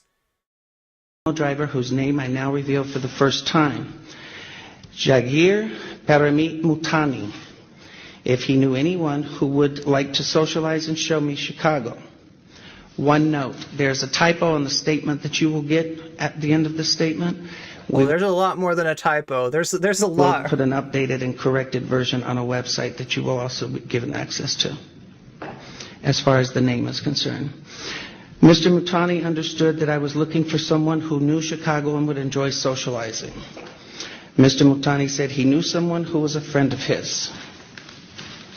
On November 6, 1999, after picking me up at the hotel in Gurney, and this is significant, Mr. Mutani used his cell phone to make a call. That call was made to then Illinois State Senator Barack Obama to set up an introduction between myself and Senator Obama.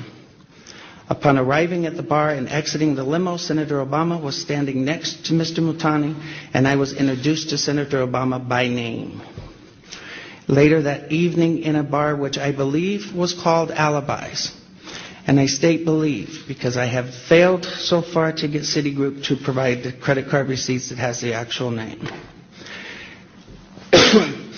I mentioned I could use a line or two to wake up.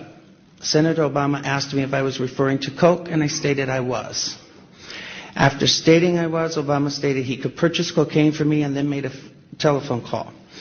This too is significant, from a cell phone to a presently unknown individual, during which Senator Obama arranged the cocaine purchase.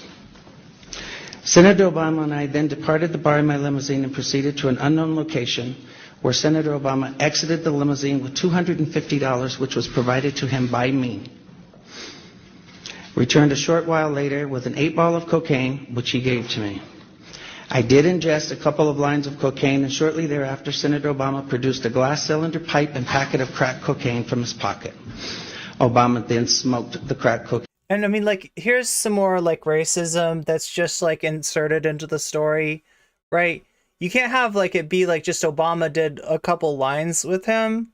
It's got to be, like, no, he's like, no, this is, like, right, you got, like, if you don't know the demarcation between crack and you know, powdered cocaine, it is one that's kind of been racialized, right?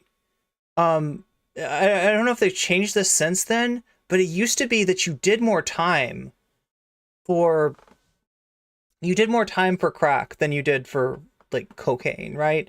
And that is because of the, you know, sort of racialization of the drug and the demonization of crack, and also, like, minimizing the harm, like, done by cocaine. It's the same substance, right? In a different form, but it's like he feels it necessary to be like, oh, no, Obama wasn't interested in the, you know, the white person version of the drug. He busted out his pipe and, you know, wanted to, you know, smoke some.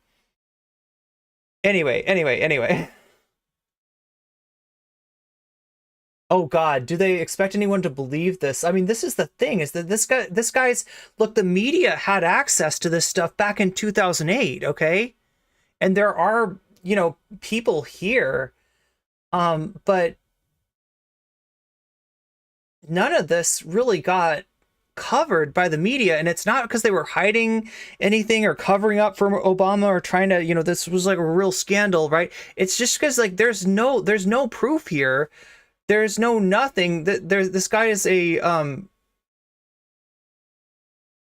like a, what do you call it, a flawed narrator, right? This is, like, not somebody that. Okay. I performed fellatio and unreliable narrator. There we go. Senator Obama in the limousine during the time Senator Obama was smoking crack cocaine. after which I had the driver take me to my hotel, the Comfort Suites, Gurnee, Illinois. The following day, November 7th, 1999, Senator Obama appeared at my hotel room. Why would a senator show a guy around town? At the time, it was 1999, so I mean, he wasn't a senator. Was he? He was like a community organizer, maybe in 1999. Unannounced, uninvited. But still, still somebody in politics with a lot to lose, and like the idea that he just happened to know this limo driver, which was like, oh yes, where we again ingested cocaine and I again performed fellatio on Senator Obama. Significantly, both the driver's telephone call to Senator Obama and his call to the drug dealer should appear on the driver's and Senator Obama's cell phone billing statements.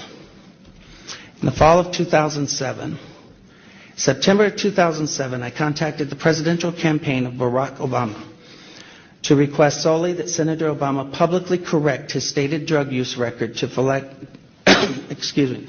reflect his use of crack cocaine with me in November of 1999. When I made the first contact, I left with the presidential campaign of Senator Obama a telephone number for the campaign to return my call. Oh yeah, Paul Squall's bringing up something that a lot of people are bringing up, right? It's like, really, is this guy? This is the guy that Obama was wanted to. The first number I provided was a Texas cell phone number.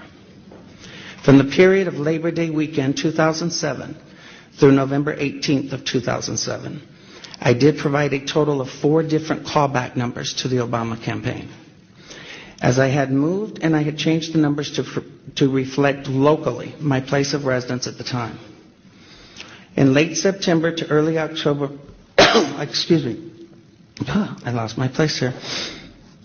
In late September to early October 2007, I received a call from a male who identified himself as a Mr. Young, stating he was calling in regards to calls I had made to the Obama campaign. This first call was in fact an attempt by Mr. Young to obtain from me the identities of anyone I contacted concerning my 1999 allegations against Senator Obama. This first call shocked me in that this Mr. Young asked me why I had why I had never mentioned to the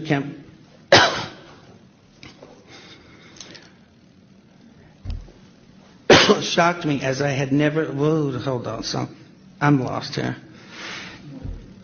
Thanks, because this is getting. I can't even say. So I mean, essentially, I'm showing this because you're gonna get the same thing roughly from him in the discussion with Tucker Carlson, and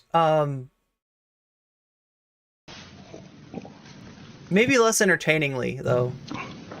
The first call was, in fact, an attempt by Mr. Young to obtain from me the identities of anyone I contacted concerning my 1999 allegations against Senator Obama.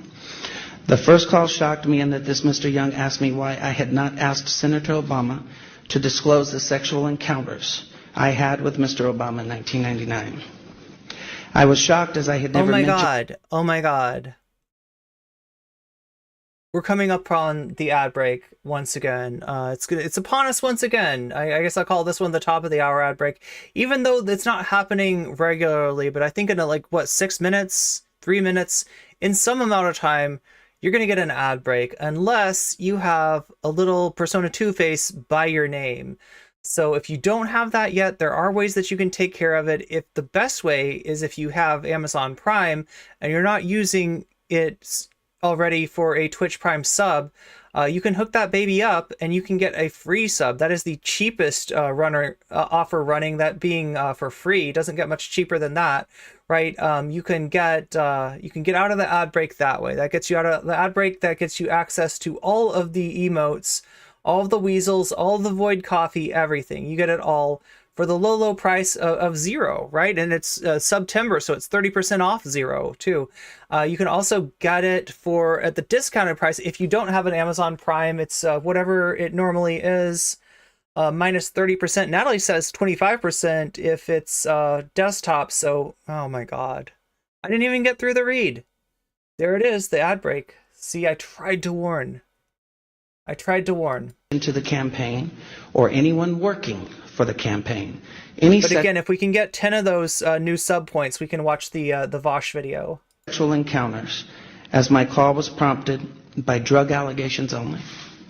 The call ended with Mr. Young stating, I would hear from someone in a few days.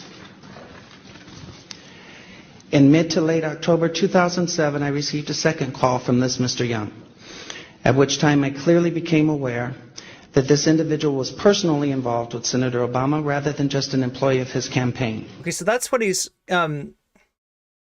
claiming, is that the Obama campaign official that he made contact with was actually Obama's current lover and was jealous, and I don't know, right? The tone of the conversation had a sexual nature. Mr. Young did not once advise me how he obtained my phone number, which by this time had now changed to a Delaware number. In late October 2007, I received a text message from the gentleman identified as Mr. Young, in which he stated he was intimately involved with Senator Obama and that Obama was discussing with him and his... That's wild! That's wild! You called an Obama campaign official ostensibly to try to say, hey, Obama says that he's only done, 420 and that he hasn't done it in this long. Oh my God! But now there are freaking communist invading radicals. Ted Johnson, thank you for the follow. Thank you for the follow, my friend. Okay, so yeah, this is wild. He calls up a campaign official, an Obama campaign official, and this guy, the campaign official that he reaches, is also sleeping with Obama. He's a little bit jealous, and he tells him that on the phone, right? Somebody working for the Obama campaign, they're trying to keep this quiet. They're trying to keep this story from going anywhere. And he's going to admit to the guy that's trying to get him to admit that he did this, that like he is also hooking up with Obama. Pastor how to publicly acknowledge Senator Obama's drug use in 1999. Okay, so that's Jeremiah Wright, the pastor at the time would be... And that Obama wanted to be sure I had not discussed the sexual encounters or drug incidents. And again, this is another way for them to bring up Reverend Wright again. Do you remember how they tried to kind of end Obama's campaign before it started by tying him to Reverend Wright and taking some clips of Reverend Wright's sermons? Like this was, with any media at that time. In mid to late... I'm convinced that the Obama administration has done like psychic damage to these Republicans. November 2007, in another text message from Mr. Young, he advised me that Senator Obama will publicly correct his statement as to the last time he used drugs, and I did not need to concern myself with publicly disclosing it myself. The last contact I had with Mr. Young was in early December 2007, when he made it clear to me that Senator Obama had no intentions of publicly acknowledging his 1999 use of crack cocaine, and that Mr. Young was in fact doing nothing more than milking information from me for Senator Obama's use. I later learned that... Again, it doesn't make sense. It doesn't make sense, right? For him to tell this guy that he was sleeping with Obama, for him to tell this guy that like he's just milking him for information, right? If that's what's going on, you don't tell the guy that you're milking for information that you're milking him for information, right? That's like... Donald Young, the choir director of Reverend Wright's Trinity United Church of Christ, Obama's now former church, and who was openly homosexual, learned that he was murdered on December 23rd of 2007. Wait, was that the... Okay, hopefully somebody was paying more attention than I was. Was that the... Is he claiming that the guy that he contacted, like the guy in the Obama campaign that he contacted that was supposedly Obama's lover, was like died under mysterious circumstances? I've cooperated with the Chicago Police Department on this matter by providing them the telephone numbers. This story just gets wilder. So there's no way to contact him and corroborate, what he said, right? Because the guy's not alive. Using during the fall of 2007. And I release them now publicly in the hope that someone may be able to connect the dots between these telephone numbers and Mr. Young. Those numbers are 954-758. Actually, that should be 956. That's another typo. Oh my God. There's a lot of typos. 956-758-1105. 956-758-1885. 956-758-8002. 302-685-7175. 612-466-1043. In what I now realize was a naive and uncounseled decision, I posted in January 2008 a video on YouTube where I related the above information regarding my liaisons with Senator Obama in 1999. Okay, so this was his YouTube video. Apparently that was his first attempt to get attention for this was a video that he put on YouTube. The response was overwhelming, and I quickly became the recipient of what in hindsight appears to have been a coordinated attack on my character, with ever-increasing falsehoods circulating on the internet. In response, I agreed to take a polygraph test sponsored by WhiteHouse.com. The results of that test have been partially revealed to the end of labeling me a liar and taking... Sponsored by WhiteHouse.com? Wait, that's not like a government website, right? It'd be whitehouse.gov if it was government. What is whitehouse.com? Like, what in the world is he talking about? In his gospel by all. I'd like to make the following comments about that polygraph test. First, I have been subsequently advised that whitehouse.com was a website dedicated to anti-Clinton pornography until earlier this year. Dedicated to anti-Clinton porn? What does he mean? What does that mean? Anybody, can somebody help me out here? What could he possibly mean? Whitehouse.com was a website dedicated to anti-Clinton pornography? What? Year. In fact, until January of 2008 to be exact. Second, I have now come to understand that lie detectors are junk science at best, which is why courts of law refuse to use them. Third, a review of the results by a George W. Matchik, PhD of antipolygraph.org, raises serious questions about the legitimacy of this particular examination. Indeed, overlooked by almost everyone is that White House... Okay, so notice that. He's saying that that lie detectors, polygraphs are junk science. That's true. That I would agree. I feel like that's pretty well established. Like, right, it's a set of data that they take down and try to corroborate it with, like your heart rate and maybe is it like the conductance of your skin or something? Like it's something that like Scientology uses. Yeah, it's pseudoscience. That's true. Okay. Com's own exam. So glad you realized that those aren't real. But yeah, this is a polygraph test that apparently he failed. Dr. Gordon Barlin, Salt Lake City, Utah, observed that on the drug question regarding Senator Obama, that the computerized score found that there was less than 1% probability of deception by me. That's about as high a passing score as one could. Oh, wait, it was a passing score, but I thought that it was pseudoscience. But it was close to a passing... Oh my God. Possibly obtain. Finally, in February 2008, I was told anonymously that Dan Parisi of WhiteHouse.com received $750,000 from the Obama campaign through David Axelrod's AKP Media and Message One, or Message and Media, I think, to organize an effort to publicly discredit me. When I confronted Dan Parisi with this allegation, he did not deny it, but instead withdrew the second exonerating polygraph report of Dr. Gordon Barlin, failed to post the video of my polygraph as he and WhiteHouse.com promised they would do, and even removed posts from their website altogether, claiming that I had had enough of the attacks by Sinclair's supporters and Sinclair himself, quote unquote.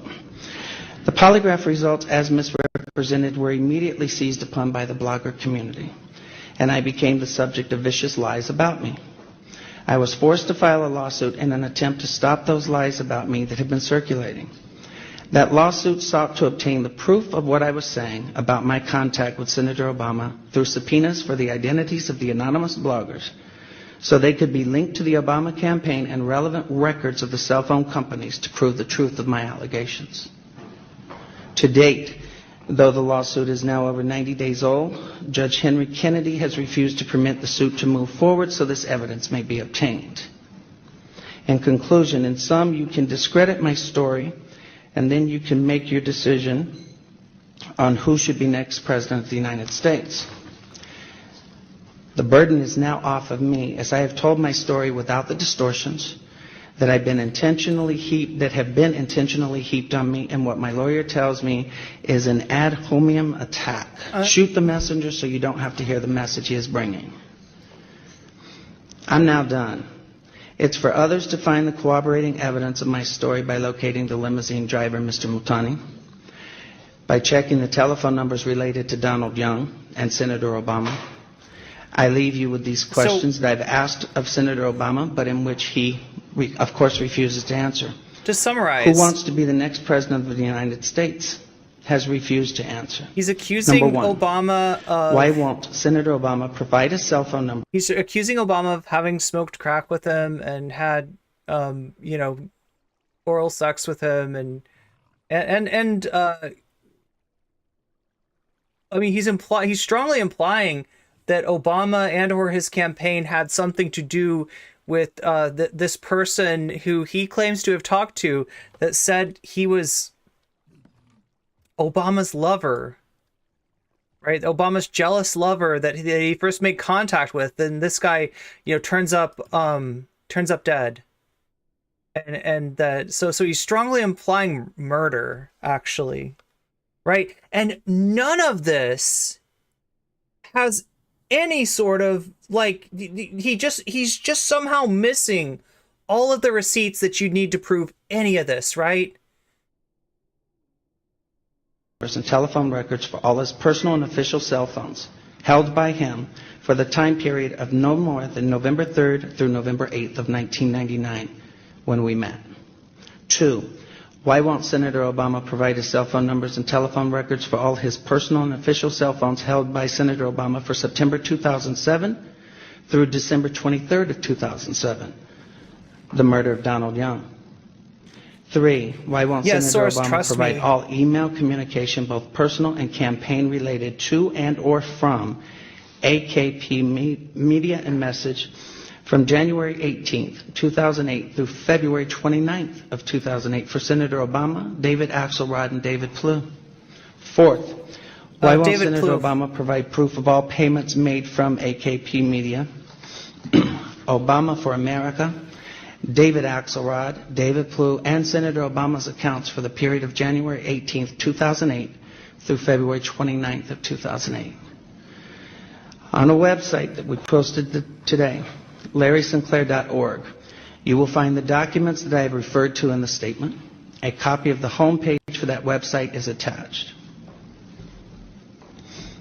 And Mark's going to be passing them out.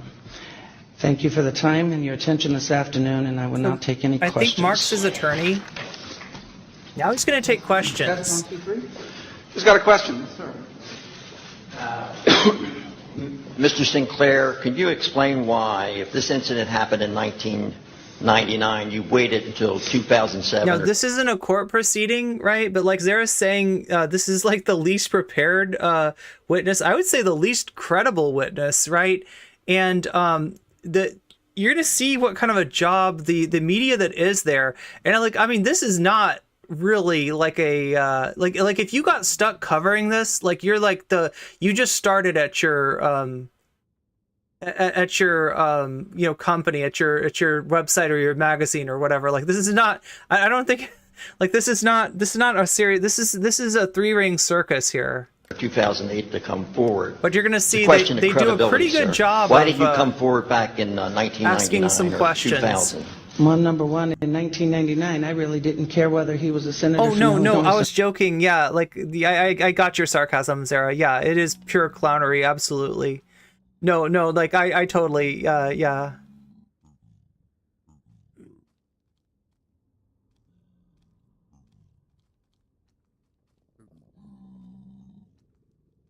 Not, to be honest with you, I wasn't a resident of Illinois. I mean, as far as let's be honest though, like, right? So he's paid for the space, right? And they're going to get to this. They're going to get to this question, right? He's paid for the space. He's paid for an attorney, right? And I got to say that this attorney is just taking his money, right? Like there's like, I don't know what he thinks the attorney's going to do for him, buys him credibility. There's somebody besides him, you know, maybe has prepped him a little bit or tried to prep him for this like press conference of, you know, just make it, if it feels like he's just making him feel he's like indulging this clown show with, you know, seriousness that he's not really due. Now, I was living in Mexico up until 2006. It really was of no interest to me. I know plenty of politicians, both locally and internationally, that, you know, are pretty much crooked. The whole issue was based on his drug use and his claim that he had not used drugs since his college days, and that was the whole issue. Like, that why brought did you this feel forward. important to come forward with this? Are you receiving any financial support for your efforts from anyone? Bingo. That's the question.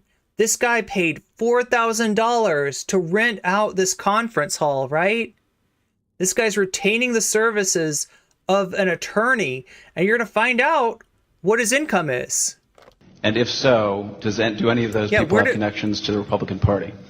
I'm glad you asked that question. Number one, I am not connected with any party, Republican, Independent, Libertarian, Democratic, none. Nor are anybody that are contributing to the cost and the expense of this.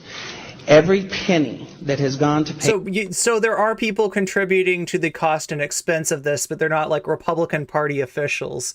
I mean, I'm glad the Republican Party isn't silly enough to directly contribute to this clown show. But for this press conference, you're not really... My travel expenses have come from average American citizens, most of them actually, according to their own statements, are declared independents, in the sums of...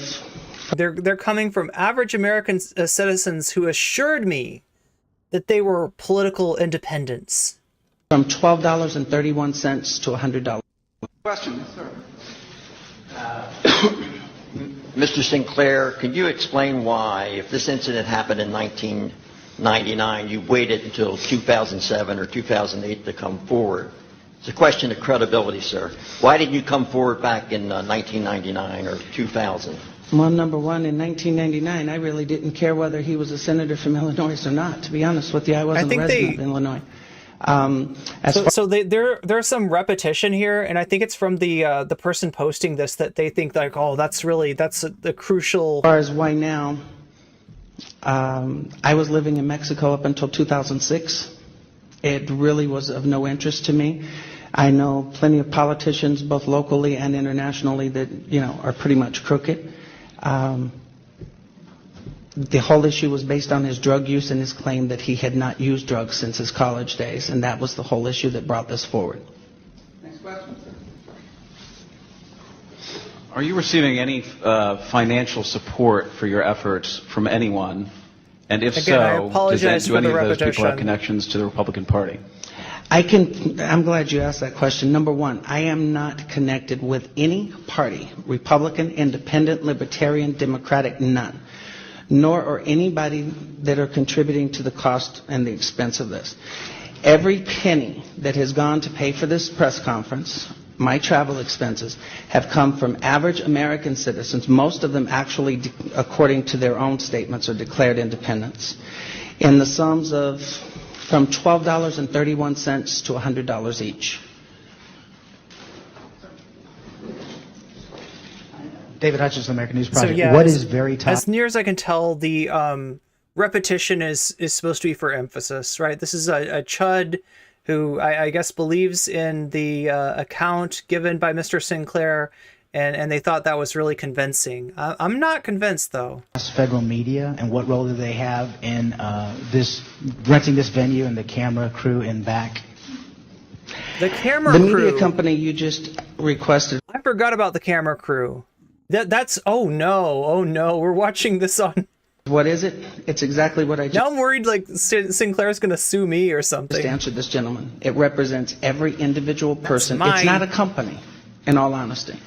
It was established as an email address when I arrived here for the Democrat. Okay, so we're talking about a company or some kind of an entity, right?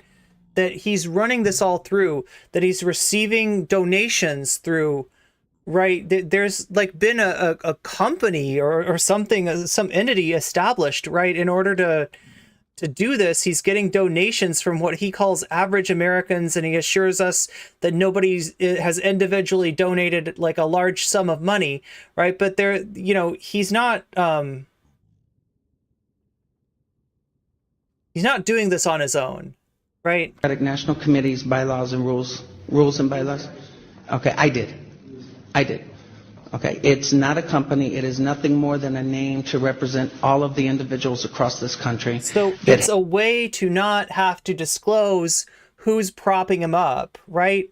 Because he doesn't have the money for this conference hall. He doesn't have the money to pay. And you're going to see later, he tells us where his income comes from. And you're going to see why there's no way that he has the money to be paying for any of this stuff, right? Have helped get this story out.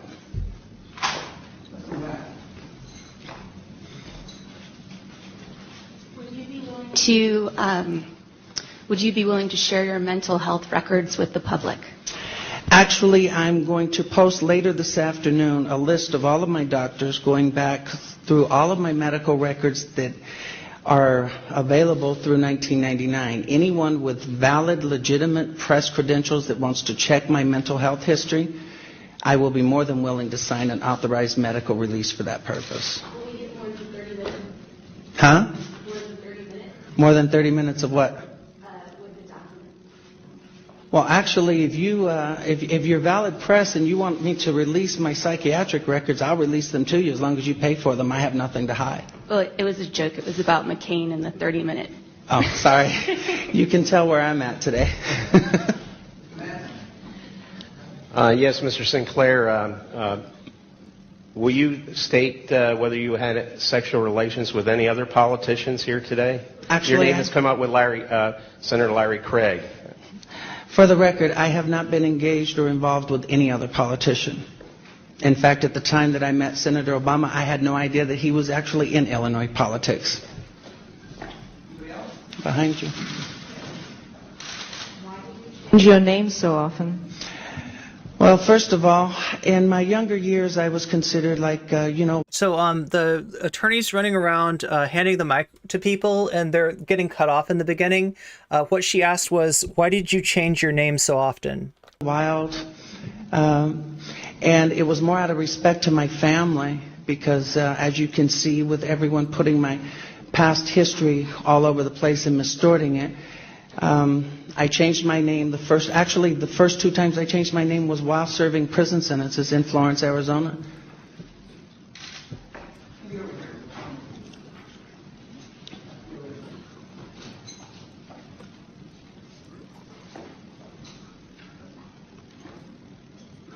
You said that he was introduced to you by name. You didn't know he was an Illinois politician.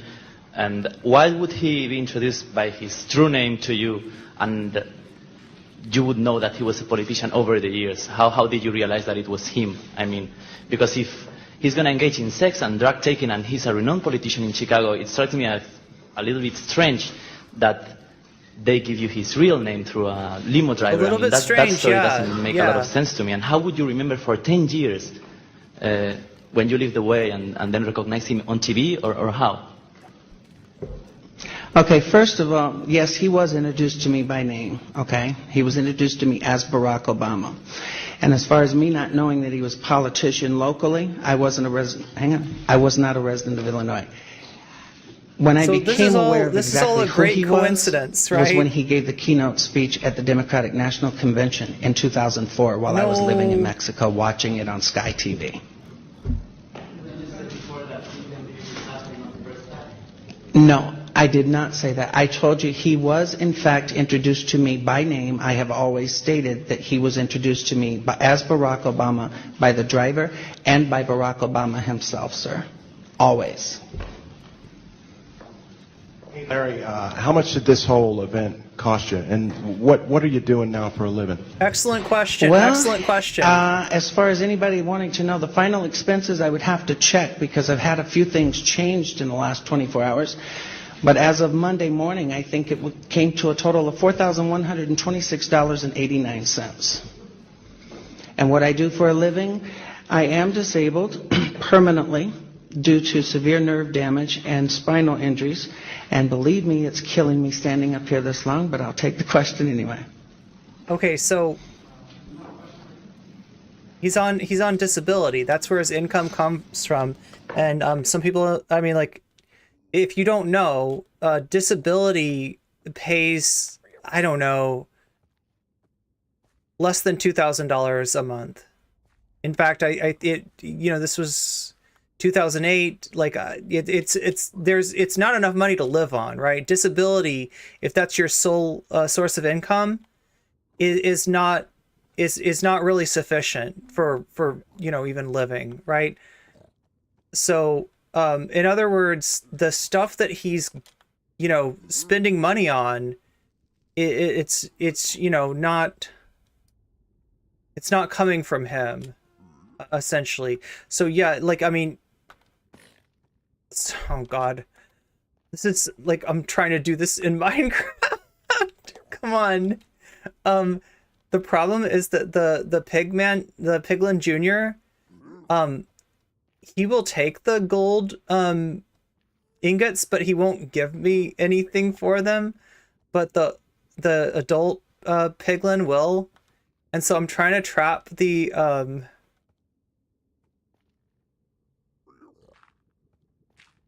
God, I'm trying to trap this dude so he doesn't take all the trades and stuff. God, come on, no! Why is this so hard?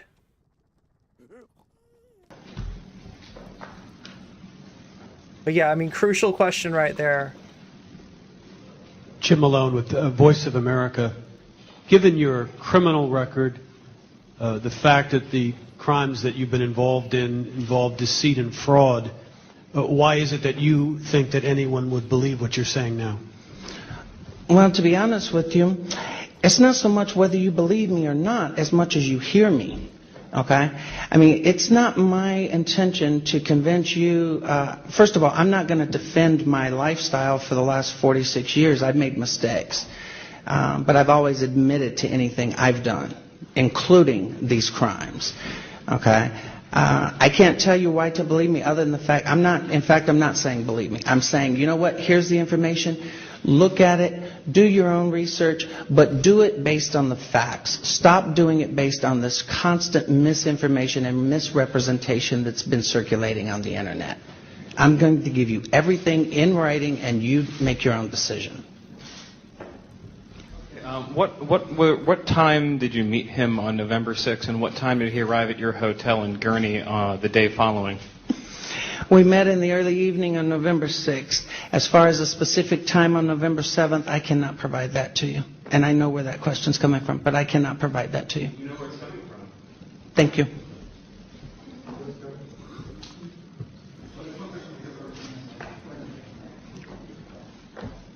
How, when, and where did you incur this permanent disabling nerve and spinal injury? Sacramento, California.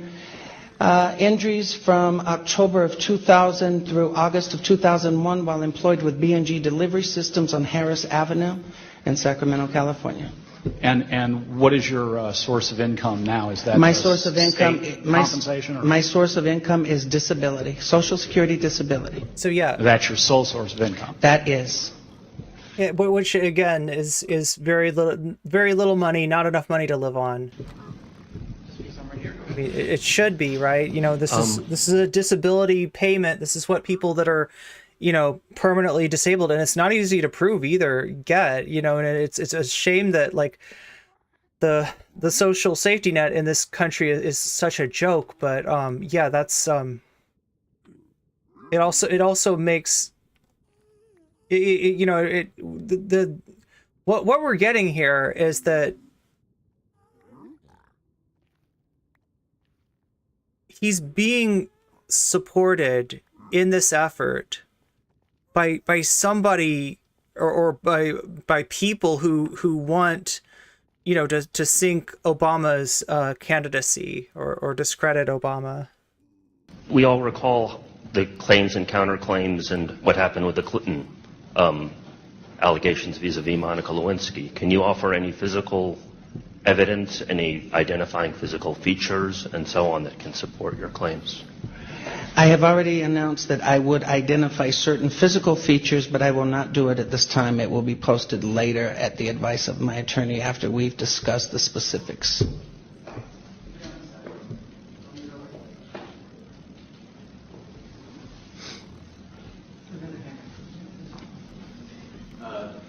One quick one, and then one slightly longer one. Did you save any of the text messages? The text messages, I've contacted Sprint Nextel, and the changing of the phone numbers, they actually have the procedures that they can recover the text messages from those numbers, but they do not stay on the phone when the numbers are changed. And then when you were discussing the results of your polygraph, you first impugned the veracity of the test by saying that it was, quote, junk science. But then a few moments later, you said you scored very well in one respect. So it's unclear whether or not you actually are staking some of your claims on the polygraph. No, actually, as far as I'm concerned about the polygraph, I'm not saying that it's good or it's bad. I am saying from the day that it was done and the day after, once I returned home, I was asked questions about the procedure and the process. And I had a polygraph done once before, back in the 80s. And I specifically instructed the examiner, I knew darn well you didn't put the blood pressure cup and whatever on the fingertips on the same hands. And he was advised of the nerve damage and the fact of the circulation, and I have bilateral ulnar nerve entrapment in both arms. All right. I can't tell you how they did it. I will tell you that his report from Dr. Gelb to the report to Dr. Bartlett completely contradict each other. The information from Dr. Gelb, who is not a doctor at all, was never sent in totality to Mr. Bartlett. I cannot tell you. I'm telling you that this gentleman with antipolygraph.org, these are his opinions. These are his findings. These are not mine. Okay. I have said all along that the polygraph, I did not feel comfortable with the way it was done. Got a couple of questions. First of all, given that you've got this record in the past of taking so many drugs yourself, why do you care whether he's taken it? And secondly, he seems like quite an interesting person to spend a couple of days with. Between the fellatio and the drug taking, what did you talk about? I'm sorry? Between the fellatio and the drug taking, what did you chat about? Actually, pretty much nothing, other than the fact of what I was doing for a living, what I was doing in Chicago. Like I said, the entire conversations that we had were pretty basic and casual. His comments as far as what he did for a living, he never once acknowledged being a politician. In fact, he specifically stated he was in public service. You know, with my view, public service can mean just about anything. What was the other part of the question? Why do you care so much? Why do I care?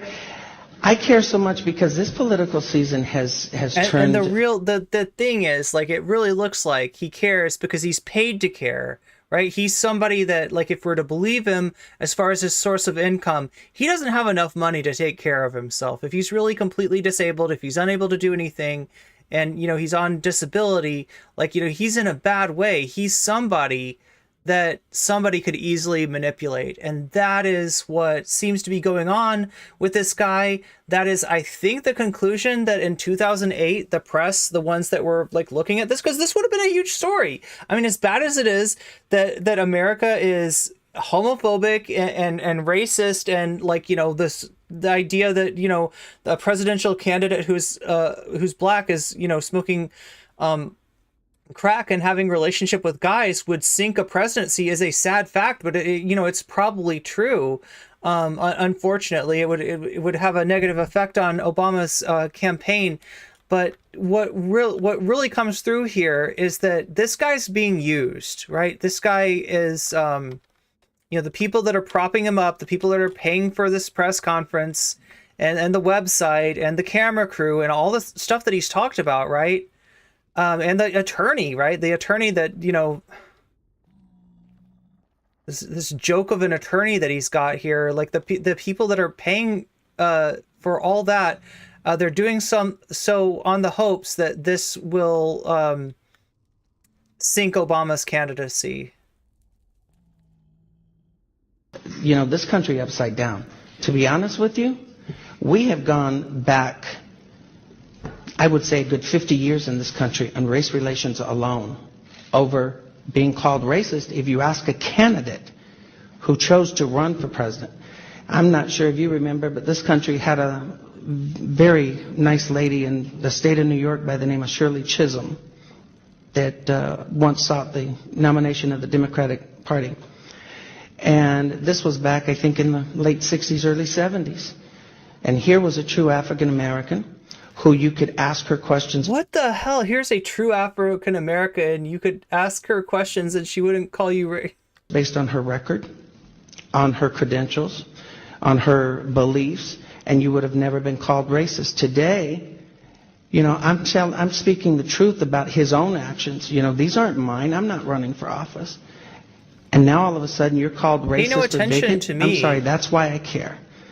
You have to face the facts. Somebody's going to have to ask him, or are you going to wait until, the election's over and then start vetting your presidential candidates? Okay, so yeah, it makes no sense. Simply why you decided to take this on, and it's been reported that you've been disbarred in the state of Florida. I'm wondering if you're a part of the bar in D.C. I'm happy to answer those questions as I expected they would come up. I have been suspended by the Florida... that's the attorney, right? This is the attorney. Wait, is the attorney not a real attorney? Is that what I'm getting? Yeah, true African American. That's what he said. And you could ask her any question, she'd never call you racist. But now you can't ask Obama a question without getting called racist. That's what he's saying. That's what he's saying. The Supreme Court on March 7th, 2008, and the suspension was a result of me being too litigious and allegedly not paying child support. That matter is now pending at the United States Supreme Court. But as a result, I've been reciprocally this is all to emphasize the point of how low Tucker has fallen, right? Tucker was the most watched journalist on the most watched network. He occupied the primetime slot. He occupied the slot that everybody wanted. He had the slot. He had the ratings, right? After getting fired by Fox, he's become like Elon's, reporter. And, he's had some interviews or shows that looked like pretty big numbers, right? And again, the way that Twitter works, an impression is a view, right? So when they're talking about the number of views that Tucker got with the Trump interview or with any other of his shows on Twitter, we're talking about... we're talking about not real views, right? Even the views are, but yeah, like this is how far he's fallen. He's taken a story that the right-wing press largely turned its nose up at back in 2008, and he's trying to run with it.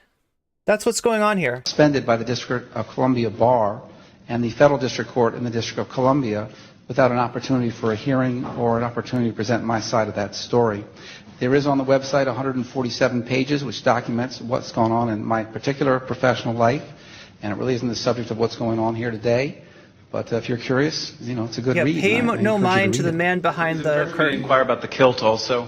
You certainly can. I know it may seem odd to you, but I don't know why men wear pants, but I think it's a function of male genitalia size. And if he's wearing a kilt and talking about you're normal to small, pants probably aren't uncomfortable, but those of us at the other end of the spectrum find them very, very binding. Excuse me. He literally just said that he has to wear a kilt because his junk is so big. Pants would be uncomfortable and confining to his gargantuan junk. That's what he's saying. He's wearing. Oh my God! Can I say something on your question to the kill? This is what Tucker's covering tonight, right? This is why I wanted to show. Like I ended up watching this just kind of like I put it on and I like left it on, and I mean it's a chud that wanted to show that there is really something major to these Larry Sinclair allegations. Instead, he ends up showing the exact opposite. Right? He's up here with this fake attorney wearing a kilt because he says that pants would be too confining for his junk. I mean, this is like a clown show on top of a clown show. Yeah, that's what he said. That's why he said he had to wear a kilt. Why are you wearing a kilt? And he's like, well, for some men, they might not find pants too confining, but I, on the other hand, like, right, it depends on the size of the genitalia was what he said, right? So he's implying that he's just too large downstairs to wear normal pants. He's got to wear a kilt. Actually, I asked him to wear a suit and tie, and he says, why should he be uncomfortable? And I said, because you're paid to be uncomfortable. Look at me. A little more seriously, though. I mean, it's just, I mean, at a very human level here, it's obviously you have tremendous credibility problems, including fraud and deceit. There are questions about you. It's very hard, I think, for probably some of us in the audience to take this whole situation anything seriously. about this seriously. So the question again is, why are you doing this, and how can you expect us to take this seriously? I'm glad you asked that, and I'm going to tell you how I expect you to take it seriously. I expect you to ask me questions, and I expect you to do your job and actually find facts as opposed to looking at daily calls. Okay, so let me translate this for you, okay? This guy watches the news and he sees stuff, Monica Lewinsky, Bill Clinton, right? Scandals, right? Larry Craig in the airport bathroom, right? And he's like, huh. So somebody comes forward and they say that this happened with this politician, it gets in the news. Well, I could do that. I could do that.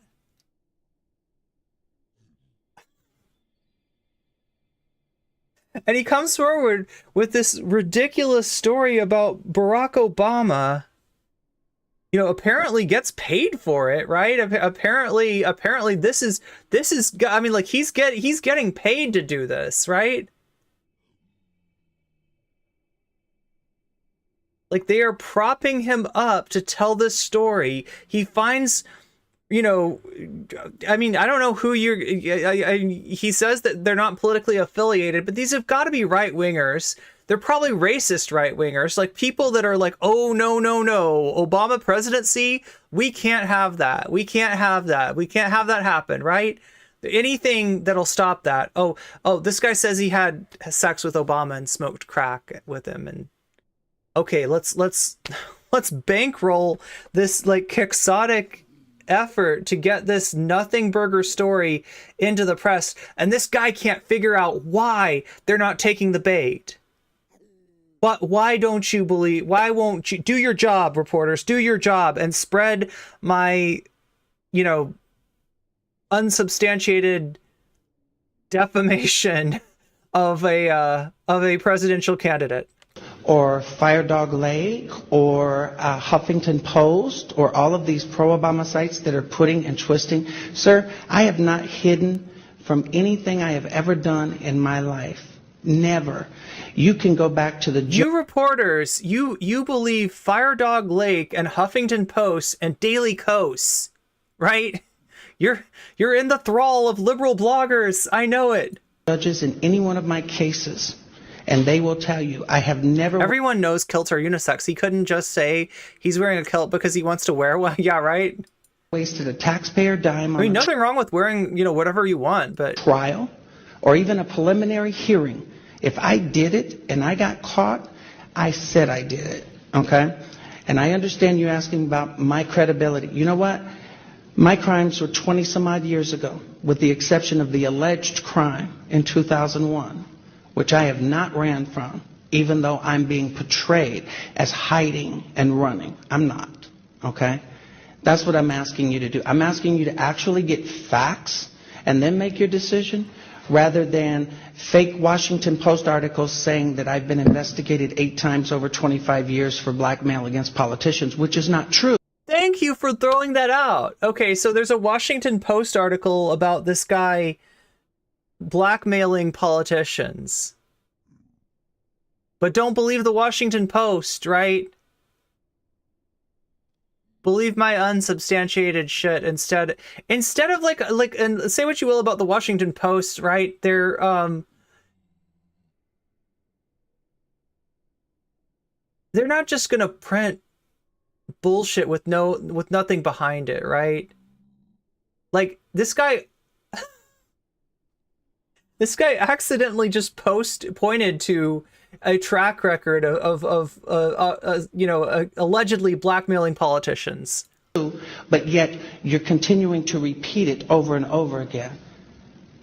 Even though it's been proven not to be true, it doesn't matter. It's what is continuously being recycled out there. As long as you tell the truth, which I'm doing, you can talk about anything about my past that you want to. It doesn't bother me. I admit to it. You know, you can't live your life and then run and hide from it later. It doesn't work that way.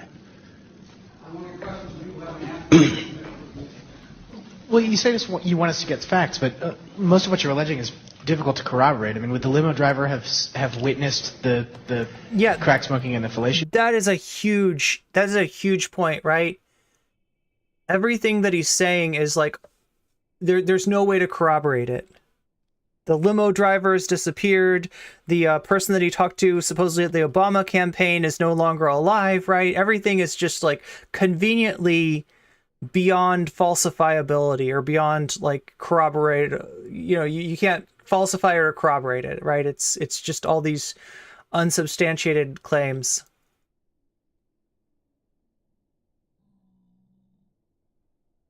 Or were you and Obama the only people? Mr. Multani actually does have personal knowledge of the actions and the transactions that took place in the limo. Let me explain something to you. I was actually in contact with Mr. Multani in the first part of this year.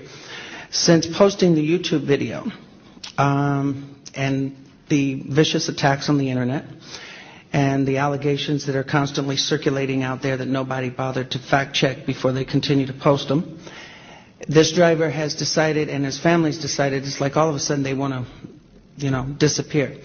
So the person that you're claiming would have like witnessed what you said went on, he doesn't want any part of this. My understanding that Mr. Multani's family was in Tupelo, Mississippi, as recently as 3 weeks ago.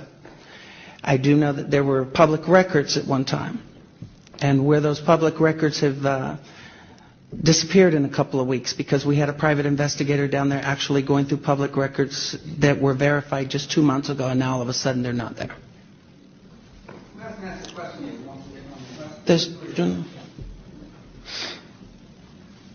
have a few questions. One, would you make all of your financial records available to the public and to reporters? I mean, I guess a lot of us probably feel suspicious of the way you finance a National Press Club event, the way you pay for a private investigator to go to Tupelo, Mississippi. I have no problem with that whatsoever in posting my financial records. And a follow-up question. The Veritas Media Group, I understand that Joseph Giganti has disclaimed any connection. Okay. But it seems often... Wait, the website whitehouse.com reportedly offered Sinclair $100,000 if he could pass a polygraph test verifying his claims. This is whitehouse.com, remember, so this isn't, don't get confused, this isn't like a government site. It sounds like maybe a blog or something. I don't know what this is, right? But yeah, he did take a polygraph test with whitehouse.com. Whatever that site is, it doesn't show that it's connected to the Obama campaign.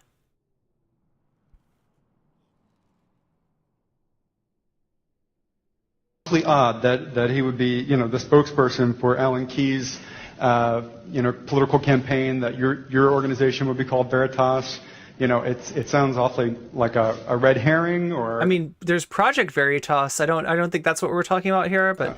What are your comments I mean, on this that? is the kind of thing they get up to, but. The name was just, to my knowledge, the name was just drawn out of a hat. This is not something that was done. First of all, Mr. They're asking him about the irony of his organization being called Veritas, like considering that, like, essentially, yeah, he's got a long, rap sheet, and a lot of these crimes involve deception. As far as I know, has no connections with me. I've never met the man. I've never had any communications with him whatsoever. And he definitely does not finance me. And he has not financed this event. Okay.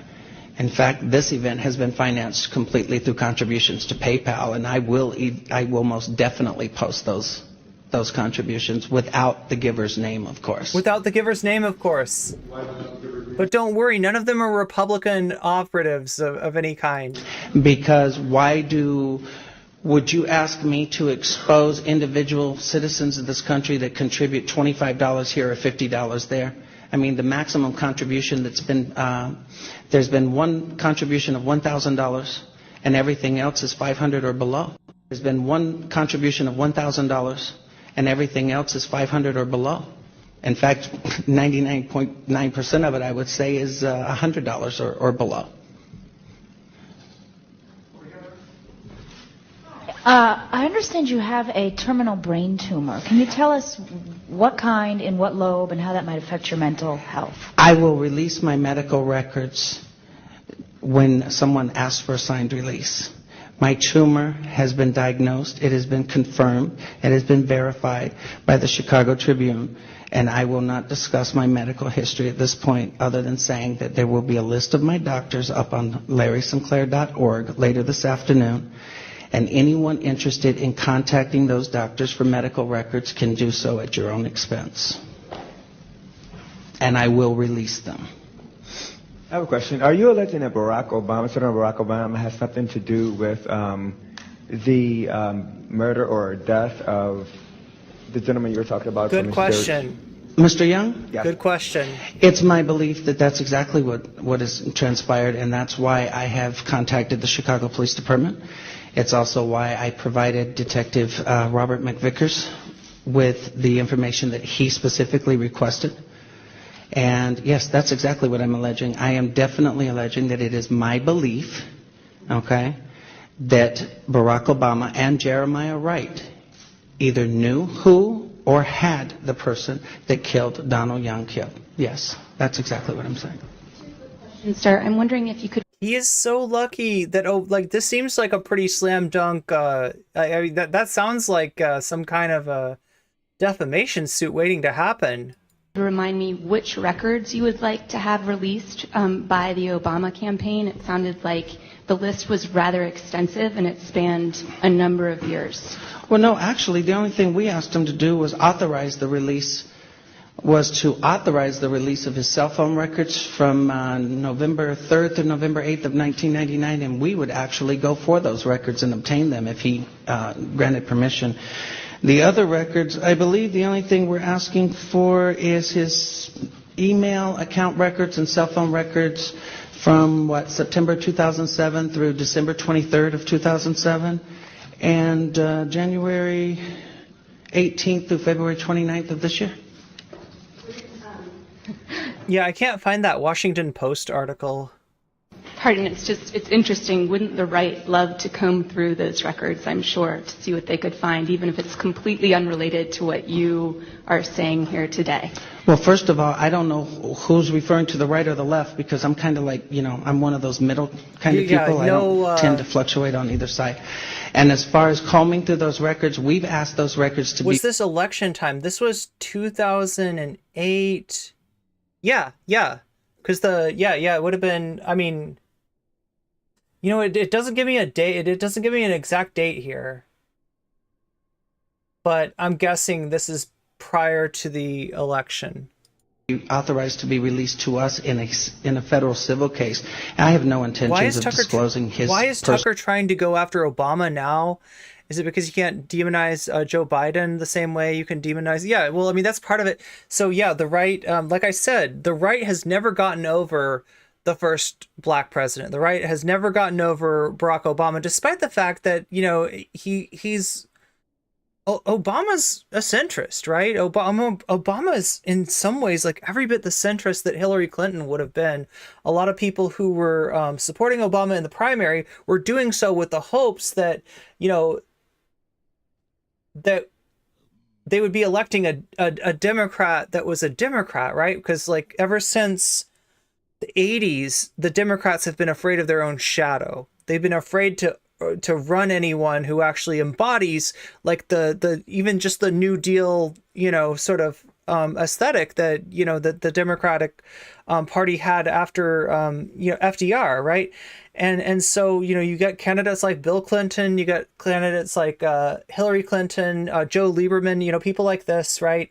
And it turned out Obama was more in the vein of those third way politicians than the, you know, Democratic Leadership Council, these kind of centrist Democrats than anybody thought. So despite the fact, though, that Obama was not rocking the boat in any way, you know, it wasn't, you know, when he said change, I mean, he meant like a little bit of change, right? There's not, you can't, it's hard to point to what was the difference between Obama's administration and what a Hillary Clinton administration would have looked like. But despite the fact that there's no, you know, it wasn't some giant like progressive, you know, administration, the Republicans have never gotten over, you know, and it's, yeah, it seems to be a racist thing. But yeah, but basically this is Tucker having fallen, like he's covering this because he's got to cover it. He's the National Enquirer now. No records. I mean, we're subpoena them, want to subpoena them for evidence purposes, nothing else. Sir, yes. I'm sorry if I missed the answer to this earlier. Who is paying your fees? Some people that are giving him PayPal money. We don't really know much beyond that. On Larry's website, there's a PayPal button to donate to his legal fund, which is me. And like Larry's other PayPal account, I've gotten maybe $5,000, nothing over $500, and most of them, like Larry's, are small ones. And we got a few checks in the mail, but nothing over $100. Exactly. So for the legal counsel, so right, that's what he's gotten. He's getting more money than this, right? This doesn't make sense. There isn't like a visible means of support here, and we gotta assume that in the absence of that, there are people with a vested interest in upsetting and derailing the Obama campaign at the time, 2008, right? That are giving him money. Are you in negotiations and to I've got to pee. Write a book or any other paid media? But before I pee, I should probably let you know that we've got another ad break coming up, right? And if you are riveted by this testimony that we're getting from Larry Sinclair, you know, so that you don't have to watch it on Tucker, well, let's cut into Tucker's ratings a little bit and just give you the spoiler for everything that Tucker's going to talk about tonight, right?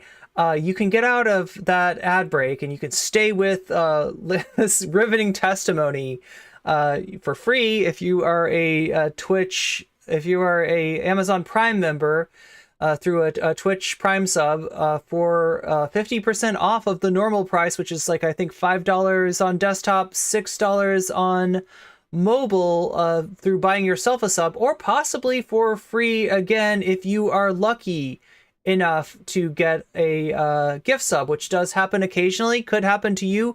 More likely to happen, though, if you're active in chat.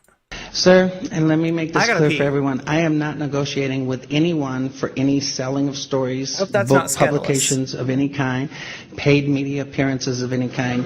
What I want the media to do is to take the story, understand it, get the facts straight from me as opposed to the internet, and you make your decision whether or not it's something that the American voter needs to be informed of.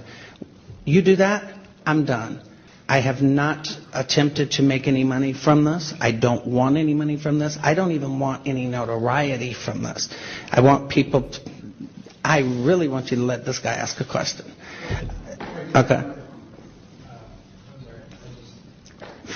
I had a few questions. First of all, you said that you became aware when Obama gave a speech at the Democratic Convention. Why didn't you keep your cell phone records with when Mr. Young called you? Like, were you billed for the cell phones? Actually, the cell phone records, you need to understand something. My cell phone numbers at that time, and in fact my cell phone currently, is through a division of Sprint Nextel called Boost. Those records are available to me online for a 45-day period. Now, they do have the records, and they actually have confirmed that, and I've agreed to have them. I've turned them over to Chicago Police Department and actually authorized their release to them, which they don't need me to authorize. I have personally contacted Sprint Nextel approximately 2 weeks ago, asking that they dig up the records off of their system for each of those phone numbers from those periods and provide them to us. And I was instructed to make that request over a web form on the Sprint website.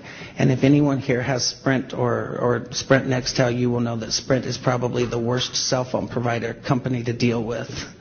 But I will be getting them, and like I said, they have confirmed that those records are available.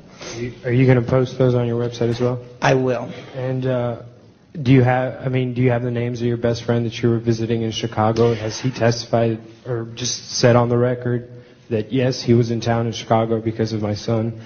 I will tell you this. John Crutzen from the Chicago Tribune should be able to confirm that that's been verified. I will not release my godson's name. Not with the attacks that have been leveled against my family and my childhood friends in South Carolina. I'm not about to let these people do that to him. I will tell you the last name is Dukes. That's all I will tell you. D-U-K-E-S. All right. And last question, in your first YouTube video, you did say that the event... I'm trying to remember what the Dukes guy was about. Do I have to rewind this? My godson's name. Not with the attacks that have been leveled against my family and my childhood friends in South Carolina. I'm not about to let these people do that to him. I will tell you the last name is Dukes. That's all I will tell you. D-U-K-E-S. All right. And last question, in your first YouTube video, you did say... something. My cell phone numbers at that time, and dig up the records off of their system for each of those phone numbers from those periods and provide them to us. And I was instructed to make that request over a web form on the Sprint website. And if anyone here has Sprint or Sprint Nextel, you will know that Sprint is probably the worst cell phone provider company to deal with. But I will be getting them, and like I said, they have confirmed that those records are available.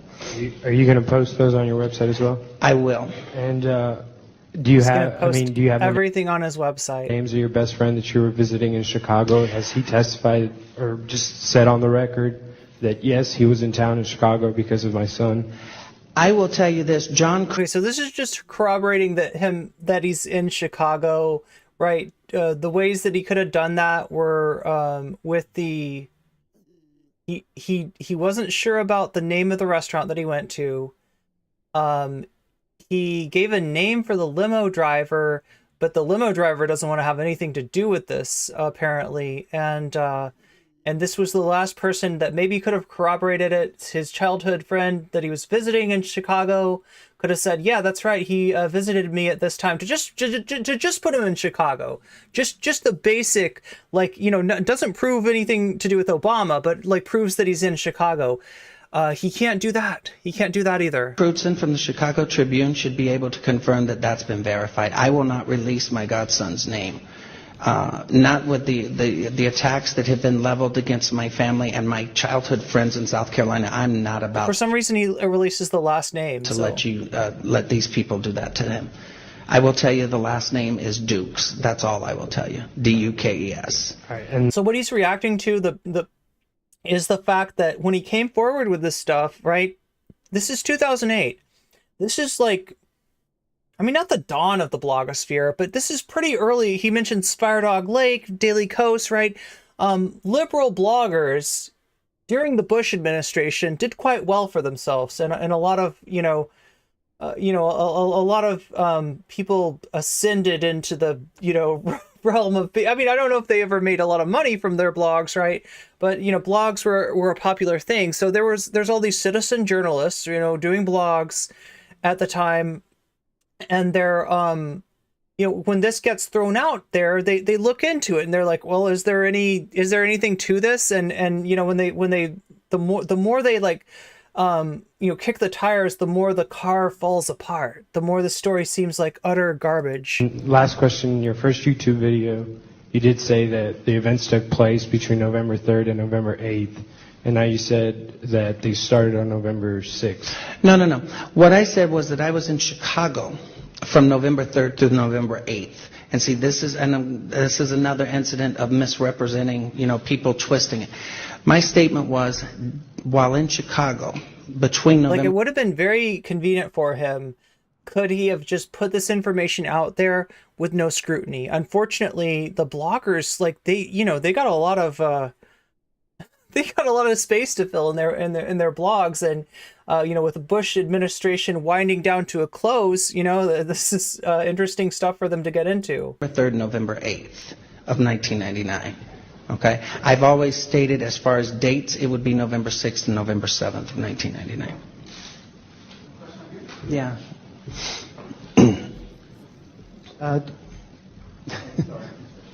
Hello. This is a question for both of you. I just want to know, do either of you, what is your position on Barack Obama, whether or not he should be president, and how do these allegations inform your decision? That's between me. That's between me and the voting booth. So I'll let Larry answer that.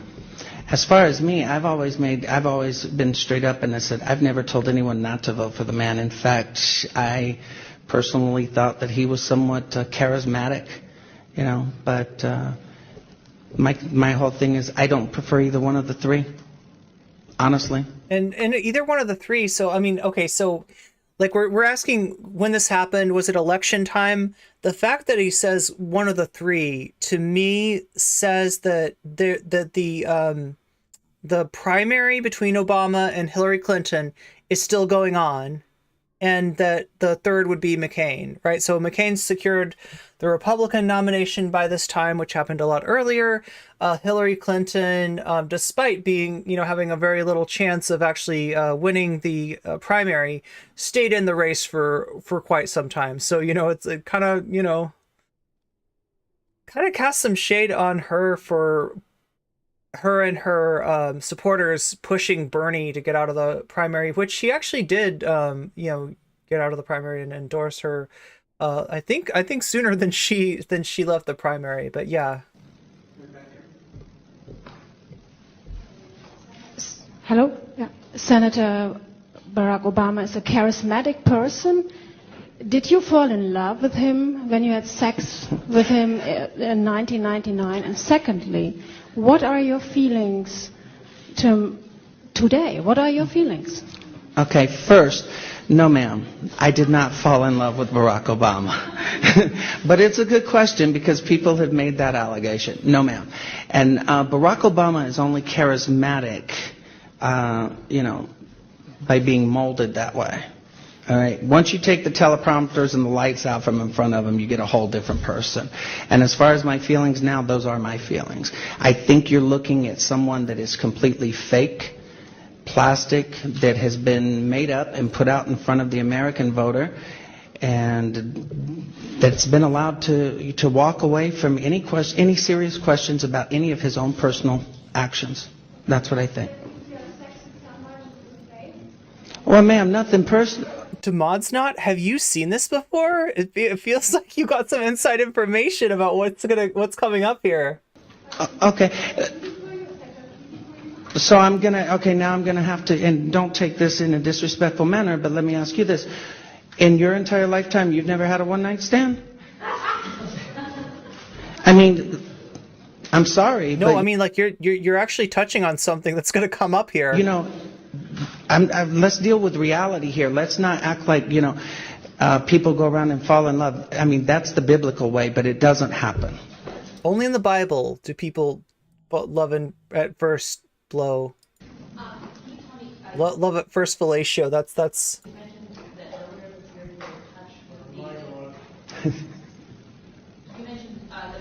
You were in touch with the limo driver. Can you detail that contact? And did you save those phone records? I was in touch with the limo driver, And the contact was basically letting know that I had made public allegations on YouTube after having notified a reporter with the New York Post, who the Post had decided that it was just a little too hot for them to run with at the time. I was informed that if, in fact... Now, like, that might have been something that the Post told him. Like, this is a little too hot to run with at the time. It's also the kind of thing that you'd tell somebody to get them off your back, right? So... the story broke and this individual felt that there was enough media coverage where he was safe, then he in fact would come out and corroborate those statements. It was just a little too hot for them to run with at the time. Okay, no, again, when you're seeing this repetition, that's because the chud that is putting this up, or the chud that put this together, or maybe even Larry Sinclair himself thought that this was like a really, like, this is a key moment. This is like a crucial... I was informed that if, in fact, the story broke doesn't make and sense, this individual felt that there was enough media coverage where he was safe, then he, in fact, would come out and corroborate those statements. That's all I can tell you. So if you can blow the story up enough, if you can blow this nothing burger with no corroboration from like a documented liar, right? If you can blow this up, then maybe the limo driver will come out of hiding and you'll get to interview him too.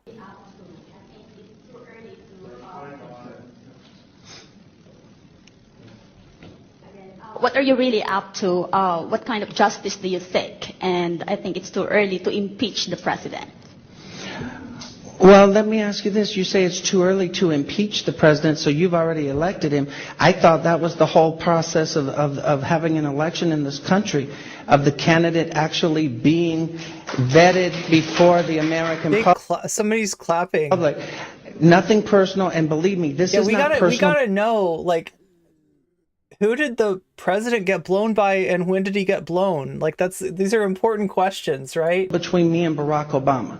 The only part of this that has become personal between... What is his preference for recreational drug use, right? These are important questions that we need to know before we can vote on presidents. Me and the Obama campaign is the organized and orchestrated attacks against me and my family on the internet. That's the only personal part. By which he's talking about the bloggers investigating his bizarre, unsubstantiated story. That's what he means. Outside That's of the personal that, attacks. these are true statements.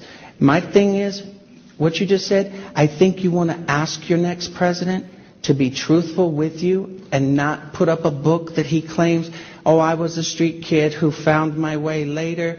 But later is not quite 1999. That's all I asked him to do originally, was just admit that his drug use was still current as of 99. Okay? Claire, you said you first came to Washington with the Democratic... Also, I want to point out that he's wearing a really nice suit, right? Like, I can't tell because is that pinstripes? Like, it seems to be a nice suit, right? Again, there's like no visible means of support here, and yet he's got all kinds of money to waste. National Committee, Rules Committee session, is that correct? Well, I originally... Yeah, it's too hot for the Post. Came back. I originally came to D.C. the first time, I think was May 28th was my arrival. That's correct. Right. At that time, did you have any contact with anyone? Probably rented or, yeah, provided. That's what I'm saying, the benefactors. It's all about the benefactors. From the Hillary Clinton campaign? Are you referring to anyone that's official with the campaign or someone who official supports? Or unofficial? Okay. Official or unofficial? I've had no contact, to the best of my knowledge, with anyone that represents the Clinton campaign or any other campaign. As far as speaking with people who adamantly support Hillary Clinton, yes, I'm sure I've spoke to quite a few of them on that day.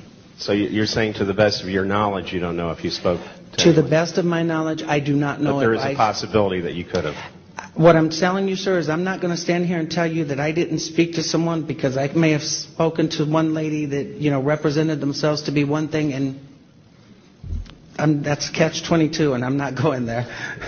I'll wind this up now with just a few more questions. So if anybody who has not asked a question wants to ask one first, I want to give them an opportunity. Montgomery. And then I'll get you this. Wait, have they got some ringers back there, maybe? Black. Can you tell us why you think that Obama and Wright are somewhat involved in the murder of the choir master? My entire opinion of that matter is based on phone conversations with the gentleman identified to me as Mr. Young. This person made it very clear that they were personally and intimately involved with Barack Obama. The first contact that was ever made between me and that person initiated to my cell phone number, which was only left with the Obama campaign. And this person specifically made the statements that he was discussing Obama was discussing with him and his pastor on how to best deal with that situation, and then he ends up dead on December 23rd. That's how I'm saying it. And if I didn't answer it clear enough, let me know and I'll go back. Just one last question. Well, I'm sort of wondering if there's any truth to the rumors that you're at all associated or have been contacted by the Bilderberg group, but that's not my question. That's not my question. My question is, because I think we're all dying to know, especially Mr. Colbert. Are you ready? So, was he well hung? Actually, I've referred to that. You know what? I'm going to answer the question the same way I always have. Barack Obama is a wannabe black man with a white voice, and that's where I'll leave it. Yes, ma'am. What a jackass. How was Donald Young murdered? Donald Young was actually shot execution style to the best of my knowledge. However, it's my understanding from discussions with the Chicago... Well, you heard it. His big gripe with Obama was that, like, in the past, you used to be able to ask a black candidate any question you wanted, and you'd never be called racist. But now, if you ask Obama a tough question, you get called. I mean, like, he's definitely Chicago Police Department. And like, if he's like his backers are, you know. Like, at this point, like, Hillary Clinton is in the race too, right? And like, these people that Obama, it's not even the general election yet. These people who are trying to end the Obama campaign before it starts, you got to guess that there's some element of racism in there, right? It's not. As well as from media accounts, is that there was no forced entry. The door was closed. And I've always said that I believe Donald Young's murder was actually made to look like a copycat from a murder that was approximately 1 month earlier. Yes, I also read that there were 3 murders, gay murders. All 3 were gay murders. Okay. Connected to Barack Obama's church. I know of a second individual that was. Was that Newsmax? What was murdered? Who was in fact indeed a member of the choir. As far as the details to that one, I can't really go into it. I mean, this does seem a lot like the weird stuff that they hit Hillary Clinton, the whole Clinton body count. This does kind of read like the Clinton body count. Because I'm not that familiar with it. I do know that I think the name is Larry Bland, was murdered in November or late October, early November or something. And like I said, I believe that was the murder that was used as a copycat to kill Donald Young. There was also Nate Spencer that was shot execution style, and then just recently there was an article that came out that Nate died of an illness. But then I saw on his best friend's blog that it was an executed murder. Okay, and that's why what I have done on my blog, and I understand where you're coming from with this because I've been inundated. Wait, so that was Colbert's reporter? With these questions, and people have made allegations, and I've tried to keep it simple. Was the Daily Show reporter? I cannot speak on Nate Spencer. I cannot speak on Larry Bland. I have asked everyone to actually get this. Kind of seems like somebody that like Jon Stewart or the Daily Show or Colbert would actually, when they do those interviews that are just like, I don't know, lolcow interviews, it kind of their facts correct before they post information regarding these individuals' deaths. I spoke on Donald Young's death because I'm familiar with exactly what happened, and I believe I know who had it happen. But I can't say it because then the blog Fire Dog Lake might disprove it. So, in terms of sexual orientation, how do you identify gay, straight, bisexual? Who, me? I've been gay all No, your attorney. What? Yeah. Of my life. Unfortunately, for some people who don't understand the lifestyle, I mean, I'm not one of those people who argue the point, you're born that way or you change that way. I've always been gay. I think we're at the questions at this point in time. And Mr. We are Sinclair is definitely at the end of questions. So yeah, in case you were curious what Tucker's going to talk about tonight, it's this guy. He's interviewing this guy. He's treating this like, I mean, there it is, right? This was the press conference that just absolutely blew up in his face, and I'm guessing in the face of his backers. Like, they tried to go after Obama with this. Obama's been president for 8 years. There's no changing that, but they're still trying to, I don't know. I don't know what they think they're doing at this point, right? Because, you know, this is low-hanging fruit, I guess is what I'm saying. And this shows you the depths to which Tucker Carlson has fallen, where Tucker is at now. Look, we might not get justice on a lot of these hogs, right? There's a lot of these hogs, you know, that just, they lie and they lie and they lie, and they never seem to have any consequences. And there's never any like, you know, any day of reckoning for them, right? But we, at least we can say Steven Crowder and Tucker Carlson kind of ate shit this year. And I mean, that's worth something. Speaking of worth something, I don't know if this is worth anything to anybody, right? But I had this on the docket to cover today. It looks like we're not going to get to that sub goal, though. So we might have to address this at some point. I don't know when exactly.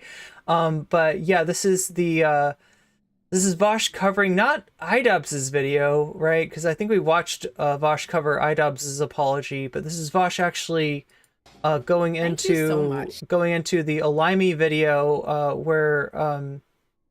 where she interviews iDubbbz and also talks to somebody that iDubbbz did not feel necessary to apologize to, but probably should have.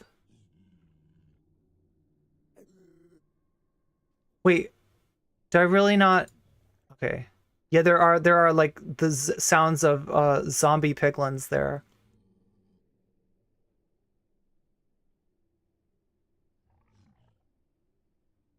Oh my god.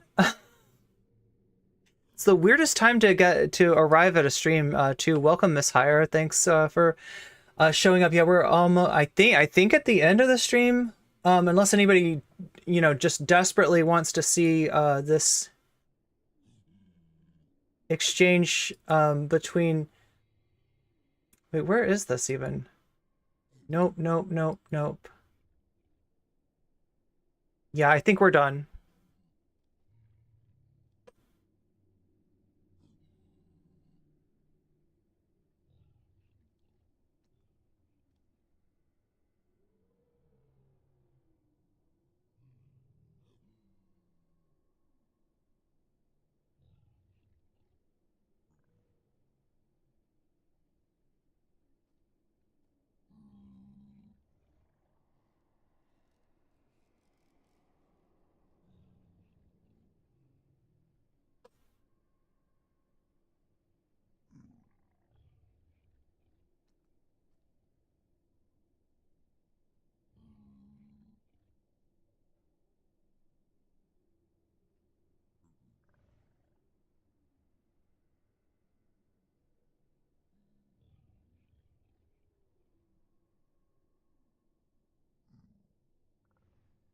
Oh my god, I'm having so much trouble. There's two streamers.